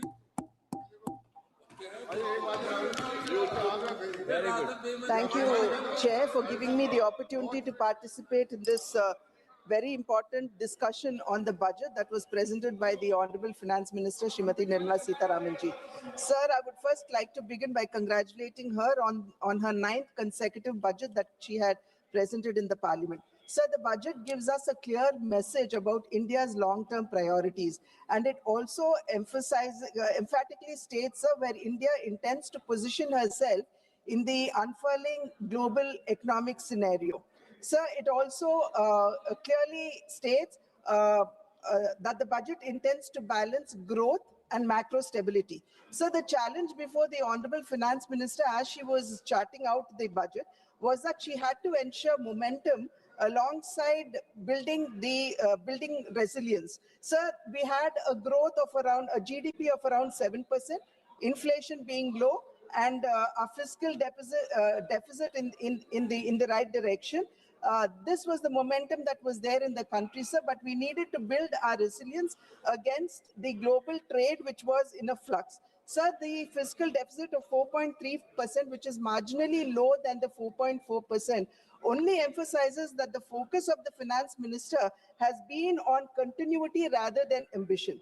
Sir, since the pandemic, the slow rate of fiscal deficit reduction, sir, it only highlights that the focus has been on stability rather than dramatic consolidation. With the global uncertainty looming large and also the rupee under pressure, the budget, sir, that was presented is nothing short of prudent macro economics. Sir, above all of this, the real story is in the increase of allocation for capex at 12.2 lakh crores as against the 11.2 lakh crore, which is about 4.4% of the GDP. And this clearly underlines, sir, that the focus is on investments rather than consumption subsidies. This is what we would call fiscal prudence over populism. Sir, the EU trade or the European Union Free Trade Agreement would most probably come into operation by 2027. And we also have the US tariff uncertainties looming large. Sir, under these circumstances, we need to build our domestic capacities to protect our country from from supply chain disruptions. Sir, against this backdrop, the industrial strategy that has been spelled out in the budget, sir, reveals a resolve to move up the value chain. It could be the 10,000 crore allocation for the Biopharma Shakti initiative, or the 40,000 crore allocation for the electronic component manufacturing, or this India's semiconductor mission 2.0. They together emphasize, sir, that India would want to become Atmanirbhar or self-reliant in these strategic sectors on which India was until now import dependent.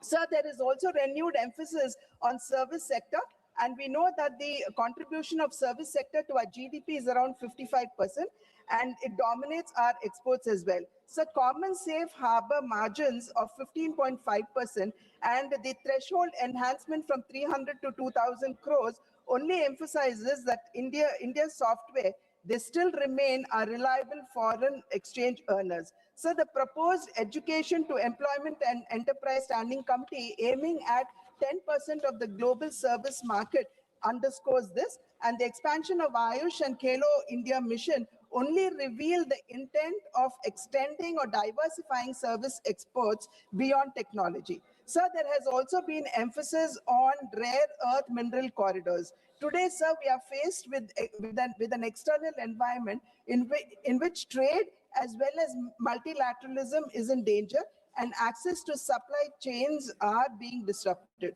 Hence, sir, we need to strengthen, if not protect ourselves against these external shocks. Therefore, the manufacturing of rare earth permanent magnets, or REPM, is vital to meet our upstream industries, growing demands of the upstream industries like electronics, electric vehicles, aerospace, defense, and the likes. So the need for securing our supply chain arose when China, the world's largest, if not the only supplier of REPM, curbed its exports, giving rise to global shortage and disrupting industries. So this shock emphasized the need for indigenization.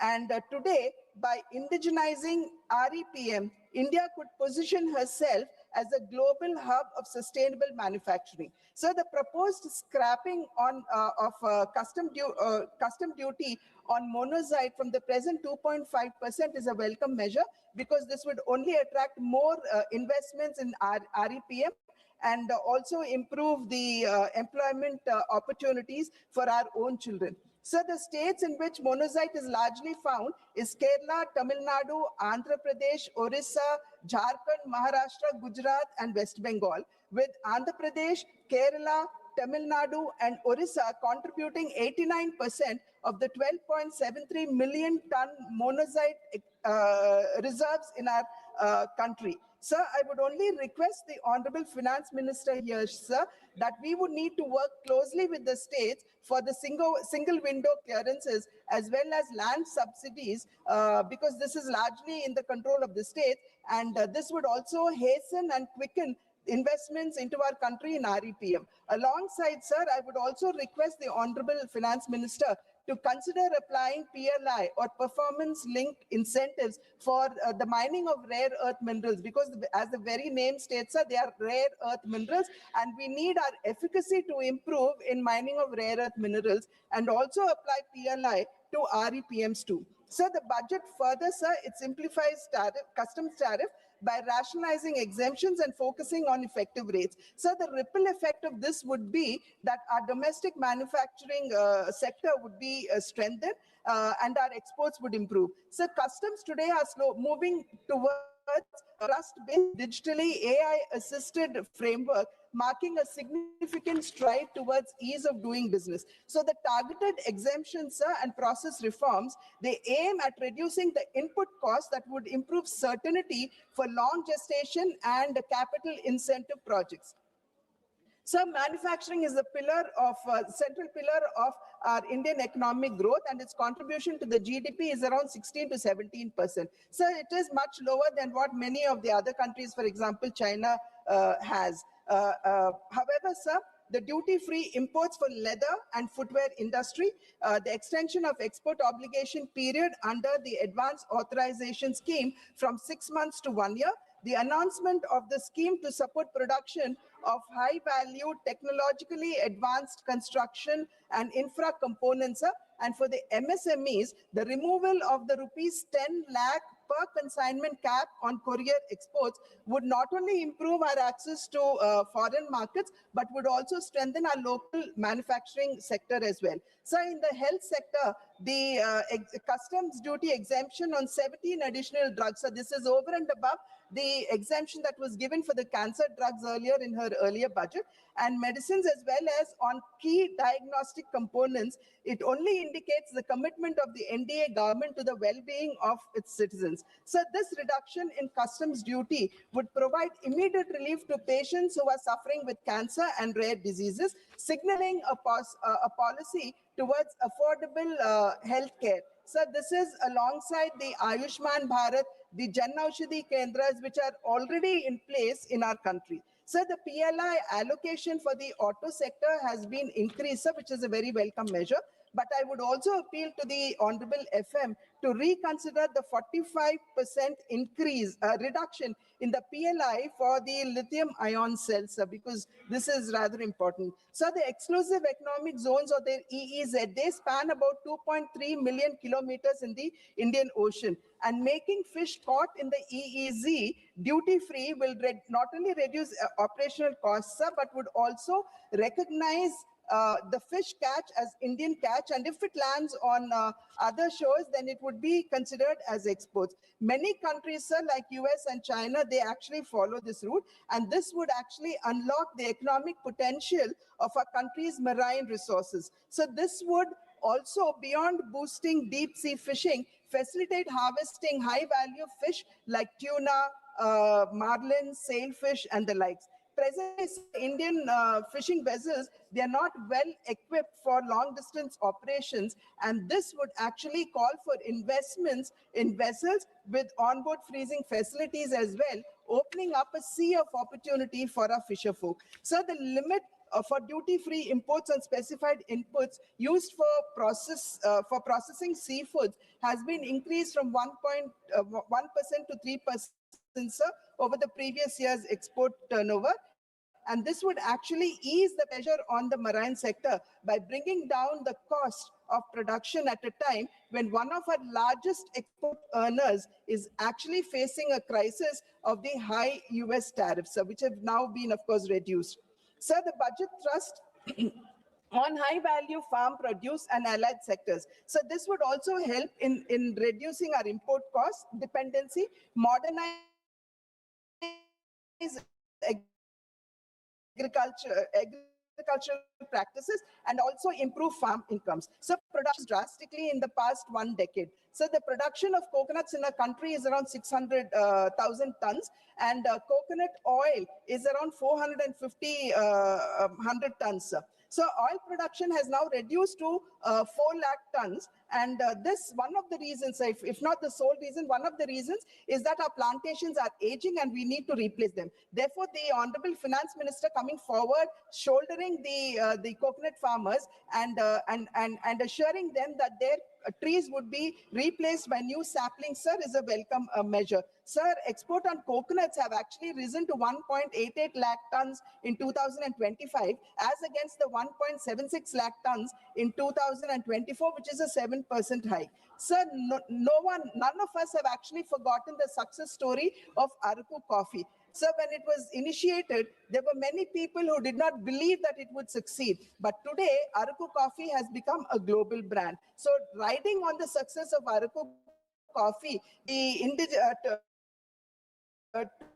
to emulate it in cashew nuts and coconuts, sir, this would actually reduce our dependency on imports. Sir, exports of coconut and cocoa and related products, sir, they have increased 26%, sir, touching 4.54 lakh tons in 2025, up from 36.86 lakh tons. So therefore, I think this is a very welcome measure. Sandalwood is an integral part of our culture. Therefore, the support that is being given to sandalwood farming as well as post-harvest processing would only help us in restoring the past glory of sandalwood. Alongside this, sir, the AI initiative called the Virtually Integrated System to Access Agricultural Resources of Vistar, sir, would educate the farmers in every detail of agriculture economics, sir.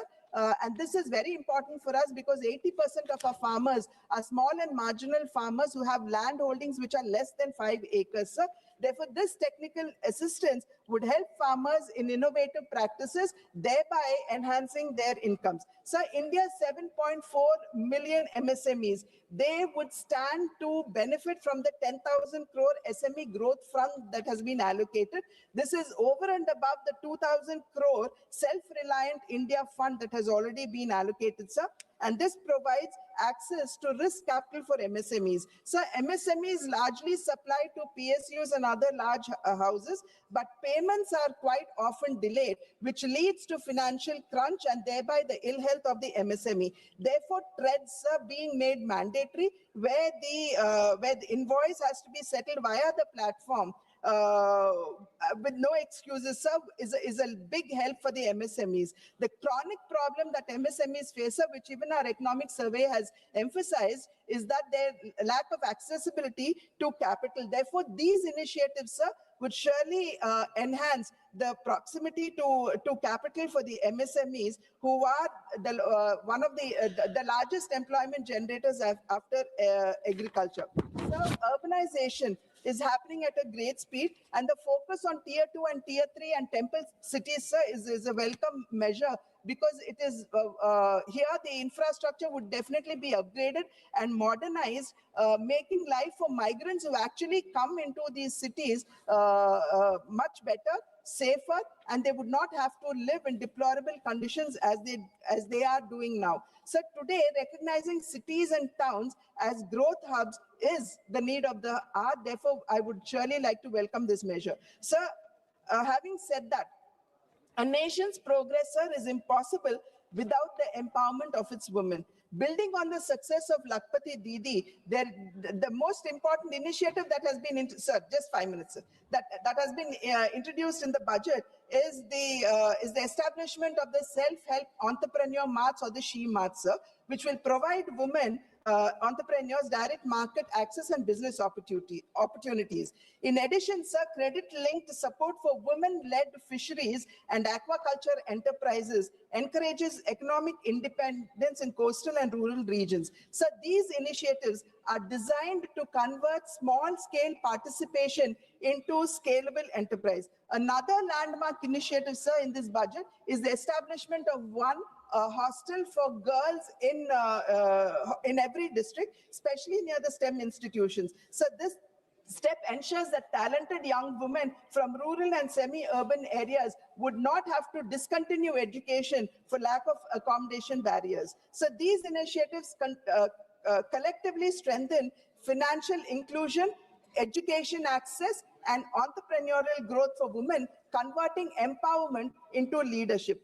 Beyond economic and educational support, sir, the budget also gives a strong social message that women are partners in nation building and not mere beneficiaries of welfare. Therefore, it is no longer women's development, sir, but it is now, the new story is women-led development. Sir, having said that, I would only like to conclude by saying that the budget has been crafted and presented amidst unique circumstances in an increasingly turbulent world.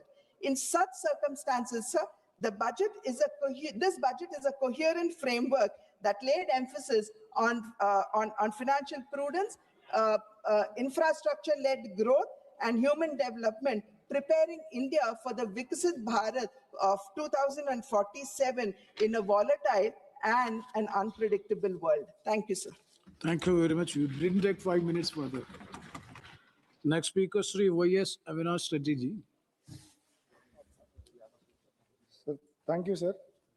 Sir, I congratulate Honorable Finance Minister for presenting the budget 9th consecutive time, sir.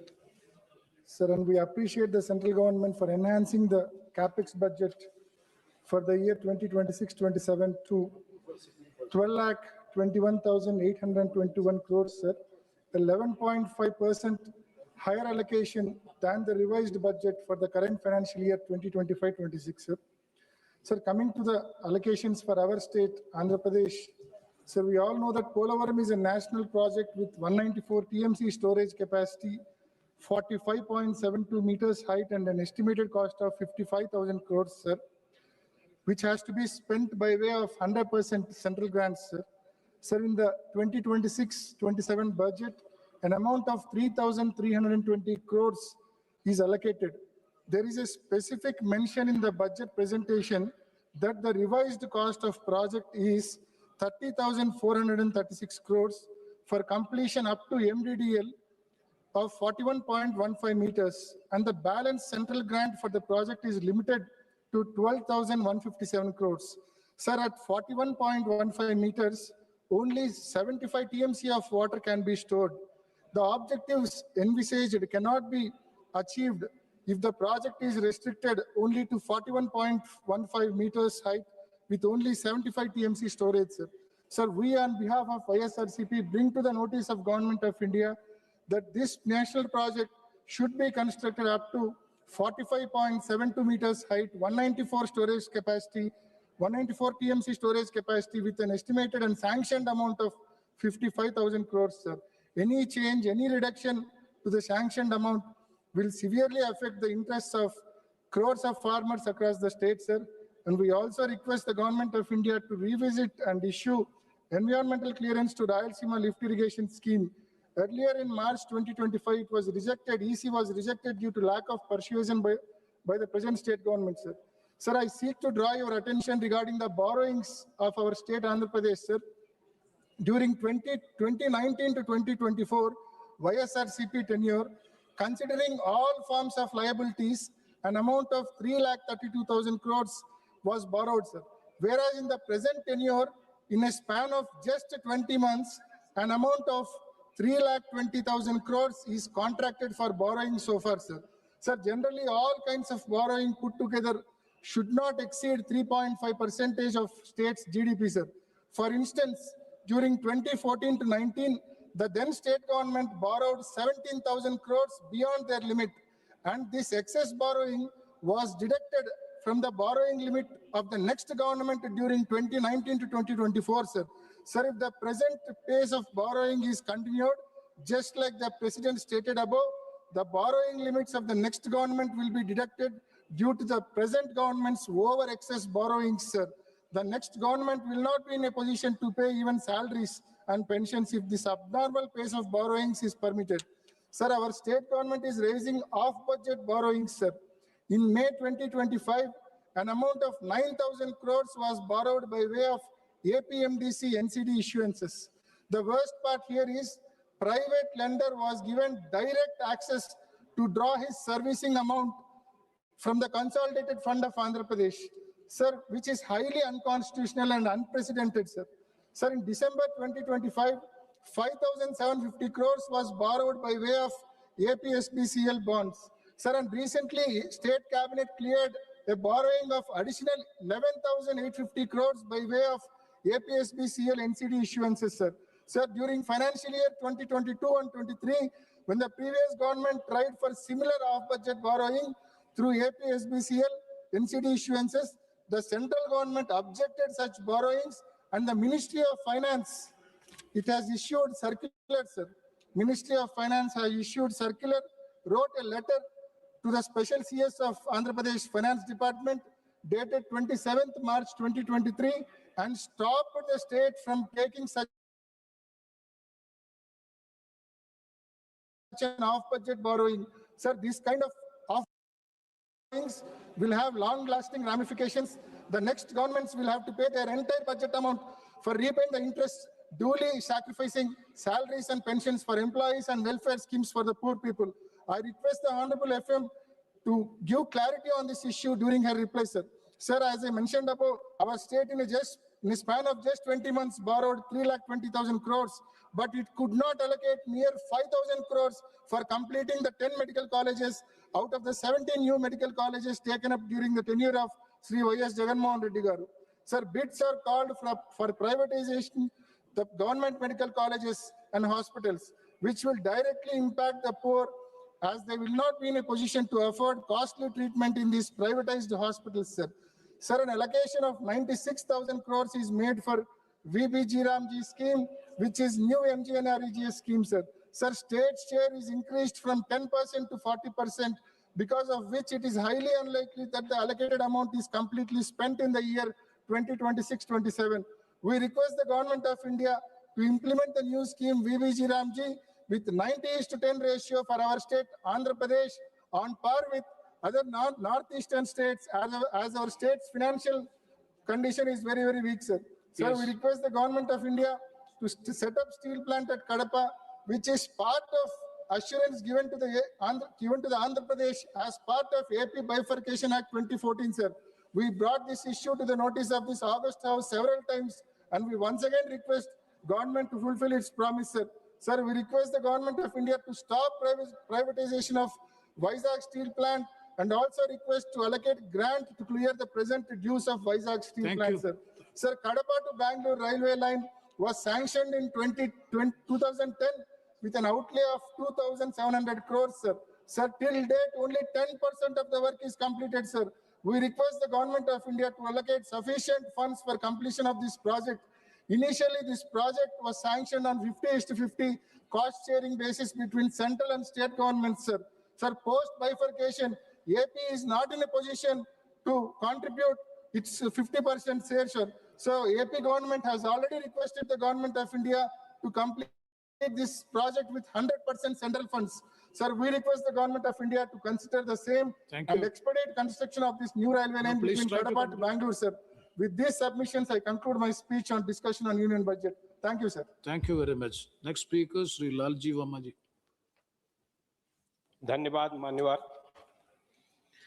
आपने अवसर दिया सामान्य चर्चा में हिस्सा लेने के लिए। माननीय वित्त मंत्री जी ने 9वां बजट प्रस्तुत किया। हम लोगों की अपेक्षा थी कि देश और प्रदेशों के लिए बहुत कुछ इस बजट में आएगा, लेकिन खोदा पहाड़ निकली चूहिया।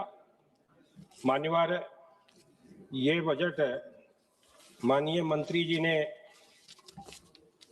बताया विकासोन्मुख, समावेशी और भविष्यवादी बता रही हैं, लेकिन जमीनी सच्चाई से यह है कि यह बजट महंगाई से त्रस्त जनता को राहत नहीं देता, बेरोजगार युवाओं को आशा नहीं देता, किसानों को सुरक्षा नहीं देता और स्वास्थ्य शिक्षा जैसे मूल क्षेत्रों में निवेश से कतराता है।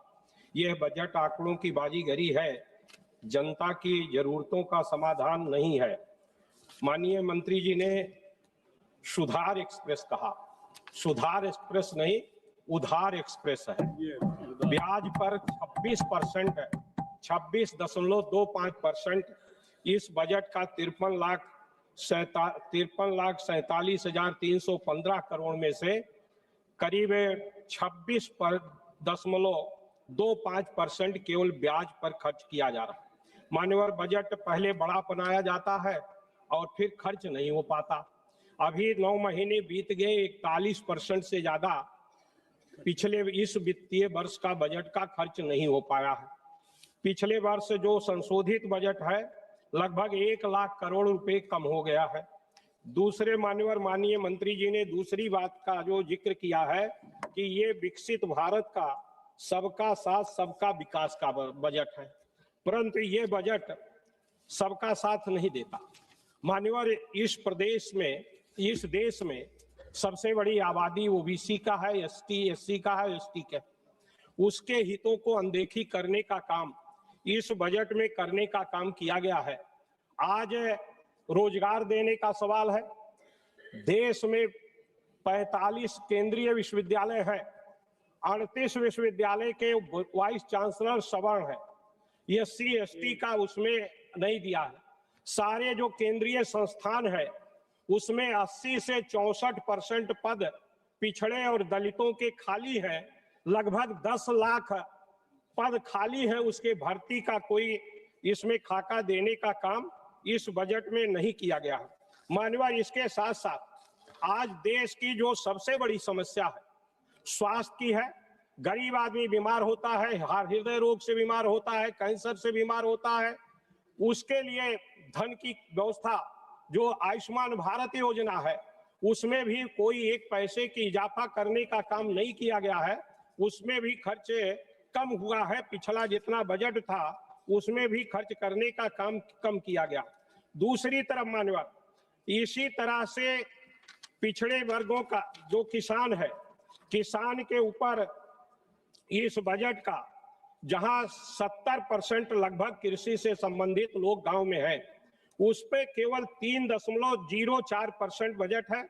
शिक्षा पर 2.60% बजट है। स्वास्थ्य पर केवल 1.95% टोटल बजट का हिस्सा आता है।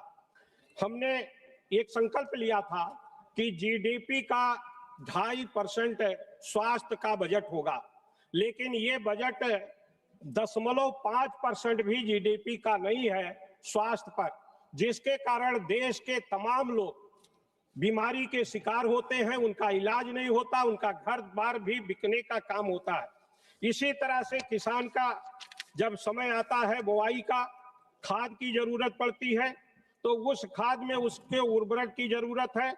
उस उर्वरक के बजट में पिछले बार जो खर्च किया था, जो संशोधित बजट है, उससे 7.5% कम इस बार माननीय मंत्री जी ने रसायन और उर्वरक पर रखने का काम किया है। तो निश्चित रूप से ये किसान के हितों को संरक्षित नहीं करता। और दूसरा सबसे महत्वपूर्ण था कि आज अमेरिका से डील हुआ, हमारा मार्केट अमेरिका कैप्चर करेगा, किसान और तबाह होगा। हमें उसके न्यूनतम समर्थन मूल्य की गारंटी का देने की आवश्यकता थी, उस पर भी ये बजट मौन है, उनको भी गारंटी देने का काम नहीं करता। माननीय, हम लोगों ने बड़ी अपेक्षा किया था कि भारतीय जनता पार्टी की जो सरकार है ये अयोध्या के नाम पर बनाने का काम किया गया और उस अयोध्या के इस बजट में पूरी तरह से उपेक्षा किया गया। पूरे उत्तर प्रदेश की उपेक्षा किया गया। अयोध्या के लिए भी इस बजट में कोई व्यवस्था नहीं किया गया है। मैं माननीय मंत्री जी से आपके माध्यम से कहना चाहूंगा कि वहां पर कम से कम एक एम्स तो बना दीजिए, जिससे आपका उनके साथ जो भेदभाव है उससे छुटकारा मिलने का काम हो सके। दूसरे पिछड़ी जातियों का माननीय, सबका साथ सबका विकास, ये कैसा सबका साथ है कि परीक्षा में जहां भर्ती होती है, प्रवक्ता अंग्रेजी का अनरिजर्व का कट ऑफ है 64 और ओबीसी का कट ऑफ है 87, उसको उसमें माइग्रेट नहीं करने का काम किया। जबकि माननीय हमारे नेता ने कहा कि सुप्रीम कोर्ट का एक फैसला है, उस फैसले के आधार पर अगर पिछड़ी जात का व्यक्ति किसी लाभ को नहीं लिया है, न उम्र में न अटेम्प्ट में, तो निश्चित रूप से उसको अनरिजर्व्ड कैटेगरी में अगर उसका मार्क ज्यादा है तो उसको शामिल किया जाना चाहिए। इसमें वो शामिल करने का काम नहीं किया गया। इस माइग्रेशन न होने के कारण तमाम मान्यवर इसमें तमाम तरह की दिक्कतें आती हैं। तो मेरी ये मांग है कि माइग्रेशन को करके सबका साथ जो सबका विकास का नारा है उस पर धरातल पर लाने का प्रयास करें। दूसरा मान्यवर, मैं आपसे निवेदन करना चाहूंगा कि हम लोगों की बड़ी अपेक्षा थी, महंगाई बढ़ रही है 6-7% से ज्यादा, ये बजट 5.5% का पिछले बार के बजट से वृद्धि है, महंगाई उससे ज्यादा बढ़ गई, यानी बजट पिछले बार से भी समझिए कम है। लेकिन दूसरी तरफ बड़ी अपेक्षाएं थी कि माननीय मंत्री जी नवा बजट प्रस्तुत कर रही हैं, विकास मुखी बजट होगा, प्रधानमंत्री ग्राम सड़क की योजना का के लिए ज्यादा धन दिया जाएगा, उसके लिए स्कीमें जो बनाने का है, जो उसका मानक तय किया गया है, उस मानक में सुधार किया जाएगा। हर विधानसभा हर लोकसभा क्षेत्र में सांसद के प्रस्ताव पर सड़कें ली जाएगी, उसका कोई इसमें समाधान नहीं है। दूसरी तरफ जो सांसद निधि है, सारे सांसदों को मान्यवर 5 करोड़ लंबे समय से चली आ रही, महंगाई 10 गुना बढ़ गया, निधि 5 करोड़ है, 1 किलोमीटर सड़क बनने में 1 करोड़ रुपया लगता है। हमारी ये मांग है माननीय मंत्री जी, अगर आप विकास के तरफ चाहते हैं, सभी सांसद निधि कम से कम 25 करोड़ रुपया अनिवार्य रूप से करने का काम किया जाए। हम लोगों की अपेक्षा थी कि इसमें किया जाए। दूसरा हमारी मांग है, मान्यवर गरीब आदमी कैंसर से बीमार होता है, मेरा आपसे निवेदन है, माननीय मंत्री जी से आपके माध्यम से निवेदन है कि कम से कम और बीमारियों को छोड़ दें, कैंसर जैसी बीमारी को पूरी तरह से फ्री कर दें। सरकार उसके लिए संपूर्ण धन देने का काम करे, जिससे आम नागरिक की सुरक्षा हो सके, ऐसा मेरा आपके माध्यम से मांग है। मान्यवर एक निवेदन और करके मैं अपनी बात को खत्म कर रहा हूं। मान्यवर महंगाई, ये बजट महंगाई से राहत नहीं देता, रोजगार की गारंटी नहीं देता, रोजगार कहा आउटसोर्सिंग को रोजगार माना है, इसी तरह से स्वास्थ्य शिक्षा में परिवार निवेश नहीं करता, सामाजिक न्याय को मजबूत नहीं करता। Now it is already 6. If the House agrees, we will extend the House till 8 p.m. Yes, House is extended up to 8 p.m. Now please conclude the last sentence. GDP का कम से कम 2.5% हो, रोजगार के लिए स्पष्ट भर्ती कैलेंडर किया जाए, किसानों को न्यूनतम समर्थन मूल्य की गारंटी दी जाए, शिक्षा स्वास्थ्य में वास्तविक निवेश हो, ये मेरा आपके माध्यम से निवेदन है, जिससे और सांसद निधि 25 करोड़ कम से कम किया जाए, ये मेरा आपसे निवेदन। Thank you, sir. At the outset, I'd like to congratulate the Finance Minister for presenting 9 consecutive budgets. It's not a mean feat, Baltikal. Especially it's commendable because she represents a party which draws its inspiration and its genesis from an all-male organization. In that background, Finance Minister, a lady from my state, presenting 9 budgets is remarkable. Meendum Baltikal. Sir, this budget is in the backdrop of the much touted trade deal. To my understanding, this trade deal is nothing but to borrow the words of Winston Churchill, a riddle wrapped in a mystery and inside an enigma. I hope the Finance Minister, when she addresses the House, will shed some light into this trade deal. Whether India is obligated to buy $500 billion worth of goods from the United States. Are we allowed to buy oil from our long-standing friend Russia? Are we allowed to buy oil from Iran, with whom we have a long-standing relationship? Will these decisions be taken sovereignly in India, or will it be taken by the White House? Are we obligated to buy oil from the new colony of America, Venezuela? And most importantly, are we going to allow agricultural products of America into India in zero tariff? If so, what products? The Finance Minister must tell the House and the nation, because we are none the wiser from the statement of the Commerce Minister, because every time he comes and says, it's only, he points the finger at the Foreign Minister, the Foreign Minister is pointing the finger back to him, and the Agriculture Minister is completely absent. I hope the Finance Minister will, fill this gap and answer on behalf of her cabinet and all her colleagues on what this trade deal actually means. Sir, that if you look at the attendance here in the House, it's quite sparse. This is quite indicative of the mood about a budget. Budgets are losing relevance. People are losing interest in budgets. And this is a reflection of that. And if members say it also means that their constituents are less interested. There is a reason for this, sir. Before I get into the specifics of this budget, I'd like to go down memory lane and recollect some of the landmark schemes our Honorable Finance Minister has announced in the last 9 years. Amrut, Sankalp, DG Gone, National Nutrition Mission, National Infrastructure Pipelines, Startup India, Seed Fund, PM Garib Kalyan Package, PM Internship Scheme, Mishti, National Monetization Pipeline, Operation Greens, Deep Ocean Mission. All these, when they were announced, were greatly lauded by the newspapers and the media. But if you actually look at the details to see where the implementation of all these schemes are, you will be very distressed.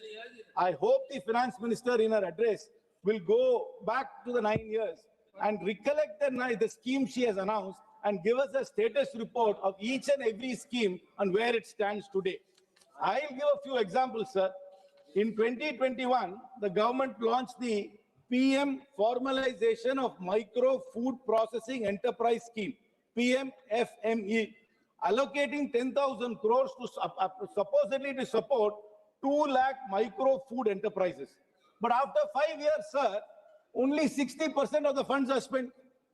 Then the Animal Husbandry Infrastructure Development Fund, which announced 15,000 crore for dairy and meat infrastructure. But after all these years, only 30% is utilized. Then we have the PM Mitra Parks, 7 mega textile parks with 4,445 crores was announced. But after 5 years, we only have 15% of the work done. I hope our officers are taking notes and they will give us the status reports of all these schemes which they announced in such great fanfare before. And in the same budget, they announced the PM, sir, these are all tongue twisters, sir. Atan Nirbhar Swasth Bharat Yojana. தமிழ்ல ஏதாவது ஒரு 2-3 பேரை வைங்கம்மா. ஏன்னா ஒன்னு வாயிலே நுழைய மாட்டேங்குது, எல்லாம் ஹிந்தியிலே வைக்கிற பேர்ல. ஏதாவது ஒரு பேரா தமிழ்ல வைங்க வரும்போது. நடக்குதோ நடக்கலையோ தமிழ்ல ஒரு பேர் வச்சிருங்க. 64,180 crores has been announced to strengthen healthcare.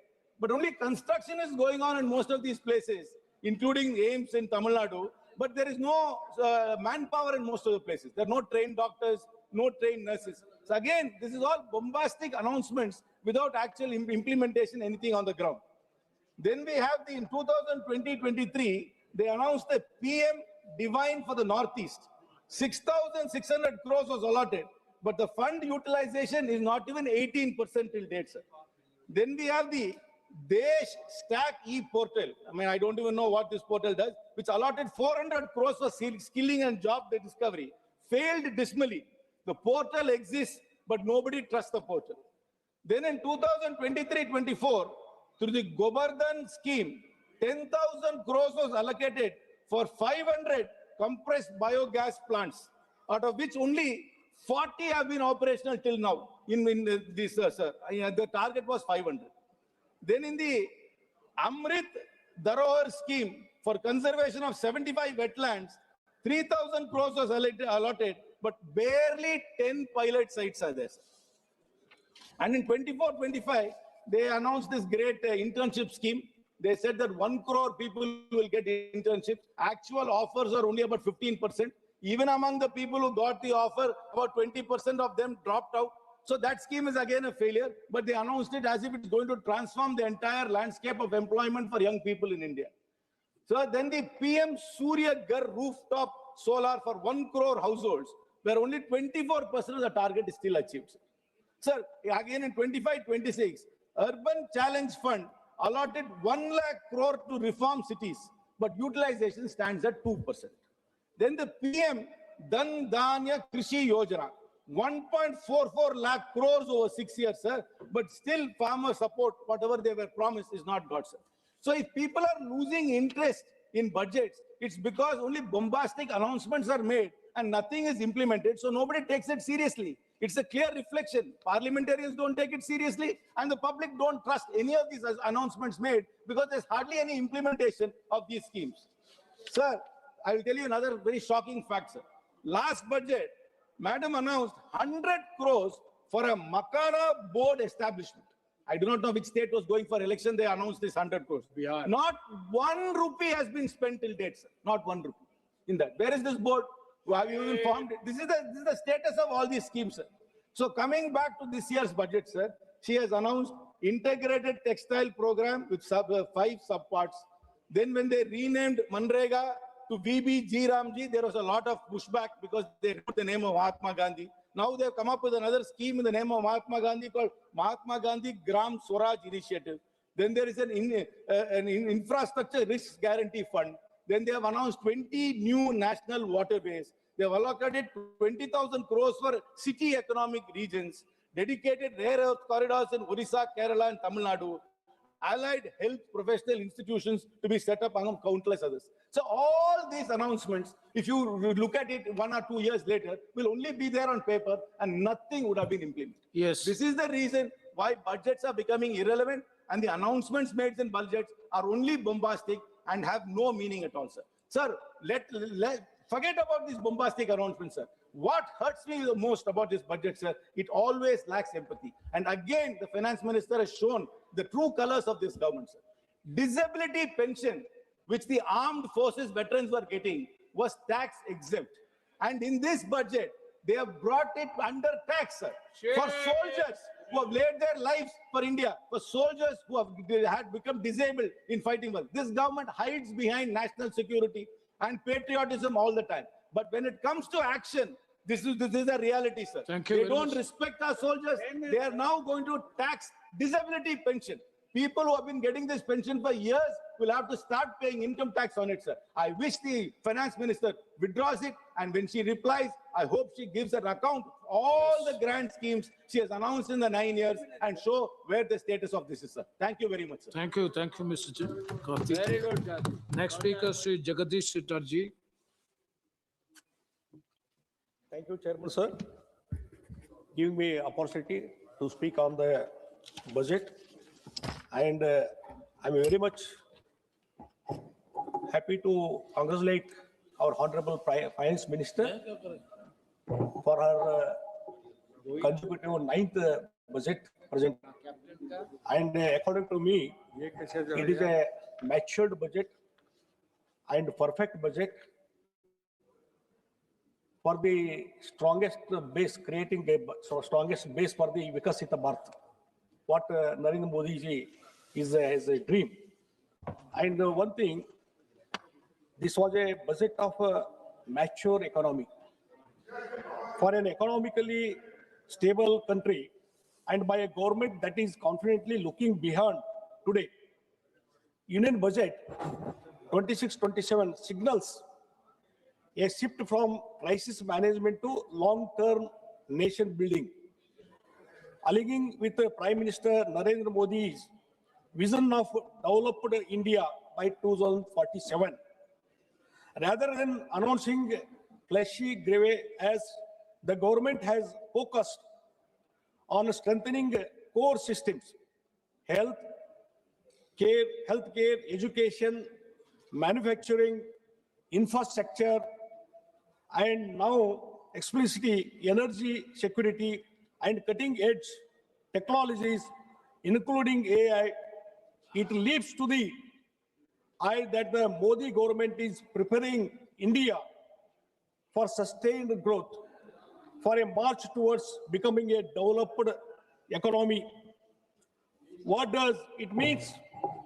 It clearly signals faster connectivity between major economic centers alongside city economic regions, new freight corridors, inland waterways, coastal cargo promotion, and support to the states. The Modi government is now thinking in terms of agglomeration economics. Cities, especially Tier 2, Tier 3, are being positioned as growth engines rather than mere population magnets. Manufacturing policy has been sharpened further. Semiconductor mission to biopharma, Shakti, rare earth magnets, container manufacturing, textile cluster revival, clinical parks, electronics, components, and construction equipment upgrades point to a deliberate effort to rebuild India's industrial base. These are not isolated announcements. And one thing that to this end, the government has brought about several structural reforms: the introduction of goods and service tax, the insolvency and bankruptcy code, the historic corporate tax cut 2019, the provisioning of massive subsidies in the form of production-linked incentive schemes. Logistic inefficiency is another major focus, with the plans for east-west dedicated freight corridors, the operationalization of 20 national waterways over 5 years, and the development of 7 high-speed rail corridors connecting major cities. The emphasis on urban development with a budget of 25,000 crore over 5 years acknowledges the economic power of agglomeration and the role of cities play as an engine of growth. The establishment of 5 regional medical hubs will not only boost medical tourism, but also domestic health care capacity, complemented by plans to train 1.5 lakhs caregivers and 1 lakh allied health professionals over the next 5 years. And one thing, the proposal to create 5 inner city townships near industrial and logistic corridors is timely and strategic.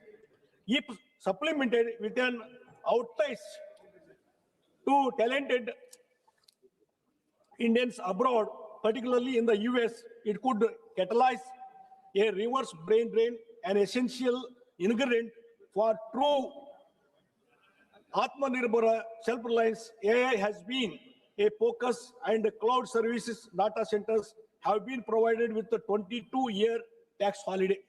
All these, so many things that is highlighted in the budget.